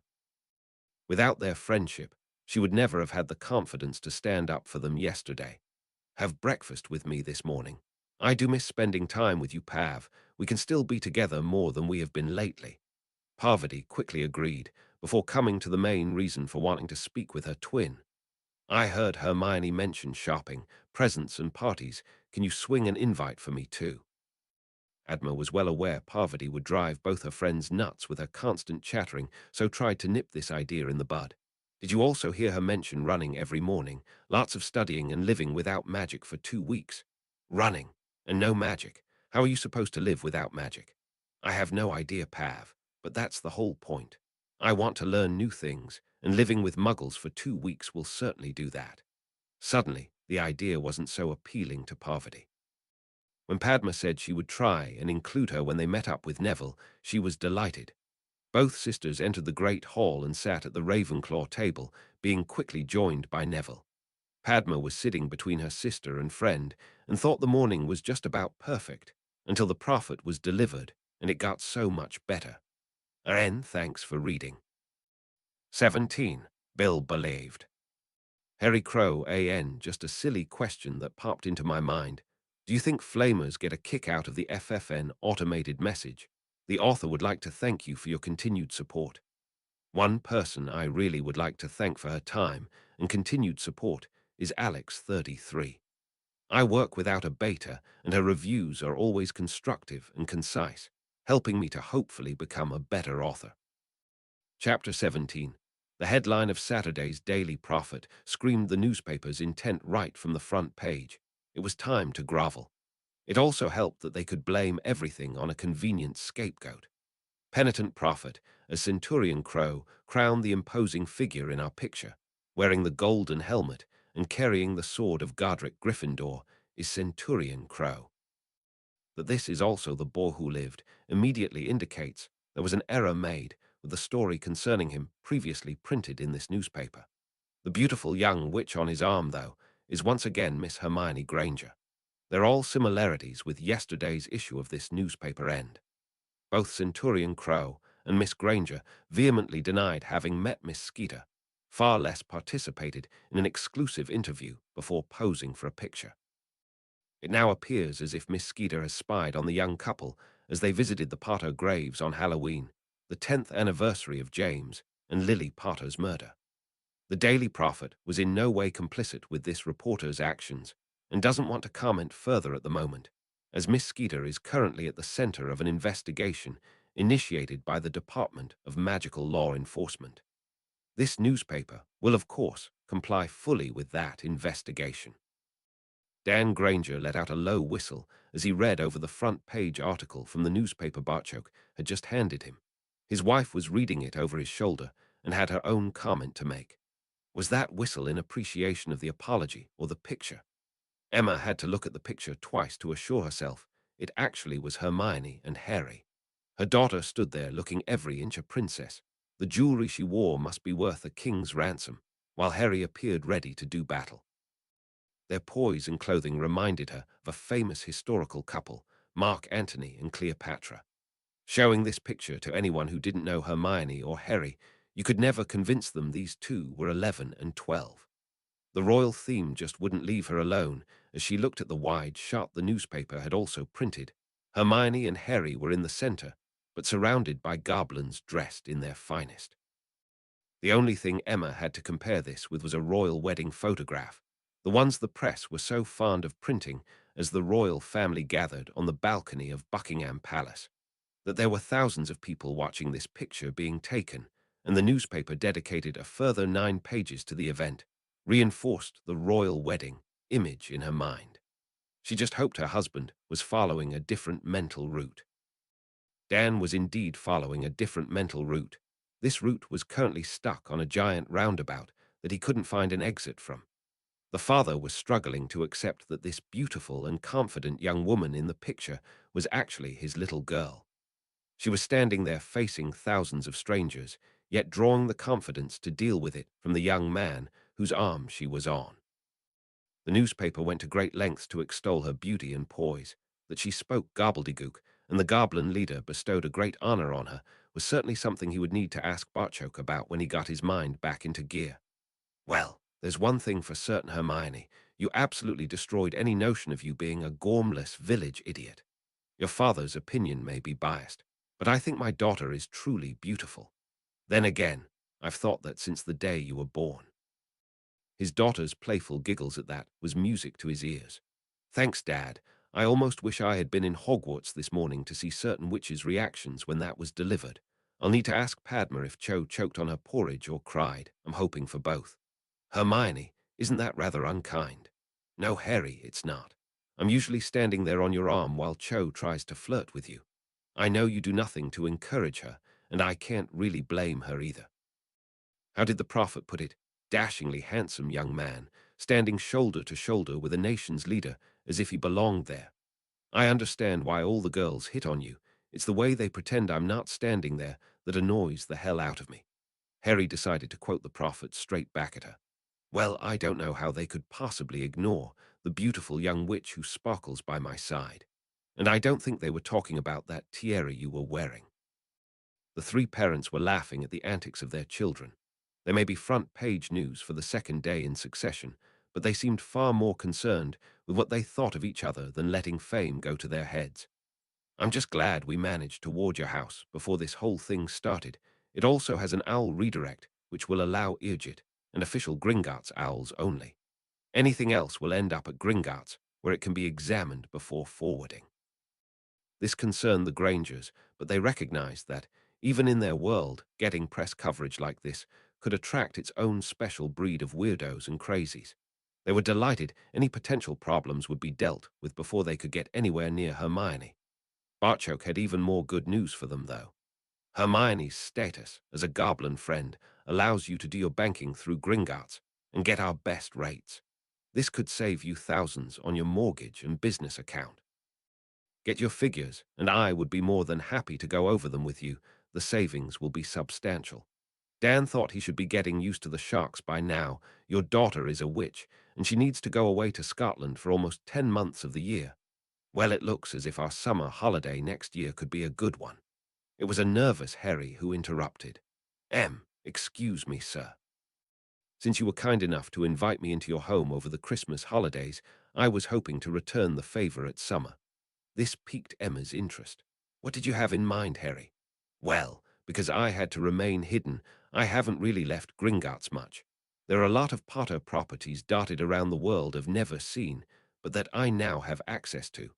I was hoping you would be my guests as we explored some of them. They really do span the globe, from the south of France to the Seychelles and on to the South Pacific. Dan was struggling to believe the wealth of this young lad, and yet how level-headed he appeared. That sounds unbelievable, actually. Wouldn't we spend most of the holiday in airports, though? This drew a puzzled look from Harry. I don't think so, Dan, since I don't know what an airport is. He looked to Hermione for help. Airports are where you go to board planes that fly you to your destination. Can I assume we would be traveling using portkeys? A nod from her best friend saw Hermione offering an explanation to her parents, only for her mother to excitedly jump right in. Oh, that young Weasley chap used one of them to take us to London in seconds. Are you saying that these can be used to travel the world? Barchok thought Emma's excitement at such a simple thing was a delight to watch. A portkey will take you from one Potter property directly to the next one. Both Granger parents were overwhelmed at this. No waiting in airports for delayed flights. No being bored out your head by sitting for hours on a plane. No arriving to find your luggage is in Timbuktu. No tedious transfers to and from the airports. We're in. This was greeted by an eardrum-bursting squeal of delight before Hermione actually jumped on Harry, wrapping her arms and legs around him and almost having both of them over. I get to spend Christmas and summer with you. Oh, Harry, that's wonderful. Dan was watching his little girl wrap herself around a boy, and his only reaction was to laugh. How could he possibly get upset when Hermione was so happy? It was left to Barchoke to discuss practicalities. I'll organize a folder of those properties that you can all look through when Harry stays here at the holidays. I plan on taking some time away myself over summer, so we could either organize it to be together or split it, and give these two a longer holiday. This drew another squeal from Hermione as a delighted Harry twirled her around the room. All three parents were smiling at the antics of their two very happy children. It was also nice to see them acting their age for once. Just a couple of kids, very excited about spending their Christmas and summer holidays together. I think those two like the idea of a longer holiday, but I also think we should build a bit of overlap in there too, where we can all be together. Barchoke was quite overwhelmed at Emma's suggestion. That these people would actually arrange their schedule purely to spend time with a goblin wasn't just unbelievable, it was historically unprecedented. I think I would like that very much. We may even have some company. If we can get Sirius Black out of Azkaban, I can't think of anyone who would be in more need of a holiday. It would also give Harry a chance to get to know his godfather. This was something Dan was very interested in. The thought of an innocent man rotting in prison appalled him. What do you think the chances are of getting him out? To be honest, two very powerful men colluded to put Sirius in there. That these two are still as powerful is going to make this a very difficult task. At the moment, it's beyond us. That these two did this one unlawful deal would suggest there may be other skeletons in their cupboards. If we can discredit them, people would be more inclined to believe claims Sirius is in fact innocent. This wasn't nearly quick enough for Emma. Surely the mere fact the man never had a trial should see the entire case reopened. A goblin, explaining to a pair of muggles how the magical world worked, didn't even qualify for a raised eyebrow amongst this group now. Azkaban is an exceedingly dangerous place. Deaths amongst inmates is not uncommon. I fear that is the fate Sirius might face if we were to go public with this. Dumbledore may preach forgiveness, but only when it suits his aims. Barty Crouch is the ultimate hardliner. The man sentenced his only son to life in Azkaban, and his life is exactly what it cost the young wizard named after his father. Dan looked over to the two children, still in each other's arms, and chatting excitedly about their future plans. We have to thank you for your honesty, Barchoke, almost as much as the lengths you have undertaken to protect our daughter. The more I hear of this world, the more I worry about the decision we made to let Hermione join it. Then I look over there and see what I always wanted, my daughter happy. No thanks are needed, Dan. I am also looking over there at my son being very happy. I will take every measure I can to ensure their safety. Gringotts now have an employee we can trust inside Hogwarts 24 hours a day, 7 days a week. Master Pitsley and Cursebreaker Weasley also make frequent visits to the castle. I'm sure we can trust their head of house and believe McGonagall is also on our side. Apart from getting Dumbledore thrown out on his ear, I don't think we can make that situation much safer. Both Grangers were keen to know if that was a possibility. Barchoke did his best to explain the situation. Dumbledore, for all his faults, is a very powerful and clever wizard. He's become so used to everyone around him doing exactly what he wants. We kind of caught him on the hop a bit. I'm willing to bet he instigated that entire incident with Skeeter, just as I'm willing to bet he'll have covered his tracks. Some of his earlier moves were stupid, born out of overconfidence. He won't make the same mistake again. I just don't understand how one person could end up holding so much power. I think it comes down to laziness again, Emma. They've gotten so used to asking someone else what to do, we are reaching the stage where senior ministerial officials can barely think for themselves. Dumbledore has been repeatedly offered the job as Minister of Magic, but continually turns it down. The minister can be held accountable when things go wrong. Those manipulating the minister will escape any unpleasantness like that, and usually have a hand in choosing the sacked minister's replacement. There is no shortage of people every bit as stupid and just as easily manipulated as Fudge, all willing to do anything to take his place as Minister of Magic. It's a rotten and corrupt system, but those pulling the strings certainly don't want changes being made. Whoa, I want some changes made. This makes us look like incompetent arseholes. Albus then inquired just what changes the minister wanted made. The lad kills a troll, saves 3 students and the Hogwarts healer, yet doesn't even earn a house point. The goblins give him a golden helmet for chasing a ghost out the bloody castle. The boy who lived, standing on the steps of Gringotts and talking about how honored he is to receive an award from the goblins, has seen the ministry inundated with owls. They all want to know why the person who rid us of Voldemort hasn't received as much as a ministerial thank you. He's the Hogwarts champion for Merlin's sake, yet neither the school or ministry receive one positive mention in 10 pages of the prophet dedicated to the boy. This state of affairs can't be allowed to continue. Albus had allowed Cornelius to get it all off his chest as the minister ranted and raved in the headmaster's office. He actually agreed with most of it. I am at a loss to see how we can turn this around. If Hogwarts or the ministry starts showering the boy with trinkets and awards, it's going to stand out for exactly what it is, us attempting to curry favor with Harry. He will see right through that and may even refuse to accept. Imagine how embarrassing that would be. The goblins have won this battle hands down. I think we have to just acknowledge that and continue the fight from another angle. You really can't be serious. Won't officially acknowledging this make the situation worse for us? I think you have to add your congratulations to Centurion Crow. It might not be a bad idea to let slip the ministry or considering something similar, but don't want to be seen to be competing for the boy's affections, so have put it off to a later date. I shall approach Minerva about the possibility of a special award to the school for his actions that day, presented at the leaving feast before Christmas. She has a better understanding of Crow and can determine whether the lad will accept before we let any announcements slip to the press. Cornelius was beginning to understand the angle this crafty old wizard was suggesting. So we play it as if the ministry were in the process of recognizing the boy who lived's achievements, but the goblins stole a march on us. We congratulate the lad because the award is well deserved and will revisit our options to add our further congratulations in the future. Exactly. Sometimes the only option left is to doff your hat to an opponent in appreciation of the skill they displayed, also showing your determination to win the next encounter. I think this is one of those situations. As to how we win the next one, all I can say is I'm working on it. Cornelius drew comfort from this, not knowing Dumbledore hadn't a clue what to do next. Another coup like that for the goblins, and I fear the battle could be lost. I've already had to publicly thank the goblins for doing such a good job in raising the lad. The boy who lived standing there dressed as a goblin, with a witch beside him dripping in priceless goblin jewelry, is a very powerful image, especially since the goblin hierarchy were all lined up behind him, showing support for his award. It's going to appear to the magical population of Britain as if Harry Potter has deserted us. That is a state of affairs neither of us could politically survive. One more article like this, and we might not have a hat to doff.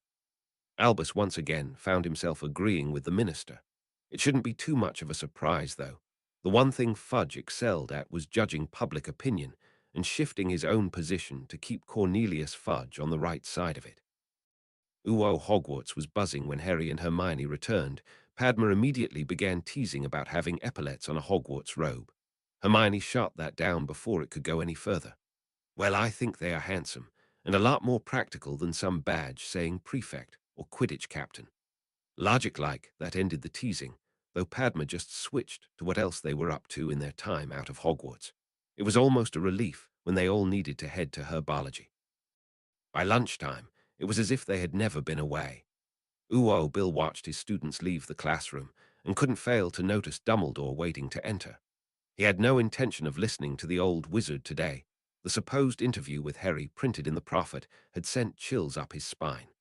Had he not reported to Barchoke that Dumbledore managed to get that information out of him, Bill would currently be unemployed, homeless, and a promising career destroyed. He wouldn't have to fake anger in this confrontation. Albus entered and shut the door, only to be met with hostility. I'll save you the trouble of spouting whatever words you had prepared. I have nothing whatsoever to say to you and refuse to play these games anymore. Games? You think this is a game? Bill didn't back down an inch. I know it's not a game. These are real people's lives that are being affected here. You, though, we're all just pieces in a game where you have elected yourself the main player. All this greater good pish, and sacrifices have to be made shit. You can go and drown in your own stinking manipulations, headmaster. I have no intention of making any sacrifices for the greater good of Albus Bloody Dumbledore. Bill was pushing past the headmaster when Albus grabbed his arm. This has nothing to do with what I want. I'm trying to save our world from changes that would destroy it. The Cursebreaker jerked his arm out of the headmaster's grip. Before I took this assignment, I spent my days working in tombs of people who couldn't adapt to change. They were the gods of their day, with the power of life and death over millions. Now all that is left are some piles of stone, impressive piles of stone, to be sure, but their way of life is gone forever. Dumbledore seized on this analogy. If we allow things to continue, Hogwarts could be nothing more than rubble in a few generations. Our way of life is under attack from all sides. It's now more important than ever that we all stick together. My problem with that statement is we're all supposed to stick together and do whatever Albus Dumbledore wants. What gives the headmaster of a school the right to determine the direction a way of life has to proceed? I have no intention of blindly following someone whose motives are at best questionable and whose actions are borderline criminal. This was not going the way Albus had planned. If he thought about it, very little had gone to plan recently. So you would rather align yourself with the goblins than your fellow wizards. I'm aligning myself with Harry, that just happens to be the side the Goblin Nation are supporting too. I would rather put my trust in that young man than be a mindless follower of the self-proclaimed leader of the light. Bill had his hand on the door before Albus dropped any and all pretense. You claim to support Harry, yet were involved in a major breach of security against the lad's safety. I wonder what your goblin masters would make of that information, should it find its way to them. It was you who passed the information on to Skeeter. Dumbledore thought he had his man now. Ah, but I wouldn't have been able to if you hadn't told me about the proposed visit beforehand. I truly am sorry to do this, William, but you leave me no choice. I desperately need information. If you won't cooperate, then perhaps your replacement will be a bit more accommodating. Bill's eyes were boring into the old wizard. It was a confident Dumbledore who was standing in front of him. The Cursebreaker could see that Albus thought he was in a win-win position, time to end his delusions. It was also time to admit to himself he was shite at this spy crap. There was just too much of the Weasley temper in him to be able to play nice with people like Dumbledore. You're a learned wizard, headmaster, so I will leave you with a simple puzzle. Rearrange these words into a well-known phrase of fuck. With that, Bill left the classroom, slamming the door behind him, leaving behind a surprised and confused Dumbledore. Harry was sitting at dinner talking with his friends, attempting to explain some of the muggle things he'd seen at the Grangers to Padma and Neville, while Hermione smilingly looked on. It was such a pleasant scene. Bill was loath to interrupt. A few whispers in Harry's ear drew a nod of understanding, and his friends could see playful Harry slip away, being replaced by the persona that was Centurion Crow. Bill patted Harry on the back before taking his leave. No one in the hall thought anything of him approaching and talking with his students. It was naturally Hermione who asked Harry what was going on. Oh, just as we suspected, Dumbledore has been playing games again. I'm just trying to figure out the best way to use this. The headmaster entering the hall from a side door and taking his place at the staff table appeared to make Harry's mind up. Before he could rise, though, Hermione's hand clamped on his leg. Are you sure about this, Harry? He smiled at her. No, but I shouldn't be in any danger. I'm far better confronting him in the hall, with McGonagall and Master Flitwick here. Couldn't we send for Master Sharpshard too? He lifted her hand off his leg and kissed her knuckles. Hermione Granger, you're actually developing a goblin sense of humor. Harry stood and strode to the front of the hall. He attracted attention most of his time in Hogwarts, but almost every pair of eyes must have been watching him by the time he reached the staff table. Harry didn't bother with any preliminaries. Dumbledore, you told that Skeeter reporter I would visit my parents' graves on Halloween. The silence that followed those words drew out until Snape actually broke it. Mr. Crow, that is a pretty serious allegation to make. Do you have any proof? It's Centurion Crow, sir, and yes, I do. Cursebreaker Weasley let slip to the headmaster where I would be going, And then this despicable old bastard just tried to blackmail my tutor into passing over more information. He admitted telling Skeeter where I would be, before threatening to report how he learned the information to my father if Cursebreaker Weasley didn't do what Dumbledore told him to. Minerva practically had steam coming out her ears at that revelation. Do you know what Mr. Weasley's answer was? Yes, Professor, I believe he told the headmaster to fuck off. This drew some laughter, and had a pair of red-headed twins up on the Gryffindor table doing a jig of delight. Harry wasn't finished yet, though. For 10 years I was safe within Gringotts' walls. I haven't been here 10 weeks yet, but it has been one attack after another. First evening, you attempted to have me renounce my goblin upbringing, while at the same time having Voldemort sitting at the staff table. Add in trolls, bullies, and Death Eaters getting the picture, headmaster. Then when I step outside Hogwarts, you tell someone exactly where we'll be. You endangered not only me, but Miss Granger too. Dumbledore finally spoke. Am I to take it that Mr. Weasley's attempts to save his job by slandering me are being believed? Cursebreaker Weasley is a wizard with honor and integrity, two qualities you are sadly lacking in. He also reported the incident to my father on the day it happened. We just didn't think you would stoop so low. We already knew you were behind the supposed interview. Attempting blackmail just confirmed it. I am very happy with the defense tutor my father found me. Cursebreaker Weasley will not be going anywhere. Minerva felt she had to intervene before this escalated any further. Centurion Crow, I'm sorry, but calling the headmaster a despicable old bastard is against school rules and will earn you another detention with me. Rest assured, though, I agree with your assessment that whoever released this information endangered two Hogwarts students. I shall be reporting the matter to the DMLE and the Hogwarts Board of Governors. Harry nodded respectfully to McGonagall, fully aware that the detention would be nothing more than another tutoring session. I understand, Professor, and like any other student will obey Hogwarts rules. Please inform both of those bodies I would be quite happy to speak with them on this matter. May I ask that you make this sooner rather than later? My father's patience with Albus Dumbledore is pretty much exhausted, and both Hermione and I understand French well enough that attending Beauxbatons would not be a problem. As Harry was heading back to his seat, McGonagall called out to him, Centurion Crow, nice to have you back. It would be a sad day for Hogwarts if you and Miss Granger left. A slight nod of his head was all the indication he gave that he had heard, though the students he passed to reach his seat could all see he was smiling. Both Harry and his father knew it was more likely to be a series of body blows that would lead to Dumbledore's eventual downfall, rather than one knockout punch. The headmaster was sitting at the table reeling as another scheme had not only failed, but spectacularly blown up in his face. Dropping in the line about Beauxbatons would hopefully muzzle him for a while, and give the goblin plans time to bear some fruit.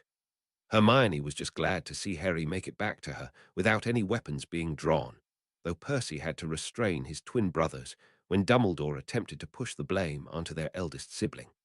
The name Dumbledore had taken a bashing amongst the Weasleys, and one glance around the hall was enough to see it was Harry's version of events that was being believed. Severus certainly believed Albus would attempt to blackmail Bill Weasley to basically become his spy. The potions master only wished that he had been in a strong enough position to deliver the same answer to Dumbledore all those years ago. He had studied the Centurion Crow edition of the Prophet from cover to cover. All he could think of, though, was that Lily would be so proud of her son. Looking at that army behind him kindled hope in Severus that this boy might actually be capable of finishing the Dark Lord. It was now clear to anyone paying attention that Dumbledore was also firmly in Crow's sights, and set to fall if the potion's master was any judge. Being the Slytherin that he was, he needed to do something so that Severus Snape wasn't dragged down with either of the two wizards who had dictated his life since he was a teenager. The more he thought of Harry as Lily's boy, the more Severus found himself appreciating just what this boy could do. He had no idea Harry was about to make his life even better. They had hardly left the great hall when the Weasley twins approached the group of friends. Harry, we would like to thank you for defending our brother in there. Harry held up his hands to stop them saying any more. Guys, not only do we all like your brother, he's a brilliant teacher. Working for Gringotts comes with some pretty tight restrictions, but we also look after and reward our employees. Now I have a question to ask you. Can you two be serious? Of course we can. What do you think we are? A couple of jokers. Something tells me I could regret this, but what class do you two have on a Friday morning? Divination, why? It suddenly hit George, and he was down on his knees pleading, his twin only seconds behind. Hermione had also sussed just what was going on and questioned Harry's choice. Are you sure about this, Harry? Of course I'm not, but I think I should give them a chance. Master Pitsley offered another couple of places. Who else could I choose? I couldn't pick a pair of Hufflepuffs or Slytherins without upsetting the rest. Same with Gryffindor, though I honestly don't think any of their first years are up to all the work involved. Sorry, Padma. Problem, Harry. Parvati would be the first to admit she doesn't enjoy studying. Harry once more turned his attention to the twins. Okay, guys, but you need to get McGonagall to agree to this, and Snape. Harry was suddenly up in the air and being twirled around as both twins had him in a hug Hermione would have been proud of. The whoops of joy soon drew an audience, and a fair bit of laughter. Both twins gently lowered Harry back to his feet before shaking his hand. We won't let you down, Harry. Most of our pranks are potions-based. We understand this is a life-changing opportunity for us. Reserve an extra 2 places at your study table, Neville. We're off to see McGonagall. As they skipped along the corridor, it was a worried Hermione who expressed a thought most of them shared. Oh dear, I wonder if Master Pitsley will know what hit him. Hermione, where do you think I learned to brew the potion I used on Snape? Master Pitsley knows more prank potions than anyone else in the country. They are just more subtle than donkey ears, and the like that the twins seem so fond of. With goblin humor, sitting at a formal dinner and having your victim loudly letting one rip is considered the height of hilarity. Okay, I need to write home and make sure we have a good selection of comedy tapes for Christmas. You need to learn a different definition of funny. Harry's eyes almost glowed at this. You mean there are more videotapes than the ones you already have? Thousands, Harry, with new ones released almost weekly. This had a wide smile on Harry's face and caused laughter amongst the friends. Ooh, Bill didn't find any laughter when he entered his sister's room. Instead, he found a young girl staring into a mirror with eyes red and swollen from crying. Mum said you've been upset, Ginny. Do you want to talk about it? As her brother's arm went around her, Ginny leaned into him as the tears once more began falling. You tried to warn me, didn't you? Ginny indicated the prophet pictures lying scattered on her bed. How can I compete with that? How can any girl compete? She's like a princess on his arm, and he's already madly in love with her. Bill hated to see his sister like this, but thought Ginny might finally be coming to her senses. He wanted to discover how she arrived at this conclusion, though. She reached over for a picture that was showing definite signs of wear. Ginny had obviously studied it quite a bit. Just watch and you'll see him glance at her, making sure she's okay. Her smile back practically has his eyes sparkling. You told me they were close friends, but you don't look at a friend like that. She's beautiful, so smart, and already speaks gobbledygook. Little Ginny Weasley never stood a chance. She cried some more before asking Bill a question. You didn't go to Hogwarts this weekend, wasn't Harry there? They stayed with Hermione's parents a few nights, but both stayed at Harry's too. She stayed at Gringotts. Is that even possible? Hermione is a friend to the Goblin Nation. That gives her all different kinds of privileges. Bill could feel Ginny's tears soaking into his shirt as his sister clung to him, realizing that her dreams would never be more than that. He held her close and let Ginny cry it out. It was a while before she actually spoke. Will you still introduce me to him? Are you sure that's something you want to do?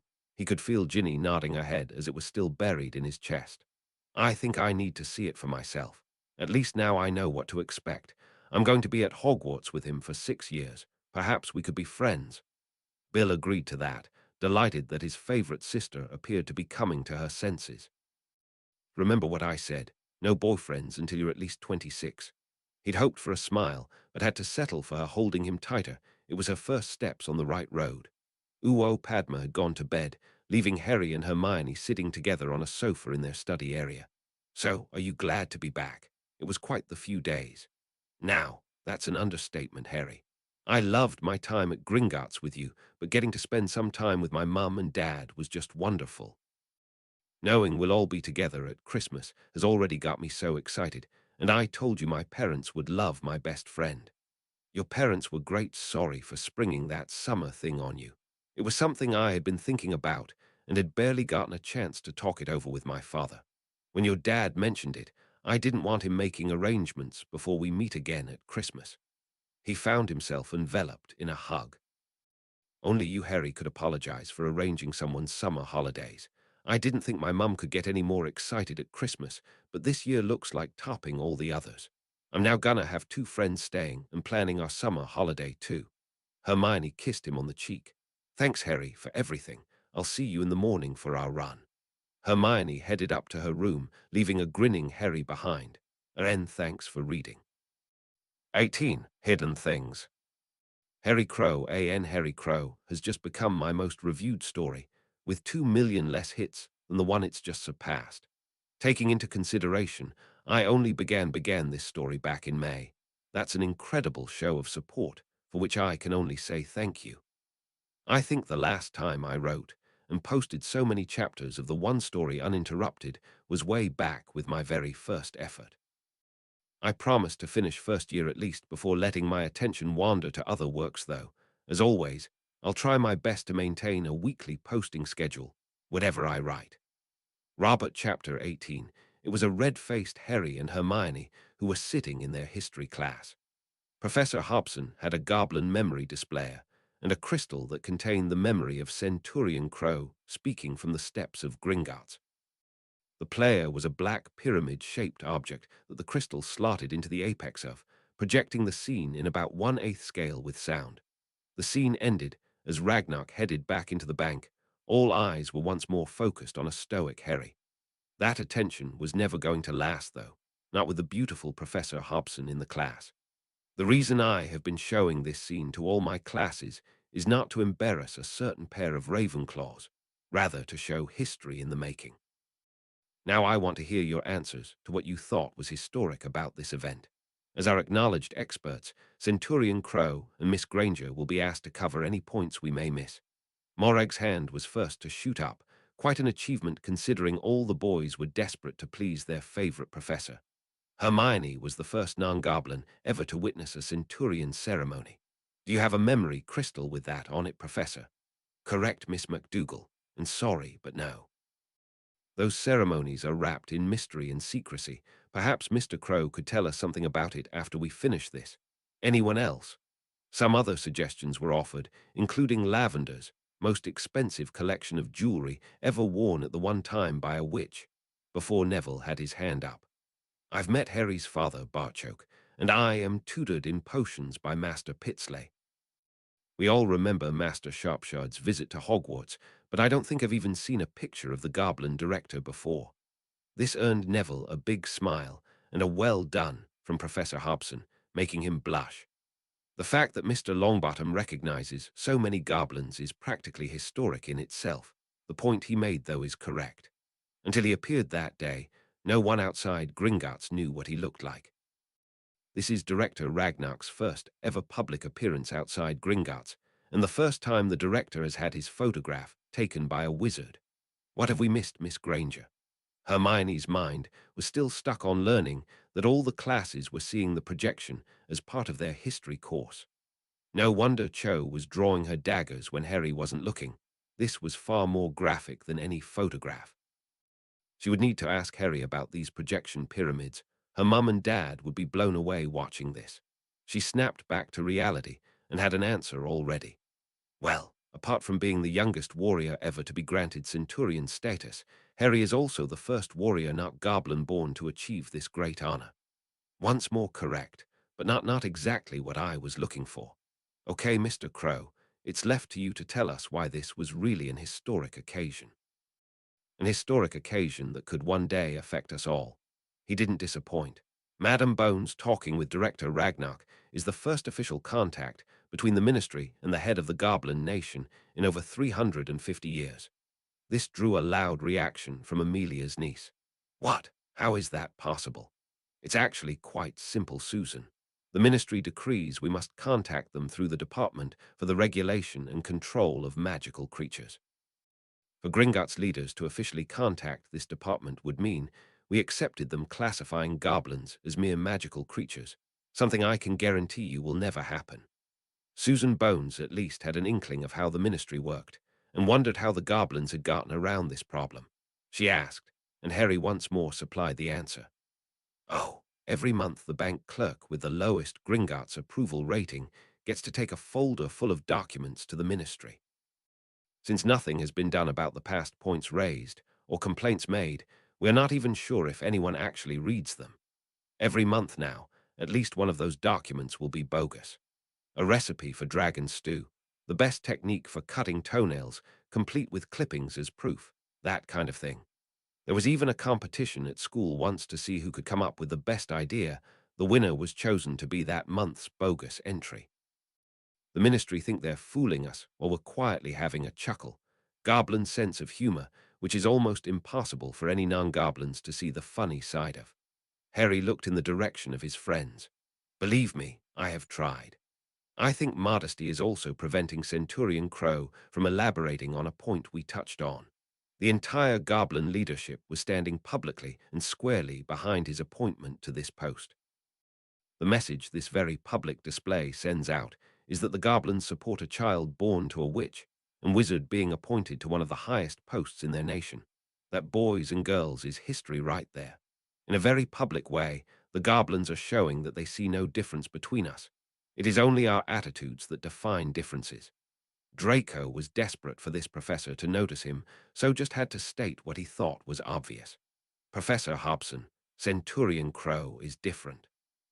He is clearly not a goblin. Okay, Mr. Malfoy, let me ask you this. I'll even open the question up to the entire class. Do you think the Goblin Nation would award a Dementor Centurion status? What about a dragon, griffin, acromantula? What's an acromantula, Professor? Imagine a tarantula the size of Hagrid, and you won't be far away from describing an acromantula. She was interrupted by Ron Weasley falling off his chair, giving Draco a chance to once more compete for her attention. The answer to all of those would have to be no.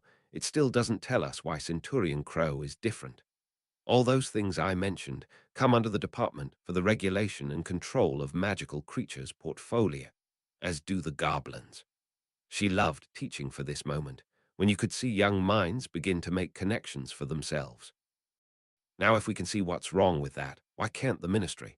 The answer is simple. They don't want to. The British Ministry of Magic is one of the few magical governments in the world where sentient magical beings are still treated like mere beasts. She let this sink into the young minds before continuing. My job here is not to cram a bunch of names and dates into your heads, more to get you realizing that history is all around us every day. A very wise muggle actually produced a quote that has kind of become my mantra. Those who cannot learn from history are doomed to repeat it. We are still going to focus on specific historical events, but dig deeper into each in an attempt to discover what was really going on. Only when you understand that can you hope to avoid making the same mistakes. The young Swedish professor could see that made sense to her students. She hoped the next bit did too. I think one of the main reasons the history syllabus at Hogwarts was allowed to deteriorate to the sorry state it was in is that the ruling governments of the day didn't want their actions studied too closely. Every history course I've ever seen includes some relatively modern events in it. The professor paused, wondering just how far she could take this with first years. She decided this was something they really needed to know. Over a decade ago, magical Britain reached a condition that was a mere step away from civil war. The general belief is that this was fought by purebloods wishing to take what they considered their rightful places and rule the country utter rubbish. The Death Eaters were a bunch of terrorists attempting to overthrow a country's legal government, with the rest of the magical world monitoring the situation closely in case they had to intervene. Don't get me wrong, the other governments weren't about to rush to Britain's aid, rather end the problem here before it could spread to their countries. The young professor was used to her classes hanging on her every word. She wondered, though, who would ask the first question about the next revelation. Propaganda played a large part in the Dark Lord's strategy. Personally, I think he copied a lot of the German ideas from the Second World War. Replace Aryan with the word pureblood, and most of the ideas are the same. Hermione's hand was up in a flash, getting a grin from her teacher. Professor, my friends are purebloods and a goblin. The point is, none of them know anything about Hitler or his plans for a master race. How could this Dark Lord know about it? 10 points to Ravenclaw for getting right to the heart of the matter, Miss Granger. The answer, though, is surprisingly simple. The Dark Lord is not a pureblood. This caused uproar in the class until the professor held her hand up for silence. When I tell you something, I don't want you to instantly believe me. I want you to do research and actually try to prove me wrong. What you need for that, though, are facts, not hearsay. She pointed her wand at the board, and the name Tom Marvolo Riddle wrote itself. The letters then shuffled to reveal, I am Lord Voldemort. The Dark Lord was nothing of the sort. Being clever with anagrams does not bestow a lordship on you. His mother was an unmarried, impoverished pureblood who died giving birth to her son, but his father was a muggle. Young Tom spent his pre-Hogwarts years in a muggle orphanage. Records of his muggle school attendance and even some report cards still exist. You can check the Hogwarts roll and see he was a Slytherin head boy too. Neville's jaw matched those of the majority of his classmates in that it was practically hitting the floor. That was before he turned and spotted Harry sitting there unconcerned. You knew. It's vital that you know your enemy, Neville. Professor Hobson had a lot more revelations for this class. Now, having established his true identity, it's important to discover the real aims Tom had. Quite simply, this self-styled lord wanted to rule the world and would go to any lengths to realize his ambition. Seeing where all the wealth and political power was held, he aligned himself with the purebloods. Not all bought into his claims, though, but Tom had an answer for that, too.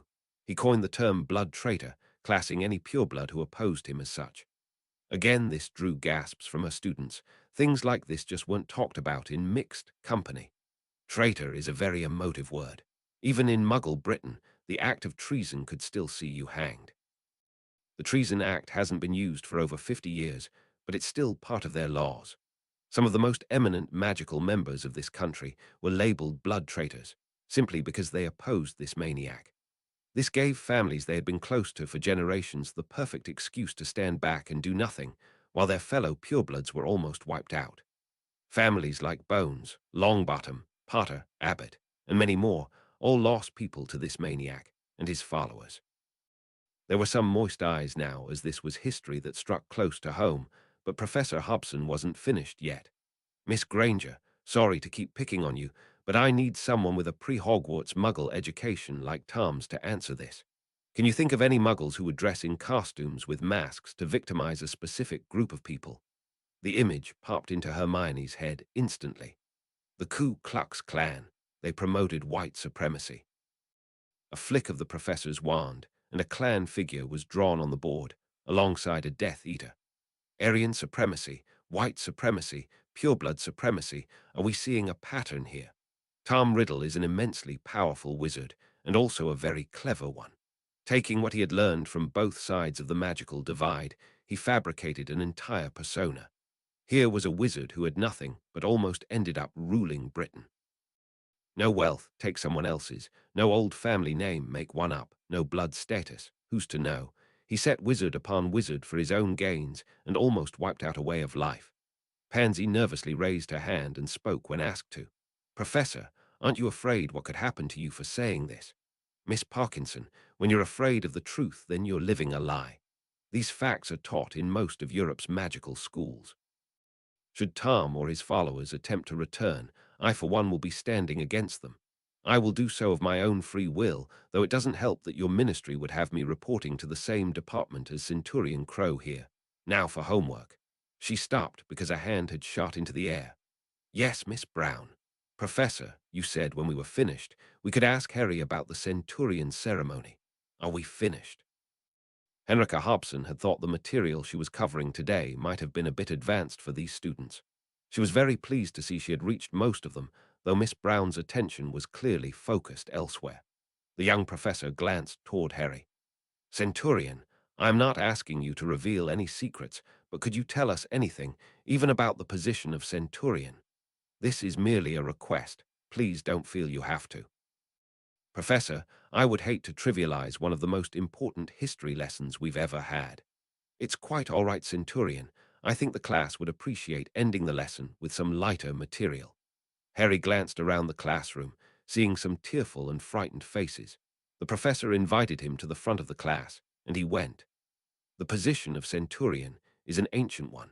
They existed long before the Roman armies used the term for a squad commander. It's not really a fair comparison, since I don't have a squad of warriors. Professor Flitwick mentioned Order of Merlin and Muggle knighthoods, neither of which is really close. The medieval knights of old are probably the nearest things I can think of to compare a centurion with. We live our lives by a strict code of honor, and our blades are always ready to defend the nation. Tracy wanted to confirm what she was hearing. Are we talking about knights of the Round Table here, Harry, King Arthur, that kind of knight? Well, Merlin was a friend of the Goblin Nation, as is Hermione, so I don't think that should be too surprising. This had his best friend blushing as all eyes were now on her. In magical Britain, any comparison to Merlin was a great honor. Lavender, though, had another question. Do you wear a suit of armor, too? I carry my armor with me at all times. Goblin armor is different from the suits you'll see dotted around the castle. Harry suddenly realized everyone would now want to see it. He shook his head before making his way back to his desk and kicking off his shoes. When the robe came off and landed on the desk, Professor Hobson interrupted. Centurion, just what are you doing? I assumed the class would want to see my armor. I like these shoes and this shirt. I destroyed a few before getting the hang of this. My practice tunic is dragon hide and can cope with the transfiguration. As he unbuttoned his shirt, the witches were now ogling Harry's exposed torso, but not for long. His armbands suddenly started to expand. A metallic lattice began to spread over Harry's body like a second skin. In a matter of seconds, golden chainmail armor covered every square inch of his body, with only his face still exposed. A Hogwarts uniform wasn't designed to let armor grow under it. Shirts tend to rip unless loosened, and shoes burst at the seams. Terry was looking at Harry in awe. Can you still fight in that? It looks dead heavy and cumbersome. He glanced toward Hermione. Should we give them a demonstration? I've never fought in a skirt before. You might have to one day. An enemy won't allow you time to change clothes. Henrika established control of the situation immediately, wanting to know exactly what was being proposed before it went any further. Just what are you suggesting, Centurion? Sorry, Professor. I should have asked your permission first. I'm teaching Hermione how to use a sword. I was suggesting a quick practice to show how my armor performs as I fight, with wooden practice swords, of course.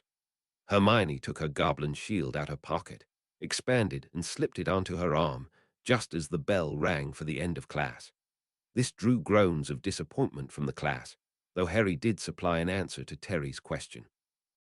The armor isn't really heavy, though it is taking a bit of getting used to. It feels a bit like moving in water at the moment.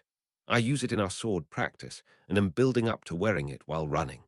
I hope to have it mastered by the Christmas holidays. Speaking of holidays, Centurion, I'm hearing you might have just changed my summer plans. Sorry, Professor, that was not my intention. I know you'll be busy at the start, but you would be more than welcome to join us near the end of it. Why, thank you, Centurion. That is a very generous offer I might just take you up on. I can just as easily write lying on a beach as stuck in an underground room. As Harry was putting on his robe, he once more received jealous stares, but this time from the boys. He could feel Hermione bristling with indignation on his arm as they left the class, though had no idea what he'd done to deserve it. Neville gave him his first clue. Are you really going to spend part of the summer holidays with Professor Hobson on a beach? Harry decided to go with his usual approach, the truth. As you've just seen, Professor Hobson is a brilliant teacher. To lure her to Hogwarts, my father had to offer something she couldn't get elsewhere. The professor will be spending her holidays with us in Gringotts. Hermione stopped walking at this, causing Harry to inquire what was wrong. Her reply of nothing clearly wasn't right. I thought you'd be pleased this is what you wanted. Harry, if this is more goblin humor, I'm not seeing the funny side here. I thought we agreed it had to be an outsider, someone who could highlight the differences. I also thought she did a brilliant job of that just now. Harry, you're not making any sense. My father got permission from the director to allow Professor Hobson to stay with us while she studies our culture before writing a book on goblins. It was only this unique opportunity that convinced her to leave her last school and come to Hogwarts. She will spend the next few summers at Gringotts. It was like watching a light switch on for Hermione as she realized just what was happening. A broad smile spread across her face as she once more started walking with Harry. Are we okay? Of course we are, Harry. I'm really sorry about that. I was just being silly, but we talked the problem out and got it sorted. I think it was watching the rest of the boys practically fall over themselves to please Professor Hobson, and then imagining her coming on holiday with us. I said I was being silly, didn't I? Here was the information Harry was missing, and he was soon smiling himself. Hermione Granger being silly, I don't believe it. It's Professor Hobson's Vila heritage that has all the boys tipping over themselves. It doesn't affect goblins. This raised a number of questions for Hermione, but she chose to leave them for later. The young witch felt she'd made enough of a fool of herself already today. The jealousy had engulfed her without warning or any real cause, on either Harry or the professor's part. She was getting used to other students hitting on Harry, but Hermione thought it may have been triggered by the fact she could never hope to compare with the stunningly beautiful professor. The very idea of being on a beach with the blonde witch sent shivers of dread through her young body. A smiling Harry on her arm was quickly banishing those thoughts away and showing them for what they were, pure silliness. They reached the great hall and had hardly sat down when they discovered just how quick the Hogwarts rumor mill actually operated. Roger appeared to have been delegated to ask the question that every male Ravenclaw suddenly wanted to know the answer to. Harry, did you really invite Professor Hobson on holiday with you? Again, Harry went with the truth. She's working on a project for my father over the holidays. Since we'll be on a beach, I didn't see anything wrong with inviting her along too. One of the sixth-year boys shouted down the table to Harry. Is your father looking for anyone else to help with the project? I'll work for free. This generated some laughter, though Roger summed it up perfectly. Merlin, Harry, if you thought you were popular before, this is going to eclipse everything. What's getting out of Snape's potions class compared to time on a beach with Hearty Hobson? There was no laughter this time, just a lot of wizards letting their imaginations run away with them, and a lot of witches scowling at them for doing so. That Harry sat unconcerned, chatting with Hermione and Padma over lunch, settled the last of his best friend's nerves, and left Hermione wanting to hug the life out of him. Ooh, there were no smiles in the private conversation Harry had later that night. Getting goblin suspicions confirmed by Hogwarts meant that there was now a fair bit of planning to be done. Ooh, the twins were rather upset when they discovered their eldest brother was in the castle but would miss their game against Slytherin. Sorry, guys, but I am working. If the game's still going when our lesson finishes, I'll certainly be there to cheer Gryffindor on. They both looked to Harry for help, only to be disappointed. Sorry too, guys. Training comes first. Your brother is a brilliant teacher, and we need all the defense training we can get. Bill led the four friends out the hall just as the Quidditch captains were calling on their teams to make their way down to the pitch. The door of the classroom had hardly closed when Harry turned to his three friends. I'm sorry for deceiving you like this, but there is no lesson today. There's a mission I must carry out inside Hogwarts, and with the entire school out at the Quidditch pitch, this is the perfect time. Hermione was on him in a flash. This obviously has to be secret, but please tell me it's not dangerous. Cursebreaker Weasley and I are going to look for something. The only danger we can see is the possibility there may be some magical traps around the object, something that he deals with on a daily basis. Oh, good. That means we can come and help. Bill started laughing. And that is why I don't gamble with goblins. Harry here wanted to bet me that would be your response, but I wasn't buying into that. While this was greeted with a smile from Hermione, Padma wanted to know exactly what they were signing up for, and just what they were looking for. The item is the diadem of Rowena Ravenclaw. This drew gasps from the two female claws. Padma found her voice first. I'll say this for you, Harry. You don't do things by half. Spotting Neville's confused appearance, Padma helped their Gryffindor friend out. It's a tiara, Neville, something like the one Hermione wore to the Centurion ceremony. Our Harry here is conveniently ignoring the fact that it's been lost for centuries, and believe me, people have been looking for it. The Centurion here expects to get his hands on it while a school Quidditch match is taking place. Rather ambitious, don't you think? This drew a smile from Harry. Not if you know what room it's in. Apparently, though the room is vast and full of junk, we can split into two teams of three, but only Cursebreaker Weasley is to go anywhere near the item. This again drew Hermione's attention. Why is it dangerous? It could be. The last person to handle it was Tom Marvolo Riddle. We're taking no chances, and it will be sent straight to Gringotts to ensure it's safe. Neville had a couple of questions of his own. Is the castle okay with you removing it? And how do you make 2 teams of 3 when there's only 5 of us? Hogwarts told me where it was Neville. Harry didn't need to answer the next part as Professor Hobson entered. Hermione couldn't stop running her free hand up and down her new robe. Harry had been so sure they would want to accompany him that not only did he invite Professor Hobson along, he had protective dueling robes made for the 3 of them. Like Harry's tunic, they were all made from dragon skin. Her other hand was of course on Harry's arm that they had stopped, and Harry was currently talking to a stone wall had Hermione slightly worried. She should have known better. Hogwarts, your champion needs access to the Room of Hidden Things. A large oak door appeared to melt out the stonework, and they entered a cavern full of everything. This was where Bill took charge. Padma, Neville, you're both with me. Everyone get your dragon skin gloves on, and be very careful. If you see a tiara, do not approach, and under no condition is anyone to touch it. Henrika, send up red sparks if any of your team spot it, and will come running. Let's do this search in an orderly fashion so that, should we run out of time today, the search can continue when the next Quidditch match is scheduled. Hermione's eyes were scanning the vast cavern, and not just for a tiara. There is hundreds of years' worth of stuff in here. Some of this could be valuable. Harry noticed her eyes were fixed on an old bookcase as she said this. Yes, and some of it could be dangerous. This is a mission, Hermione. You need to focus. She nodded in understanding as they began to search the part of the room assigned to their team. Professor Hobson playfully nudged her before asking in a conspiratorial whisper, "Is he always this intense?" "Oh no, Professor. This isn't Harry being intense. Wait until we meet a troll, then you'll see intense." Henrika was laughing at the young witch's comment. That was until she discovered Hermione wasn't joking. Perhaps she should have studied her job description more closely before accepting this post.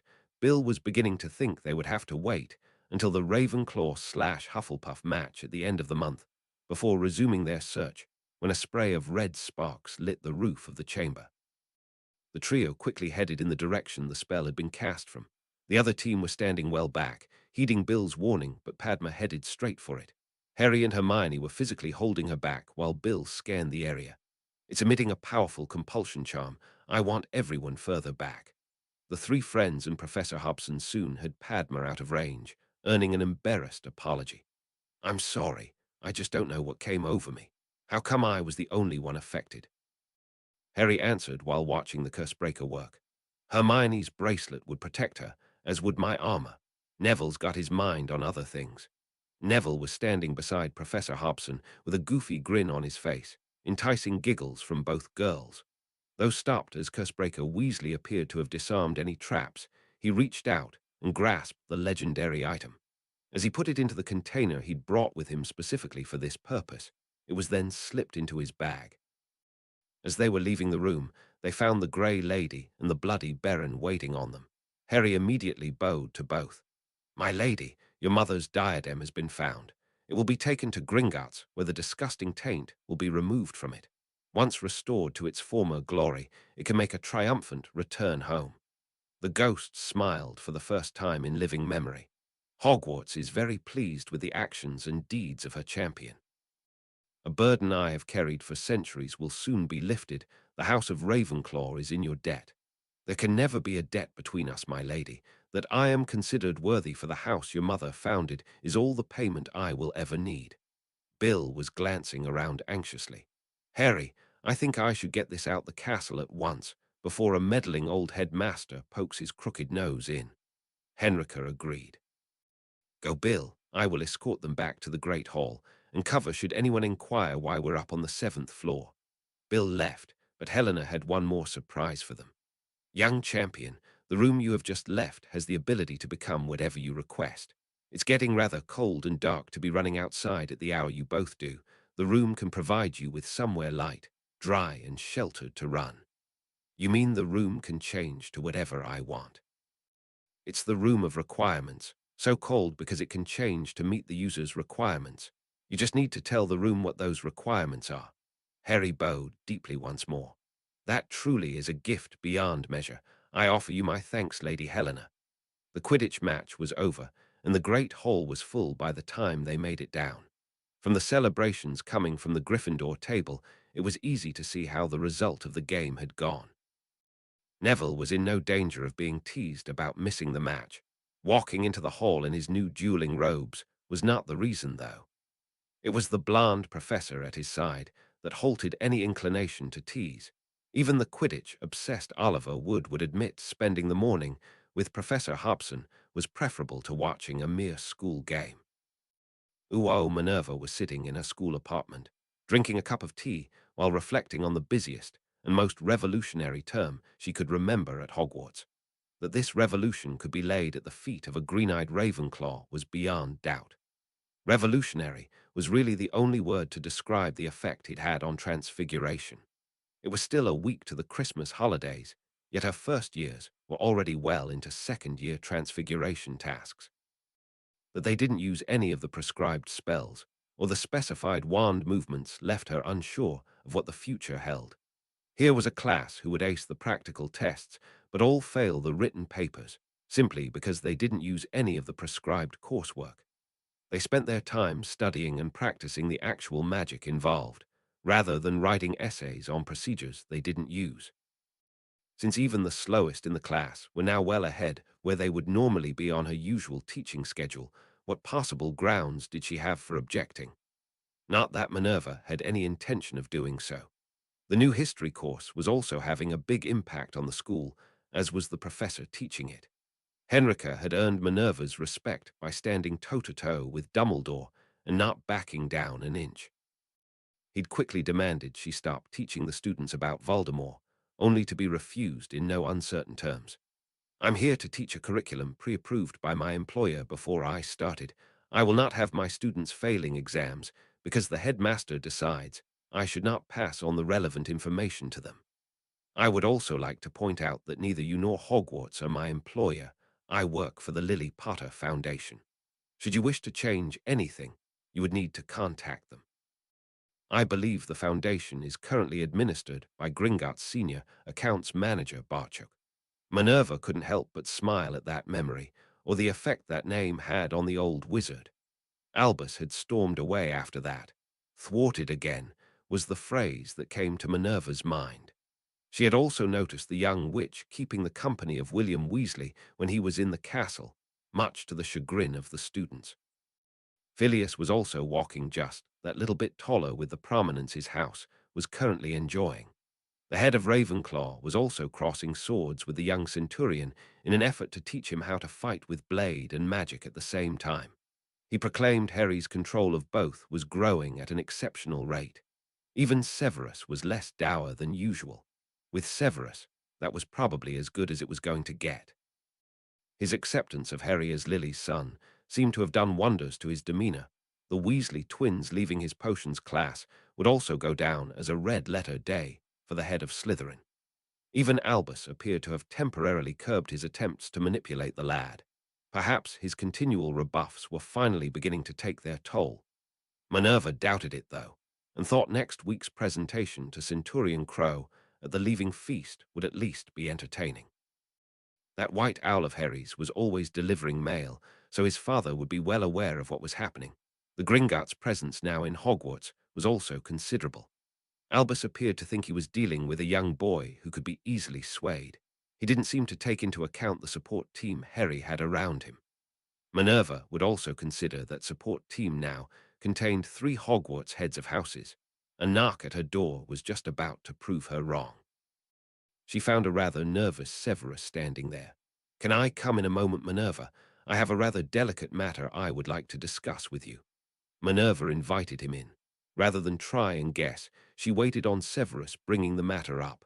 Just as well, they would have been Dumbledore's age, and she still wouldn't have guessed correctly. "I have something I would like you to pass on to Centurion Crow from me." Seeing that picture of him taking those flowers to his mother's grave, and then setting up a foundation in her name, set me thinking. As you know, Lily and I were as close as he and Miss Granger before I ruined it. What I do have a years of memories that I feel her son should have. I arranged a lot of photographs I had of Lily into a small album. I would really appreciate it if you could pass them on to her only child. Minerva had to sit down at that revelation. Of course, I will, Severus. That is very thoughtful of you. I perfectly understand why you wouldn't have any pictures of Harry's father. Would you mind terribly if I added some to your gift? Severus took a moment to think about Minerva's offer before nodding. As long as he didn't have to see them, that was something he could live with. He handed over the leather-bound album that had an embossed lily on the front before bidding Minerva a good evening. Rita Skeeter wasn't having a good evening. She wasn't having a good anything anymore. She had stood firm at her questioning by the DMLE, claiming a journalist had to protect their sources and methods. Her lawyer had charged a fortune to point out that Rita hadn't broken any laws, or at least they couldn't prove that she had. Those bastards at the Prophet had dropped her quicker than the presses could print extra copies, announcing that very fact to the world. With no one else now willing to employ her, Rita was sitting in the corner of the leaky cauldron, all alone, and nursing a drink at her own pity party. Her party was gate-crashed by a wizened old goblin with an exceedingly gruff voice. You can sit there for the rest of your life feeling sorry for yourself, or you can pick your skinny arse up and get back at the bastards who did this to you. Rita sharply snapped back at the old goblin. I don't recall asking for your opinion. A smile with many missing teeth now greeted Rita. I wasn't offering my opinion, I was offering you a job. This instantly focused her attention, as did the small sack of money Whitefang dropped onto the table. You possess an ability to obtain information no one else can get. The person I'm working for would like to see you use that ability on certain targets. He even has a project that involves writing. You interested? The money rapidly disappeared into Rita's robes, and she was soon following Whitefang out of the pub. Thanks for reading. 19. Goblin Ale. Harry Crow disclaimer. I don't own these characters, and my writing certainly couldn't be considered canon. If my efforts don't fit your idea of what a Harry Potter story should be, I can only offer my apologies and make a suggestion. Writing your own, really, is the only way to ensure the story progresses exactly the way you want it to. It also gives the rest of us something to read. Chapter 19. Harry entered the Great Hall for the leaving feast and walked right into a storm of protest. The reason for this storm wasn't hard to ascertain. Harry was in his dress tunic and carried his helmet under his arm. A blue cloak cape, trimmed in bronze, completed his ensemble. Hermione was of course on his free arm. The source of this tropical depression of protest wasn't too difficult to spot either. The robes the headmaster was wearing would probably be deemed as too outlandish by Elton John. Mr. Crow, that is not proper Hogwarts uniform. It's Centurion Crow, and this is proper attire for someone of my station to receive an award. To dress otherwise would be to demean both the award and the occasion. Dumbledore wasn't so easily swayed. He tried a different tactic. This award is being presented to you as a Hogwarts student. Surely school uniform would be more appropriate for this occasion. When I was offered this award, it was presented to me as being a school occasion. On arrival, though, I can't help but notice the Minister of Magic is here, along with the press. Your inclusion of these outsiders alters this event to a formal occasion, which requires formal dress. Your alternative is to ask the outsiders to leave, and then I would gladly change. You can't have it both ways, headmaster. Harry gave a rather wry smile at the dilemma he just dropped on Dumbledore. In anticipation of you changing the conditions of the award presentation, I dressed appropriately. Albus decided to put his foot down. After all, this boy was a mere student, and he was the headmaster. I'm sorry, but I must insist you go and change. We will hold the beginning of the feast until you return. From previous experience, he should have realized how well this tactic worked on Harry. Albus discovered his mistake pretty quickly. I am also sorry because, if my dress uniform is unacceptable, I will of course leave, though I won't be returning tonight. For a centurion to receive an award in the presence of a national leader and not be in the proper uniform could be construed as an insult. Therefore, it is with regret I must decline your award. The first flash of the photographer's camera captured forever Dumbledore's expression as he was once more publicly told, no, in his own school. He also had no idea things were about to become much worse as his planned positive publicity perished right in front of his twinkling eyes. Harry had plans for a ceremony of his own design. Hogwarts, your champion begs an audience. The four house ghosts made their way to the front of the hall as Harry donned his helmet. He then reached into his bag that Hermione was carrying. Master Flitwick, could I have a moment of your time, please? The diadem of Rowena Ravenclaw was sitting on a blue and bronze velvet cushion that Harry held in his outstretched arms. The tiara captured light from the hall and reflected it back in a kaleidoscope of colors as Rowena's fabled diadem majestically sparkled on its journey to the front of the now hushed hall. He knelt before the ghosts and offered the diadem up like a royal crown. What was lost has been found. What was tainted has been cleansed. Your champion returns this precious artifact to its rightful home. The great bell of Hogwarts rang out once more. This, though, was no dong of doom. Here was the sweet chimes of celebration that spread throughout the entire castle. The Grey Lady made no attempt to hide her delight. Hogwarts is jubilant at your achievements, young champion. As I, Professor Flitwick, can I ask you to accept my mother's diadem on behalf of her house? We will make arrangements for it to be publicly displayed, so everyone can have a chance to see it before it returns to its rightful place in Ravenclaw Tower. Albus stood there, still as any statue, as the press practically fell over themselves in their desire to ensure they missed no detail of this unbelievably historic event. That this story was not the one they originally thought they would be covering mattered not a jot to them. It was glaringly obvious, though, that this wasn't a view shared by the minister. Cornelius' complexion almost matched his famous bowler hat as he sat there experiencing the worst thing in the world for a politician being totally overlooked and ignored. What was really concerning Albus was the bold and reckless move of broadcasting this event to the country. He knew exactly what Harry meant by tainted. Here was the Horcrux that must have been hidden inside the castle, hidden right under his nose for all those years. He considered this a reckless move, very publicly providing the Dark Lord with proof at least one of his Horcruxes had been discovered and destroyed. That this had all happened in his school, again without his knowledge, worried Albus a lot more than the bad press they would get for Harry refusing his Hogwarts award. Dumbledore was actually hoping that, in the furore over the diadem's return, this little fact may be overlooked. Albus almost overlooked Harry's next move. Even as he watched it, though, the headmaster wasn't sure if he actually believed what he was seeing. Harry approached the staff table and bowed deeply. Potion Master Snape, it is our custom that a precious gift should be reciprocated in kind. I could never dream of matching the gift you gave me, and can only hope you'll consider this worthy. A slim but obviously ancient book passed between the two. The normally sneering persona of Severus Snape vanished like a wisp of smoke. This version wore a look of wondrous astonishment, currently matching the one displayed by Harry's still speechless head of house. Severus was also struggling for words. Where? How? This was thought lost forever. How in Merlin's name did you find a copy of this? A smiling Harry was reminding himself to thank Master Pitsley the next time they met. Like the diadem, sir, it's all a matter of knowing where to look. This had given Severus the time needed to regain his composure. He respectfully stood and performed the Centurion salute before replying. Centurion, to the both of us, the subject in question is precious and irreplaceable, but this is still a priceless gift. I thank you and think she would be very proud of the young man her son is becoming.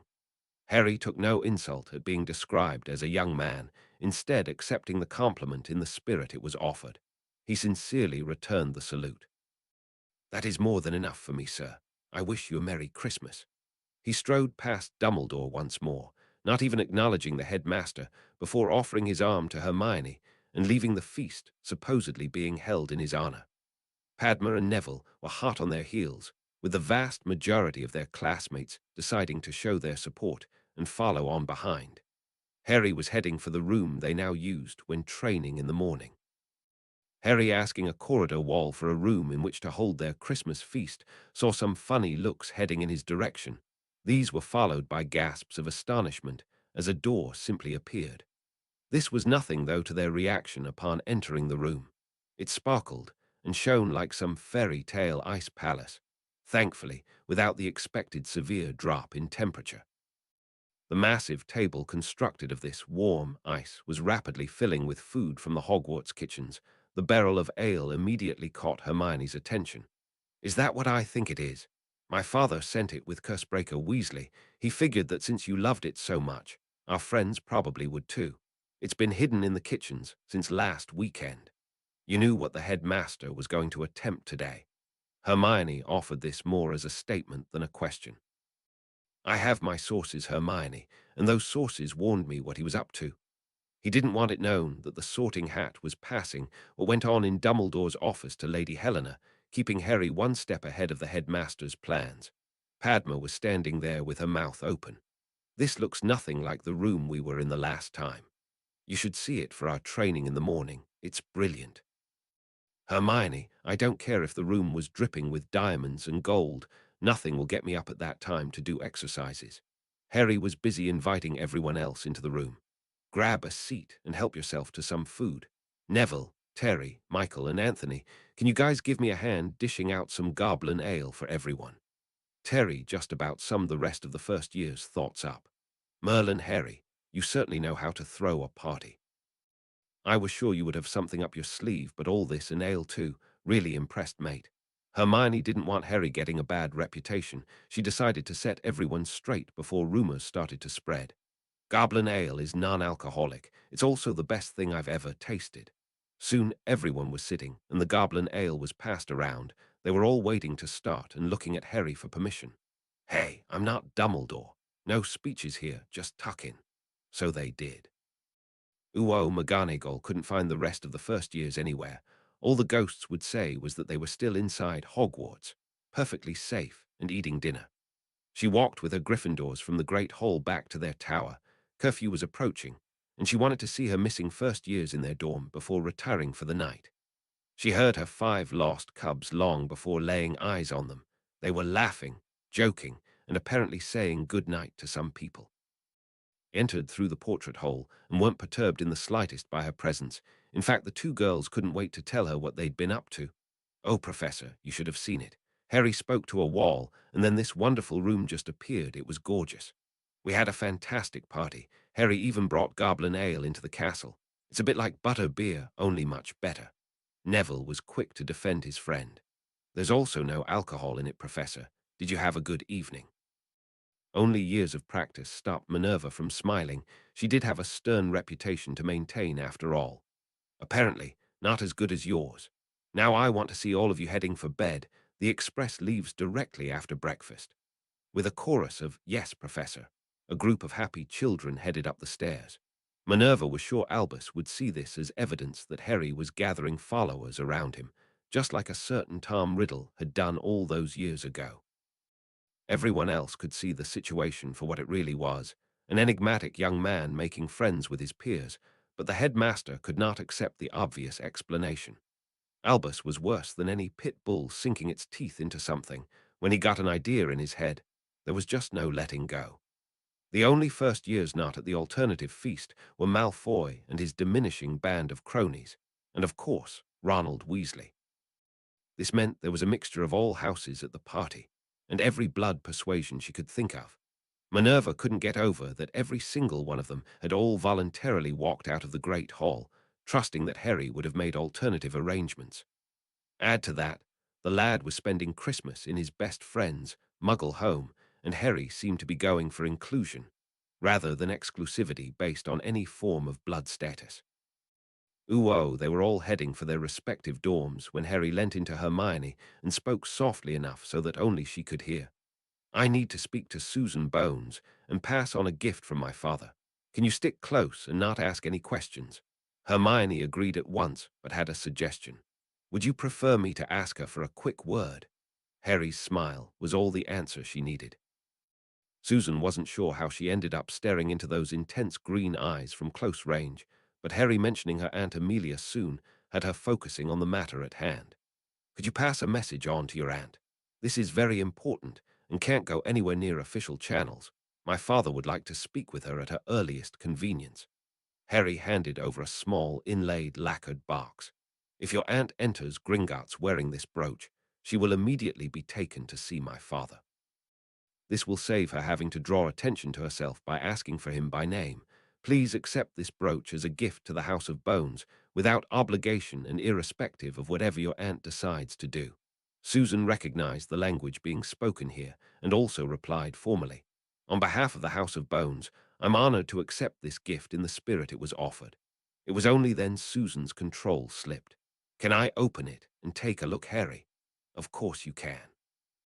Hermione thought that's how she must have appeared when she first opened the box containing her bracelet. Susan's eyes nearly popped out her head before she quickly shut the box again. Oh, Harry, it's simply beautiful. I'll speak with Aunt Amelia the instant I get her alone. I assume this is something to do with her being head of the Auras. I'm pretty sure that's the case. All I know is my father wants to urgently speak with her. When he uses words like urgent, it must be important. We better get a move on too, otherwise we'll be out after curfew. Thanks again, Susan. They were walking quickly to Ravenclaw Tower. Hermione thought it would be all right to ask a question now, since it was just the two of them. Do you really not know what's going on? No, which has me slightly worried. You must have noticed, letters from my father are not written in English. Even with that security, though, he wouldn't take the chance of writing it down. That brooch will tell Madam Bones this is serious. A gift like that to House Bones is not to be sniffed at. Her wearing it into Gringotts will alert every goblin Madam Bones is under our family's protection and see her service improve 100%. My father will probably fill us both in later. Ooh, the journey home on the express couldn't have been more different from the one that delivered them to Hogwarts. Gone were the two lonely children reaching out to one another. In their place sat a young witch and goblin who were sharing the compartment with their friends. This time, there was no searching up and down the train looking for the boy who lived. Everyone on the train knew who Harry Crow was, and Hermione Granger too. Now, when someone popped their head into the compartment, it was to wish them a good holiday and Merry Christmas. When it was once more just the four of them, Harry broached a subject he'd been struggling with. Padma, I know that, like me. You don't celebrate Christmas. I wanted to experience the full thing, though, so I asked Cursebreaker Weasley to explain it to me. I loved the idea of getting small gifts for your friends. This met a wave of protests that Harry only stopped by holding his hands up for silence. Hey, this matched the only written reference we could find to these customs. We could understand the gold bit. It was the frankincense and myrrh that had us really confused. Harry was once more interrupted, but this time by Hermione almost choking with laughter. Every time she looked at Harry it would start again. Only him offering his handkerchief allowed the witch to get control. Thinking she must look a sight was enough to do it. Anyway, before being so rudely interrupted. Hermione showed her maturity by sticking her tongue out at him. I was about to ask for your help with a problem. It wasn't the gifts as such that caused the problem, rather who to get them for. You three were of course top of my list, then I hit problems. I got our Ravenclaw year mates sweets, but it was poverty that gave me the biggest headache. He now had two young witches staring intently at him, which left Harry wondering if he'd gotten it wrong again. She's not just Padma's sister, but her twin. I feel quite bad that we seem to have monopolized all Padma's time, and now she's spending the holiday with us too. I've gotten Parvati a gift, yet I'm trying to avoid there being any misunderstandings why I did it. I'm still not 100% sure what I got wrong that morning after the troll, but Parvati's tears were real enough. I need help in avoiding a problem like that again. Padma glanced toward Hermione, and her smile gave the unnecessary permission. She leaned over, hugging, and then kissing Harry on the cheek. Harry, that is so thoughtful, thank you. If you want, I could give it to her and avoid any problems. It was a relieved Harry who reached into his bag and handed a wrapped present to Padma. She left to find her twin sister. Harry pulled another package out his bag and handed it to Neville. We won't see you until after Christmas, so I think it's best to give you this now. Neville opened the package to find a small goblin-made sheath knife. It had an ivory handle and a 3-inch razor-sharp blade, all enclosed in a reddish dragon hide sheath. It can be used to take plant cuttings or preparing potions ingredients. It's brilliant, Harry. Thanks a lot. Hermione was smiling and shaking her head at the same time. Harry, you continually surprise me. He smiled back at her. That's a good thing, right? Ginny was waiting with Bill on the platform, her new dress not quite long enough to hide the fact her knees were shaking with nerves. As the bright red engine pulled the carriages into the station, it took almost the same amount of Herculean effort for Ginny to remain standing by her brother's side. The desire to hide behind Bill was practically overwhelming the young witch. The students soon began pouring out from the carriages, as hundreds of witches and wizards in high spirits erupted onto the platform. Ginny was focusing all her attention on spotting one particular student. Being the youngest of 7 children meant Ginny already had a well-honed ability for watching everything that was going on around her. Being the smallest and female saw her continually ignored and overlooked, thus providing even more opportunities for her to develop this skill. Living in the same house as Fred and George, this could also be considered a necessary survival technique. She soon spotted the smartly dressed boy with long black hair, the witch on his arm helping Ginny confirm his identity. She also noticed the Indian witch and another wizard who were remaining close. A stunningly beautiful Chinese witch practically ambushed the group as she attempted to claim Harry's attention. Even from this distance, Ginny could see her ploy was doomed to failure. Harry's body language had instantly shifted from relaxed to stiff formality, and both witches in his company clearly resented this intrusion.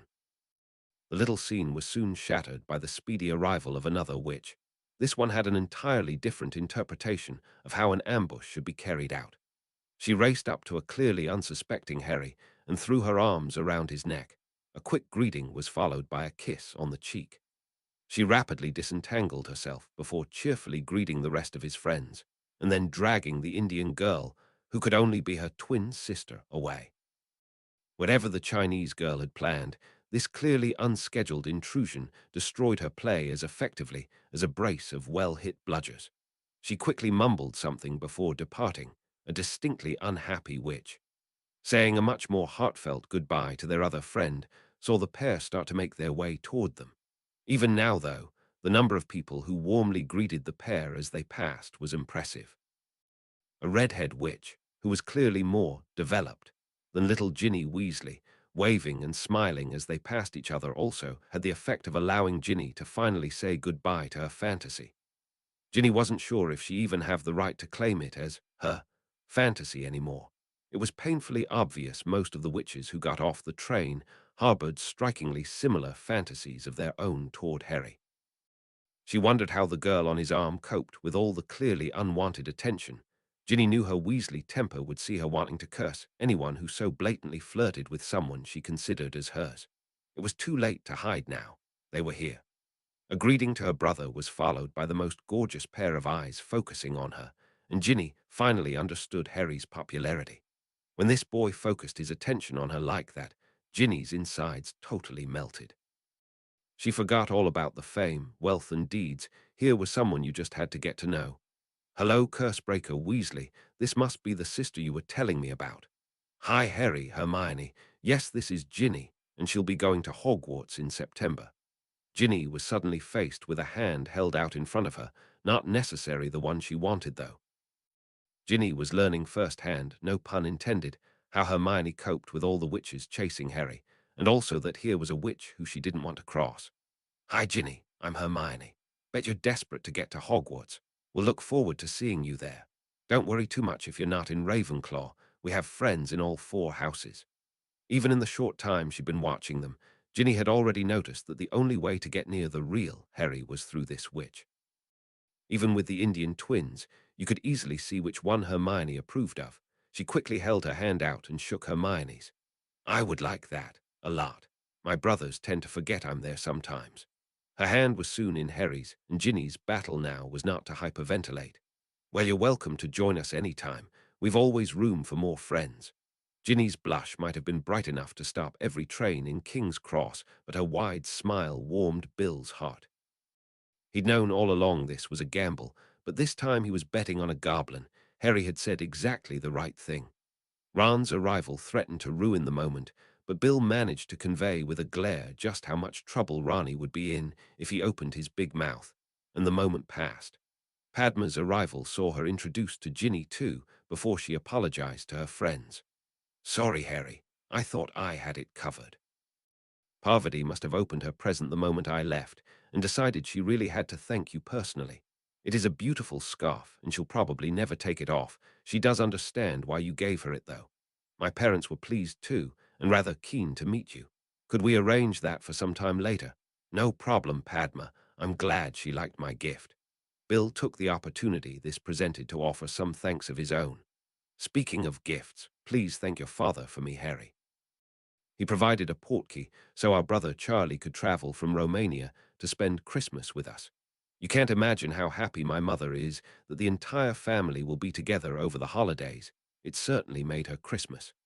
The arrival of the twins instantly introduced some of the chaos they were rapidly gaining a reputation for. This time, though, all present thought the chaos was unintentional. Hey, everyone. Hi, little snitch. What brings you here? That dress tells me you're not here to greet your handsome twin brothers.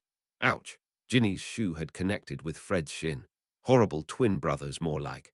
Hermione's laughter stopped the assault, becoming more serious. Oh, Ginny, you're going to fit right in. We'll look forward to seeing you at Hogwarts. Let's go, guys. Mum and Dad will be waiting, and the car's probably on the meter. As the trio was leaving, the Weasleys all heard Padma address Harry. Please tell me you had no idea what that last bit meant either. His shake of the head surprisingly appeared to reassure the young witch. A pair of eyes with a lot more experienced at observing people than Ginny's had also carefully watched events on the platform unfold, but with far more sinister motives and intentions. Lucius was looking for potential victims to pass the diary on to, and had quickly discovered he was spoilt for choice. His plan called for the chosen victim to be one of two things, either a person close to the boy or someone holding a grudge. He preferred the first option, imagining Crow's distress as someone close to him became enveloped in darkness, but wasn't prepared to cross anything out at the moment. The Chinese girl fawning over the boy and being spurned put her on the list of possibles, as did the youngest Weasley practically passing out when meeting the boy. Lucius well remembered her brother threatening to blow his head off, and her father was also near the top of his shit list. The young Bones bitch was also clearly on friendly terms, and simultaneously getting back at her aunt would be a really sweet revenge. That particular choice of victim would certainly have to be classed as a high-risk strategy, though, one that could easily come back to bite him on the arse. Amelia Bones was no fool, something that would have to be considered before making his final decision. His three closest friends would clearly be Lucius' best bet, though each came with their own particular problems. The mudblood would surely cause Crow the most distress, but Lucius was loath to admit he wouldn't have a clue how to even find her, never mind slip the diary into her possession. She wasn't being discarded just yet, but that particular outcome would require a great deal more luck rather than his careful planning. Longbottom would practically fit into the same category.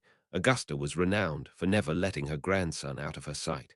The Indian witch was one he would need to garner more information on, and his source just walked up to him. Come, Draco, time to go home. The young Indian witch in question was currently congratulating her friend on how she'd handled the Weasley situation. Now that it was just them, Hermione was free to rant. It's bad enough having older witches hanging over Harry. Now I'm going to have to put up with younger ones making doe eyes at him too. It could be worse, Hermione. At least it's only witches hanging over me. Harry's face, as he made that remark, had both his friends laughing. It was a happy trio who made their way through the portal to what was another world for two of them. Bill wanted to know how his sister was feeling. I'm fine, Bill, though no thanks to these jokers. I can't wait to get my wand, and then a few people are going to see some payback. This started Bill laughing, or rather the fear in his twin brother's eyes did. I know some good curses, Ginny, and promise to teach you before you head to Hogwarts. At least it seems as if you've made some friends before you get there. Ginny's blush was back in full force. I thought he looked good in that picture on the front page of today's Prophet. He's far more handsome in real life. Oh, I think I'm going to be sick. Bill was in like a shot. He'd worked too hard to get Ginny to this stage, to let anyone's jealousy ruin it now. That's probably because you've been eating like a pig again, Ronnie. Harry's on the front page of the Prophet for returning a priceless Founder's artifact to Hogwarts, and you're still on probation for another 6 months. If your sister wants to make friends with them, that is her business. Any Weasley who has a problem with that will have to take it up with me. I'm going to be keeping a close eye on her at Hogwarts. Fred was trying to atone for his earlier screw-up with his sister. Hey, Harry's a friend of ours. Why would we have a problem with that? Yeah, we heard he held a great party last night for all the first years, except Ron here. Why would we have any problems with the boy who got us out of Snape's class? Sorry about earlier, Ginny. Her smile let them know they were off the hook. When Percy had finally said goodbye to his girlfriend, the Weasleys portkeyed to the burrow. Padma was lying in bed trying to get her head around the things she'd seen, things the Grangers took for granted. Harry had never tasted Indian food, so they all decided that's what they would have tonight. Out came a menu and choices were made. It was the next bit that blew her mind. Simply by picking up something called a telephone, their order was soon delivered to the house. Here were dishes her mother would work all day to prepare, sealed in containers and delivered right to your table. As if that wasn't enough of a jolt, discovering that the same service was available for most of the world's cuisines by simply punching different numbers into the telephone almost put her into shock. A light knock at the door saw Hermione enter. "Everything okay, Padma?" Hermione was sitting on the bed beside her before Padma had sorted out her reply. "I'm beginning to appreciate just how big a shock it must have been for you, and even Harry, entering the magical world. Thank goodness staying in Crawley comes without the drama that you two provide in Hogwarts. I think we could all do with a break from that. Your mum and dad are great too. Harry fairly gets on well with them." Her friend's slight blush was still there, even behind the wide smile.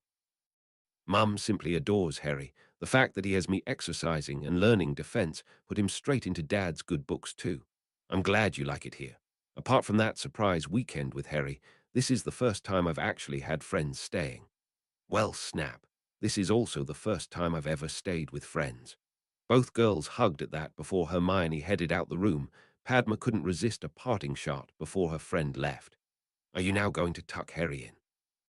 Hermione, though, was getting used to her friend's teasing and decided to tease right back at her. "I don't think that's a good idea. Last time I did that, we ended up spending the night together. Good night, Padma." She went to bed with a satisfied grin on her face. Hermione, though Padma's look of utter shock was worth the grilling that would surely follow tomorrow. Padma was desperate to ask Hermione for details, but the girl was long gone before she got her brain back in gear. Apart from experiencing a whole new world, she was finding her friend was this whole different girl away from Hogwarts. Padma wanted this holiday to be an experience, and so far she was anything but disappointed. Amelia Bones was also having a new experience. Walking into Gringotts wearing her new brooch saw her approached at once and led straight to Harry's father's office. No queuing, no surly teller, just courteously accompanied where she needed to go. After the introductions, Barchoke immediately got down to business. "Let me start by apologizing for involving our children in this. Unfortunately, I didn't really have any other options. Circumstances have provided me with proof of major corruption at the very highest levels of the Ministry of Magic. I really had nowhere else to turn." Amelia was instantly on guard, wondering just what game was being played here. "Can I see this proof and ask how you came to have it?" "We were carrying out an investigation about an entirely different matter, and this just fell into our laps." Barchoke had removed a folder from his desk and now slid it across to a wary head of the DMLE. She cautiously opened the folder and felt as if she had been physically struck by the photographs displayed there. Barty Crouch was sitting having dinner with his son, a son who supposedly died over a decade ago.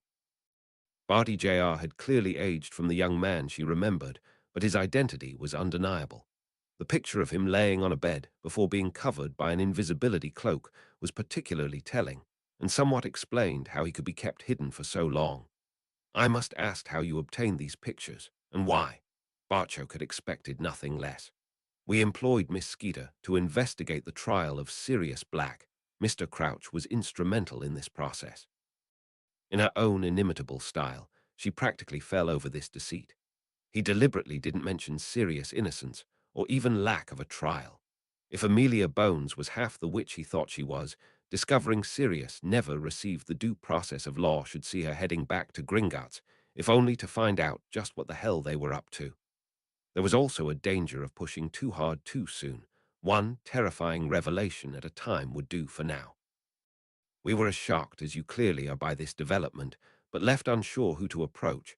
Whether Mr. Crouch was working alone in getting his son out of Azkaban was our main concern.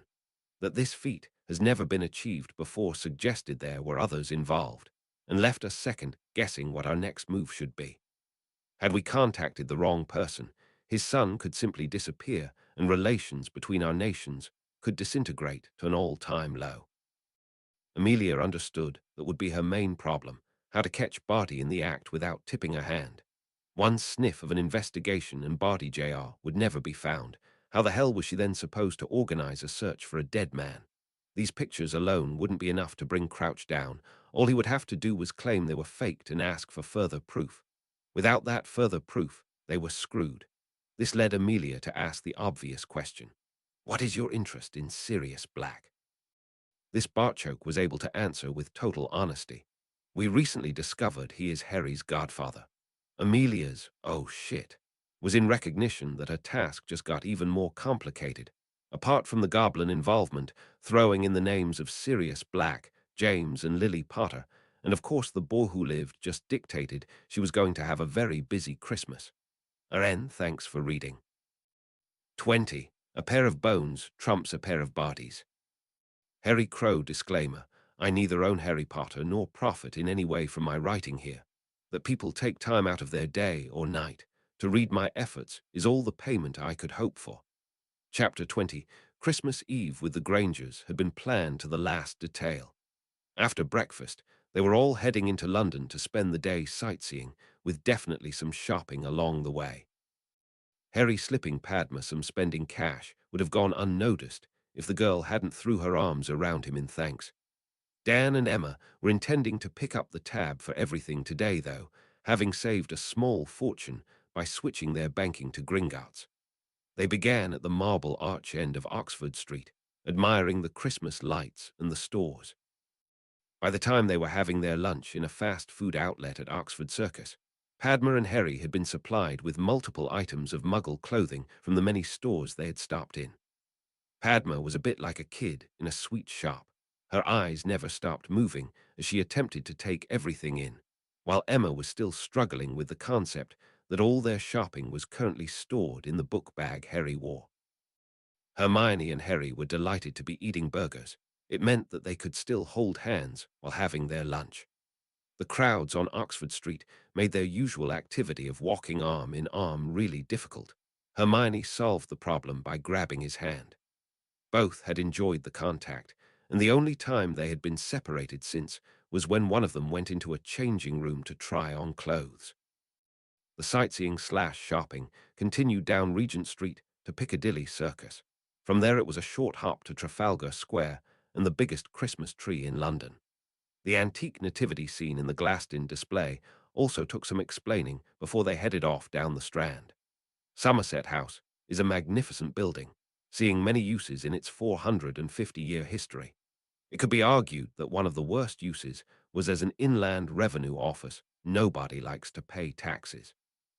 There could be no argument, though, that the group were seeing it at one of its best today. An ice rink filed the lower courtyard, with sparkling lights, hanging decorations, and a beautiful Christmas tree, all adding to the strikingly festive sight. There were small decorated huts selling wares, and a large cafe spread along one entire side of the rink. It was to here Dan and Emma gravitated, while Hermione dragged her two now reluctant friends toward the skate-hire kiosk. Both parents sipped their hot chocolate while watching the trio take to the ice. Hermione had skated since she was about 7, so had no trouble on the slippery surface. Harry's grace and athleticism seemed to help, as he soon mastered the basics of staying upright.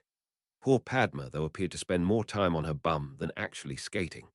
Now that Harry was mobile, he and Hermione each took one of Padma's arms, and the trio was soon making their wobbly way around the rink. The three friends who later ran up to Dan and Emma all wore that look only achievable by kids having fun in the cold red cheeks, sparkling eyes, and wide smiles. After more hot chocolate all round, they then made their way over to Covent Garden, where Dan had already reservations booked at a lovely Italian restaurant. It was a happy and certainly full bunch who caught the train back to Crawley. It was on the train home Hermione asked a question that had just occurred to her. Mum, Dad, are we going to church tonight? Emma and Dan had talked this over, and decided to give it a miss. No, honey, with Harry and Padma not celebrating Christmas, we were. Dan never got to say any more as Harry interrupted. Excuse me, Dan, please don't change your normal celebrations because of us. We would both be delighted to come along, that's if we're allowed. Hermione squeezed his hand, since it was still held in hers. Everyone's allowed in church, Harry. We usually go to the midnight service on Christmas Eve. Do you really want to come? It was actually Padma who answered. I certainly want to go. I hope to experience as much of this way of life as possible.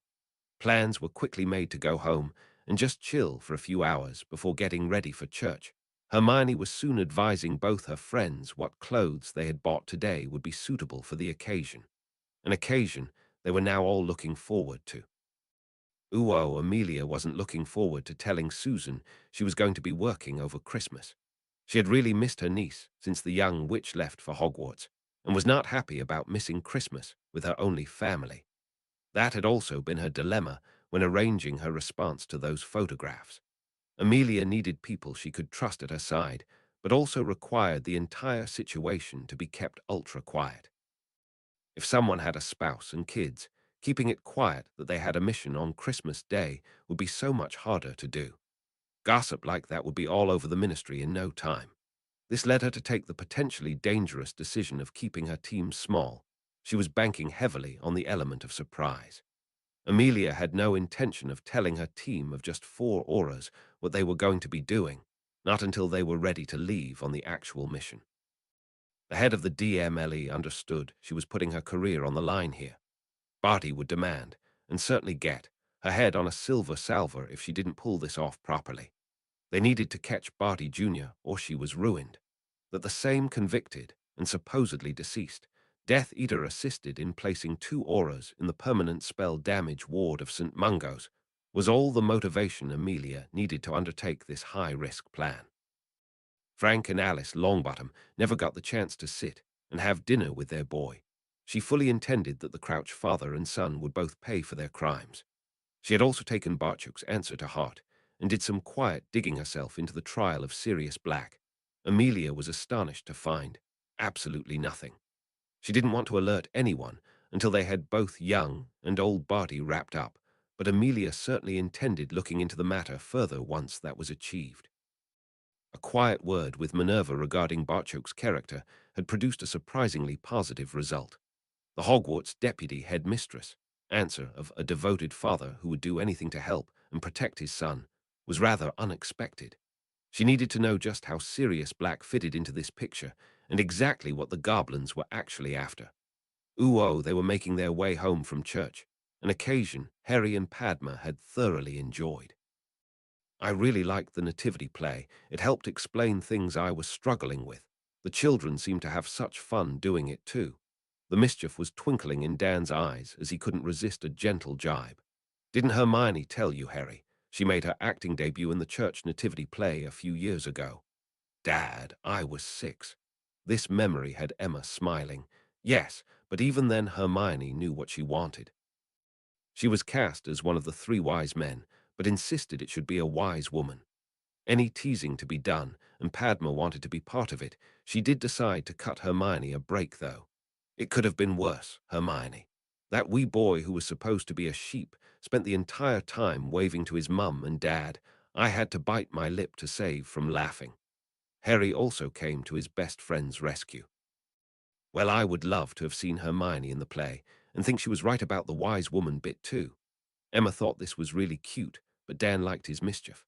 Oh, don't worry, Harry. We have plenty of pictures of Hermione in the play, along with hundreds of others you should see. Dad was soon followed by the sound of laughter.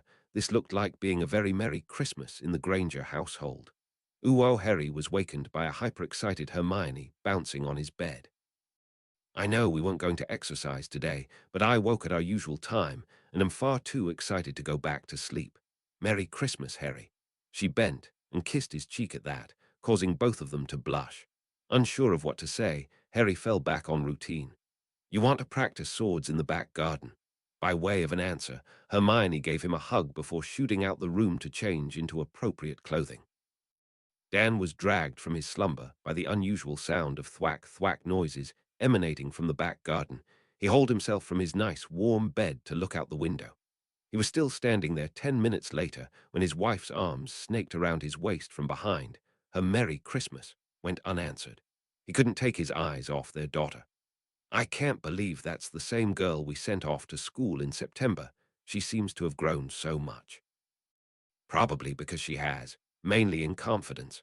I think she's going to grow into an outstanding young woman with friends who will be there for her throughout the journey. They watched fascinated as the pair swapped between defense and offense, probing for weaknesses in their opponents. Hermione had always been a willing pupil at anything she put her mind to. Watching the concentration on her face as she parried and shielded Harry's attacks was something to behold.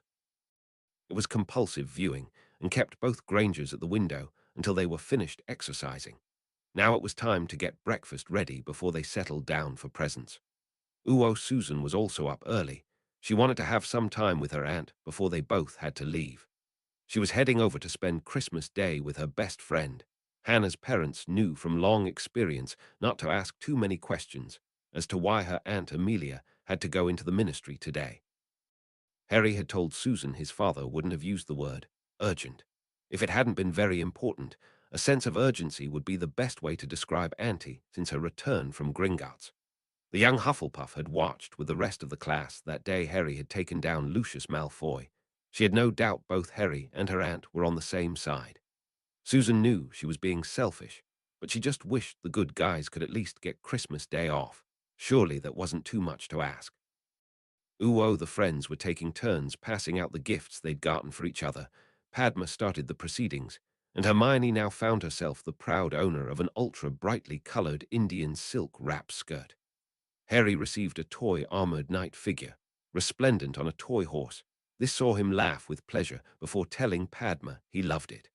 Hermione was incredibly nervous over her gift to Harry.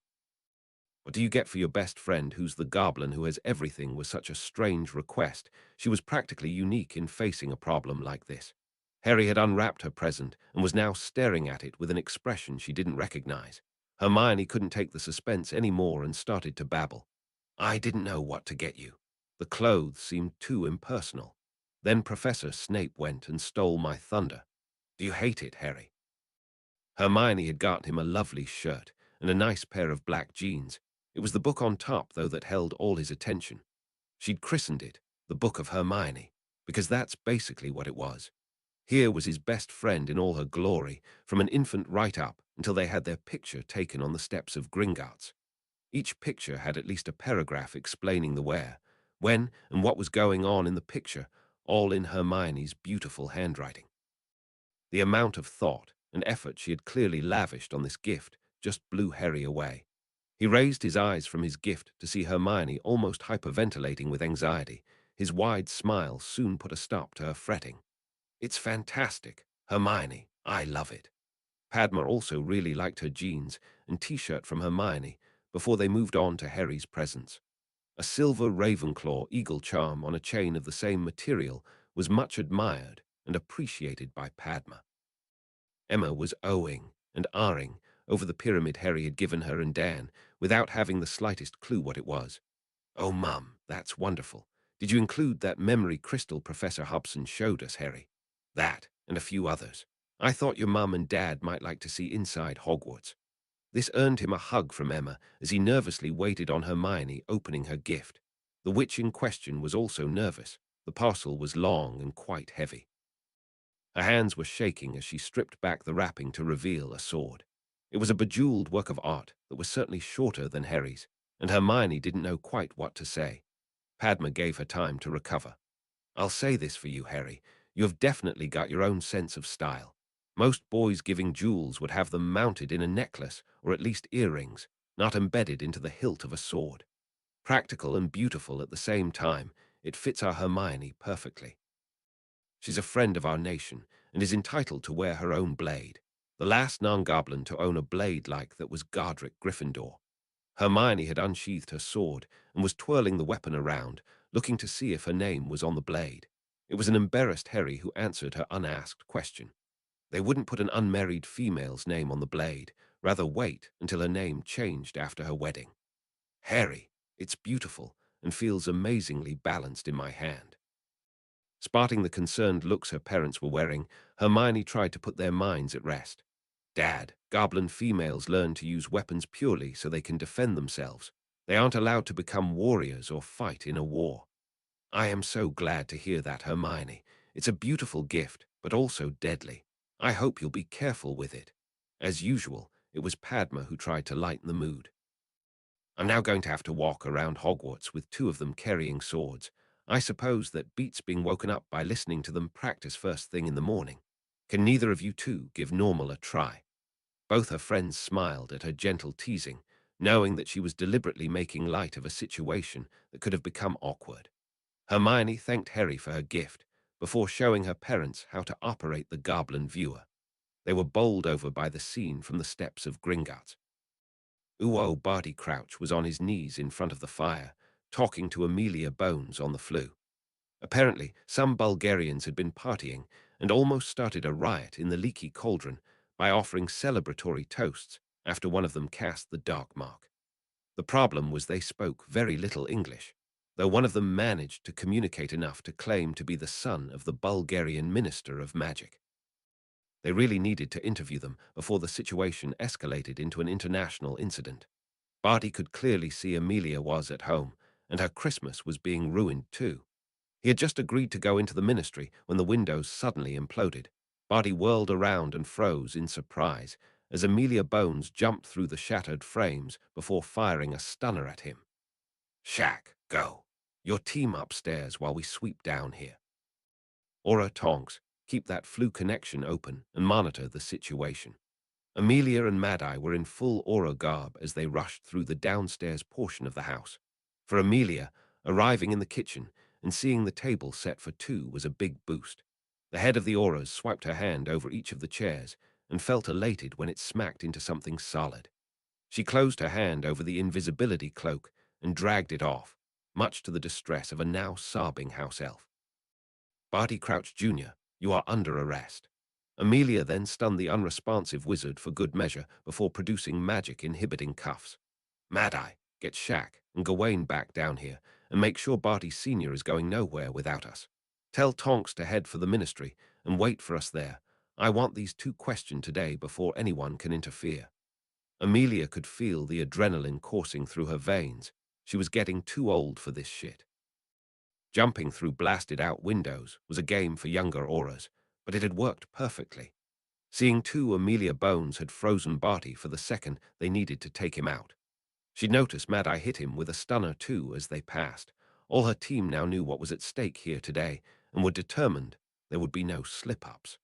Phase 1 had been a resounding success. Now all they needed to do was discover just how far the corruption had spread in the ministry. They weren't out of the woods yet. They could all still find themselves without jobs before the new year if enough of the wrong people were implicated in this. Dan and Emma were sitting enthralled as they watched the kids' potions class. Both had done their fair share of chemistry labs as they went through university, but this was something else. Yes, they were using cauldrons, but the precision needed for the ingredient preparation and brewing was a million miles away from making a pot of soup. Here was a branch of magic they could understand, sort of. They were interrupted by a couple of Gringotts owls delivering a rather large book that contained details of the Potter properties. This had Hermione really excited.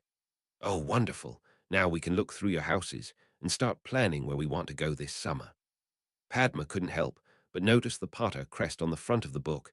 She was also a pureblood, and the hat didn't sort her into Ravenclaw for nothing. Harry, how can you access these? Don't you need to be head of your family first? The hush that descended with that question worried Padma. Guys, I can keep my mouth shut. This is obviously something you don't want made public. Padma, we trust you, but this just brought up something I hadn't thought of. How to invite you and Neville on holiday with us without alerting the world that I've taken on my head of house. Does this mean you've made your choice, Harry? No, Padma, it just means that I'm the only one who can make that choice. My father didn't want anyone attempting to gain control of me, with the Potter family ring on my finger that can't happen now. I won't say a word, Harry. This drew a smile. I know, Padma. I have no worries about that. Now that you do know, can I have a word with you in private? Emma watched as Harry led Padma out into the back garden. Here was her first chance since this morning to talk to her daughter alone. You okay, love? To say the least, a rather unusual present Harry got you. Her daughter smiled back at her. Not for a goblin, Mum. I know it's easy to forget, but that's who Harry is. His most prized possession is his knife. It never leaves him. Its sheath is charmed to be invisible, so you can't see it even when he has his sleeveless tunic on. She glanced over to where Moonlight was lying on his back, amusing himself by swiping at one of the lower baubles on the Christmas tree. He got my birthday absolutely perfect, and my sword is practically a work of art. Would you like to bet it's worth a small fortune too? Both had stopped as Dan now joined them in staring out the window. Whatever Harry had said to Padma, she was clearly upset. Harry opening his arms, and the now sobbing witch throwing herself into them was puzzling too. It finally hit Hermione just what was happening here. Damn, damn, damn. Hermione, care to enlighten your poor, ignorant parents just what the hell is going on out there? I'm only guessing, Dad, but Harry told Padma he was head of House Potter, then asked for a quiet word.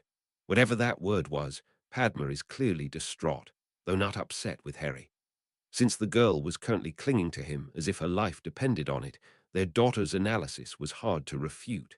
It still didn't tell them anything, though. Please tell us something we don't know, Hermione. I'm only guessing, Mum, but I think Harry's just told Padma he's turning down the marriage contract her father offered. What? They're both only 11. I know, Mum. Pureblood customs means Harry has to deal with the situation as soon as possible, once Padma knew he was head of House Potter. She obviously didn't know her father had offered a hand in marriage. That's barbaric. It's different from what we believe, Dad, but it's their custom. Don't some Muggle cultures still have arranged marriages today? We come across differences like this all the time between us. Using words like barbaric doesn't help us understand our friend's point of view. I certainly don't want you arranging a husband for me. It doesn't mean I'm going to lose my friends because their parents might do that for them. Hermione felt her mother's arms wrap around her. When did you get so wise? When I was 6 and had to wear that stupid costume. All three smiled at that and watched the young man comfort his friend in their garden. When he finally led Padma back into the house, she flew right into Hermione's arms, and the two girls held each other tightly. I didn't know, Hermione. I swear I didn't know. It's okay, Padma. It was easy to see you didn't. Hermione could feel the tension leave her friend at that. Harry was brilliant with me, Hermione. That could have been really terrible, but he made everything okay. He really is something. Hold on to him.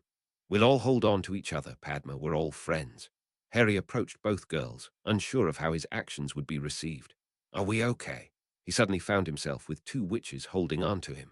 Of course we are, Harry. Now we can have our Christmas dinner and then figure out where we're all going on holiday this summer, also how to get Padma and Neville there too. Oh, Harry, I just remembered something. My father really wanted to meet you. It makes more sense now, though I can't figure out why he offered me instead of Parvati. The blush on Harry's face told its own story. He offered betrothal contracts for both of us. Harry didn't answer that particular question, but wasn't fooling anyone. Providing he doesn't know I'm now head of House Potter, I can refer all matters like that to my father. Emma had a question she was dying to ask. Well, actually, a few questions. Is it customary for the girl not to know that her father had offered a betrothal contract on her? Padma answered as best she could. I don't really know, Emma. Pureblood society is very male-dominated, and even more so where I come from. My father's word is law in our household. To disobey him would bring shame to our family. At least I now know why he so readily agreed to me coming here. The mother tried not to let her shock show at that. Thankfully, Dan appeared as horrified as she was with this news. The Granger household was most certainly a partnership, not a dictatorship. I was just wondering if some of these girls who kept approaching Harry knew they were offered as betrothals by their fathers. That would certainly explain some of the more persistent ones. Do you know if they are, Harry? Sorry, Hermione. I only glanced down the list once last summer, and the names meant nothing to me at the time. Only remembered Padma's because they were twins. My goblin upbringing dismissed that option immediately. This sounded something that Dan wanted to hear. Why would your upbringing automatically rule that out? Glares from his wife and daughter soon had him explaining further. I'm not attempting to be judgmental here, just gather information on different cultures. Goblins only have one mate, Dan, and that mate is for life. My father's wife died in childbirth, with his baby son passing soon after. He wouldn't even consider taking another wife. No goblin would. This drew a smile from the dentist. Those views are pretty close to the ones we hold, Harry. That was the only reason I asked. Hermione has entered this whole other world where everything appears different. Like you, we're trying to understand as much as we can about those differences. Emma thought the entire day needed rescuing to get back to the fun they were having. One of those differences is Christmas dinner. I'm pleased and also terrified that I'm cooking the first Christmas dinner for both of you. She was laughing at this, but still rather nervous. She'd asked Hermione if her friends had any special dietary requirements, only to be told they ate whatever was in front of them. It would soon be time to see if that was true. Cornelius was not a happy minister. Only Amelia telling him that if he didn't come to the ministry immediately, he may not be the minister much longer, got him up from his Christmas dinner. There was no Christmas cheer as he greeted his head of DMLE in her office. Amelia, this better be good, or you could find yourself back on an aura patrol. Cornelius, if we don't get this right, both of us could be out on our ear by the new year. She handed him one of the pictures Barchok had supplied, and watched the color drain out his face. This genuine. Since I have both of them currently in our cells, the answer would have to be yes. Watching the minister for magic panicking was not a pretty sight. We have to contain this, Amelia. It could bring down the ministry. I totally disagree, Minister. Containing it could cause us a lot more problems. I was given that picture by a goblin. The goblins have no bearing on this. Who cares what they say? The boy who lived, especially since he calls the goblin who gave me this father. After Cornelius had taken a much-needed seat, Amelia explained what they had already discovered. We immediately questioned the prisoners using truth serum. I needed to know who else in the ministry was involved in this. Thankfully, the answer was absolutely no one. Barty's dying wife extracted a promise that he would get their son out of Azkaban. It was her who took her son's place and died in his cell, still under the influence of polyjuice potion. Barty has since kept his son in line by repeated use of the Imperious Curse. The minister let out a huge sigh of relief. Crouch's guilt was undeniable, and the ministry were mostly in the clear. That was until the obvious question hit him. How and why did this photograph end up in goblin hands? Barchok told me they were carrying out an investigation into the trial of Sirius Black. I did some quiet digging myself and couldn't discover anything. Questioning, Barty gave me the answer. I couldn't find anything because there was nothing to find. Sirius Black was sent to Azkaban without a trial. That wasn't what worried Cornelius, rather the reasons behind the goblin investigation. Did you ask why they were inquiring about Black? I did, and you won't like it any more than I did. Amelia went over to a sideboard in her office and poured a couple of brandies from the decanter she had there. She handed one to Cornelius before giving him the bad news. Sirius Black is Harry Potter's godfather. The minister was grateful for the brandy. It fought off some of the icy chill that had just crept up his spine. Please tell me you have some good news for me, Amelia, or at least some idea how we get ourselves out of this one. My Susan told me what happened at the leaving feast. I'm surprised you let Dumbledore con you into that, Cornelius. This change of tack through the minister. What do you mean? Harry may attend Hogwarts, Cornelius, but we heard from Dumbledore's own lips that the boy will have nothing to do with him. He was trying to use your presence to ingratiate himself with the boy. Harry's answer was predictable to anyone who even slightly knows the lad. It also was no surprise to me that the rest of his yearmates followed him out of the hall, or that he had made provisions for them doing so. Are you saying Albus was using me? Albus Dumbledore uses everyone for his own ends. That the famous boy who lived won't even be in the same room as him must be driving the old coot crazy. The goblins declared Dumbledore persona non grata over a decade ago. Harry may consider himself a goblin, but he also has his own personal reasons for doing the same. I don't want to see the ministry pulled into Dumbledore's mess and think I know how to avoid it. Amelia laid out the basis of her proposal. We play everything in public and strictly by the book. This would also include a public trial for Sirius Black. She held up her hand to stop the minister's expected protest at that course of action.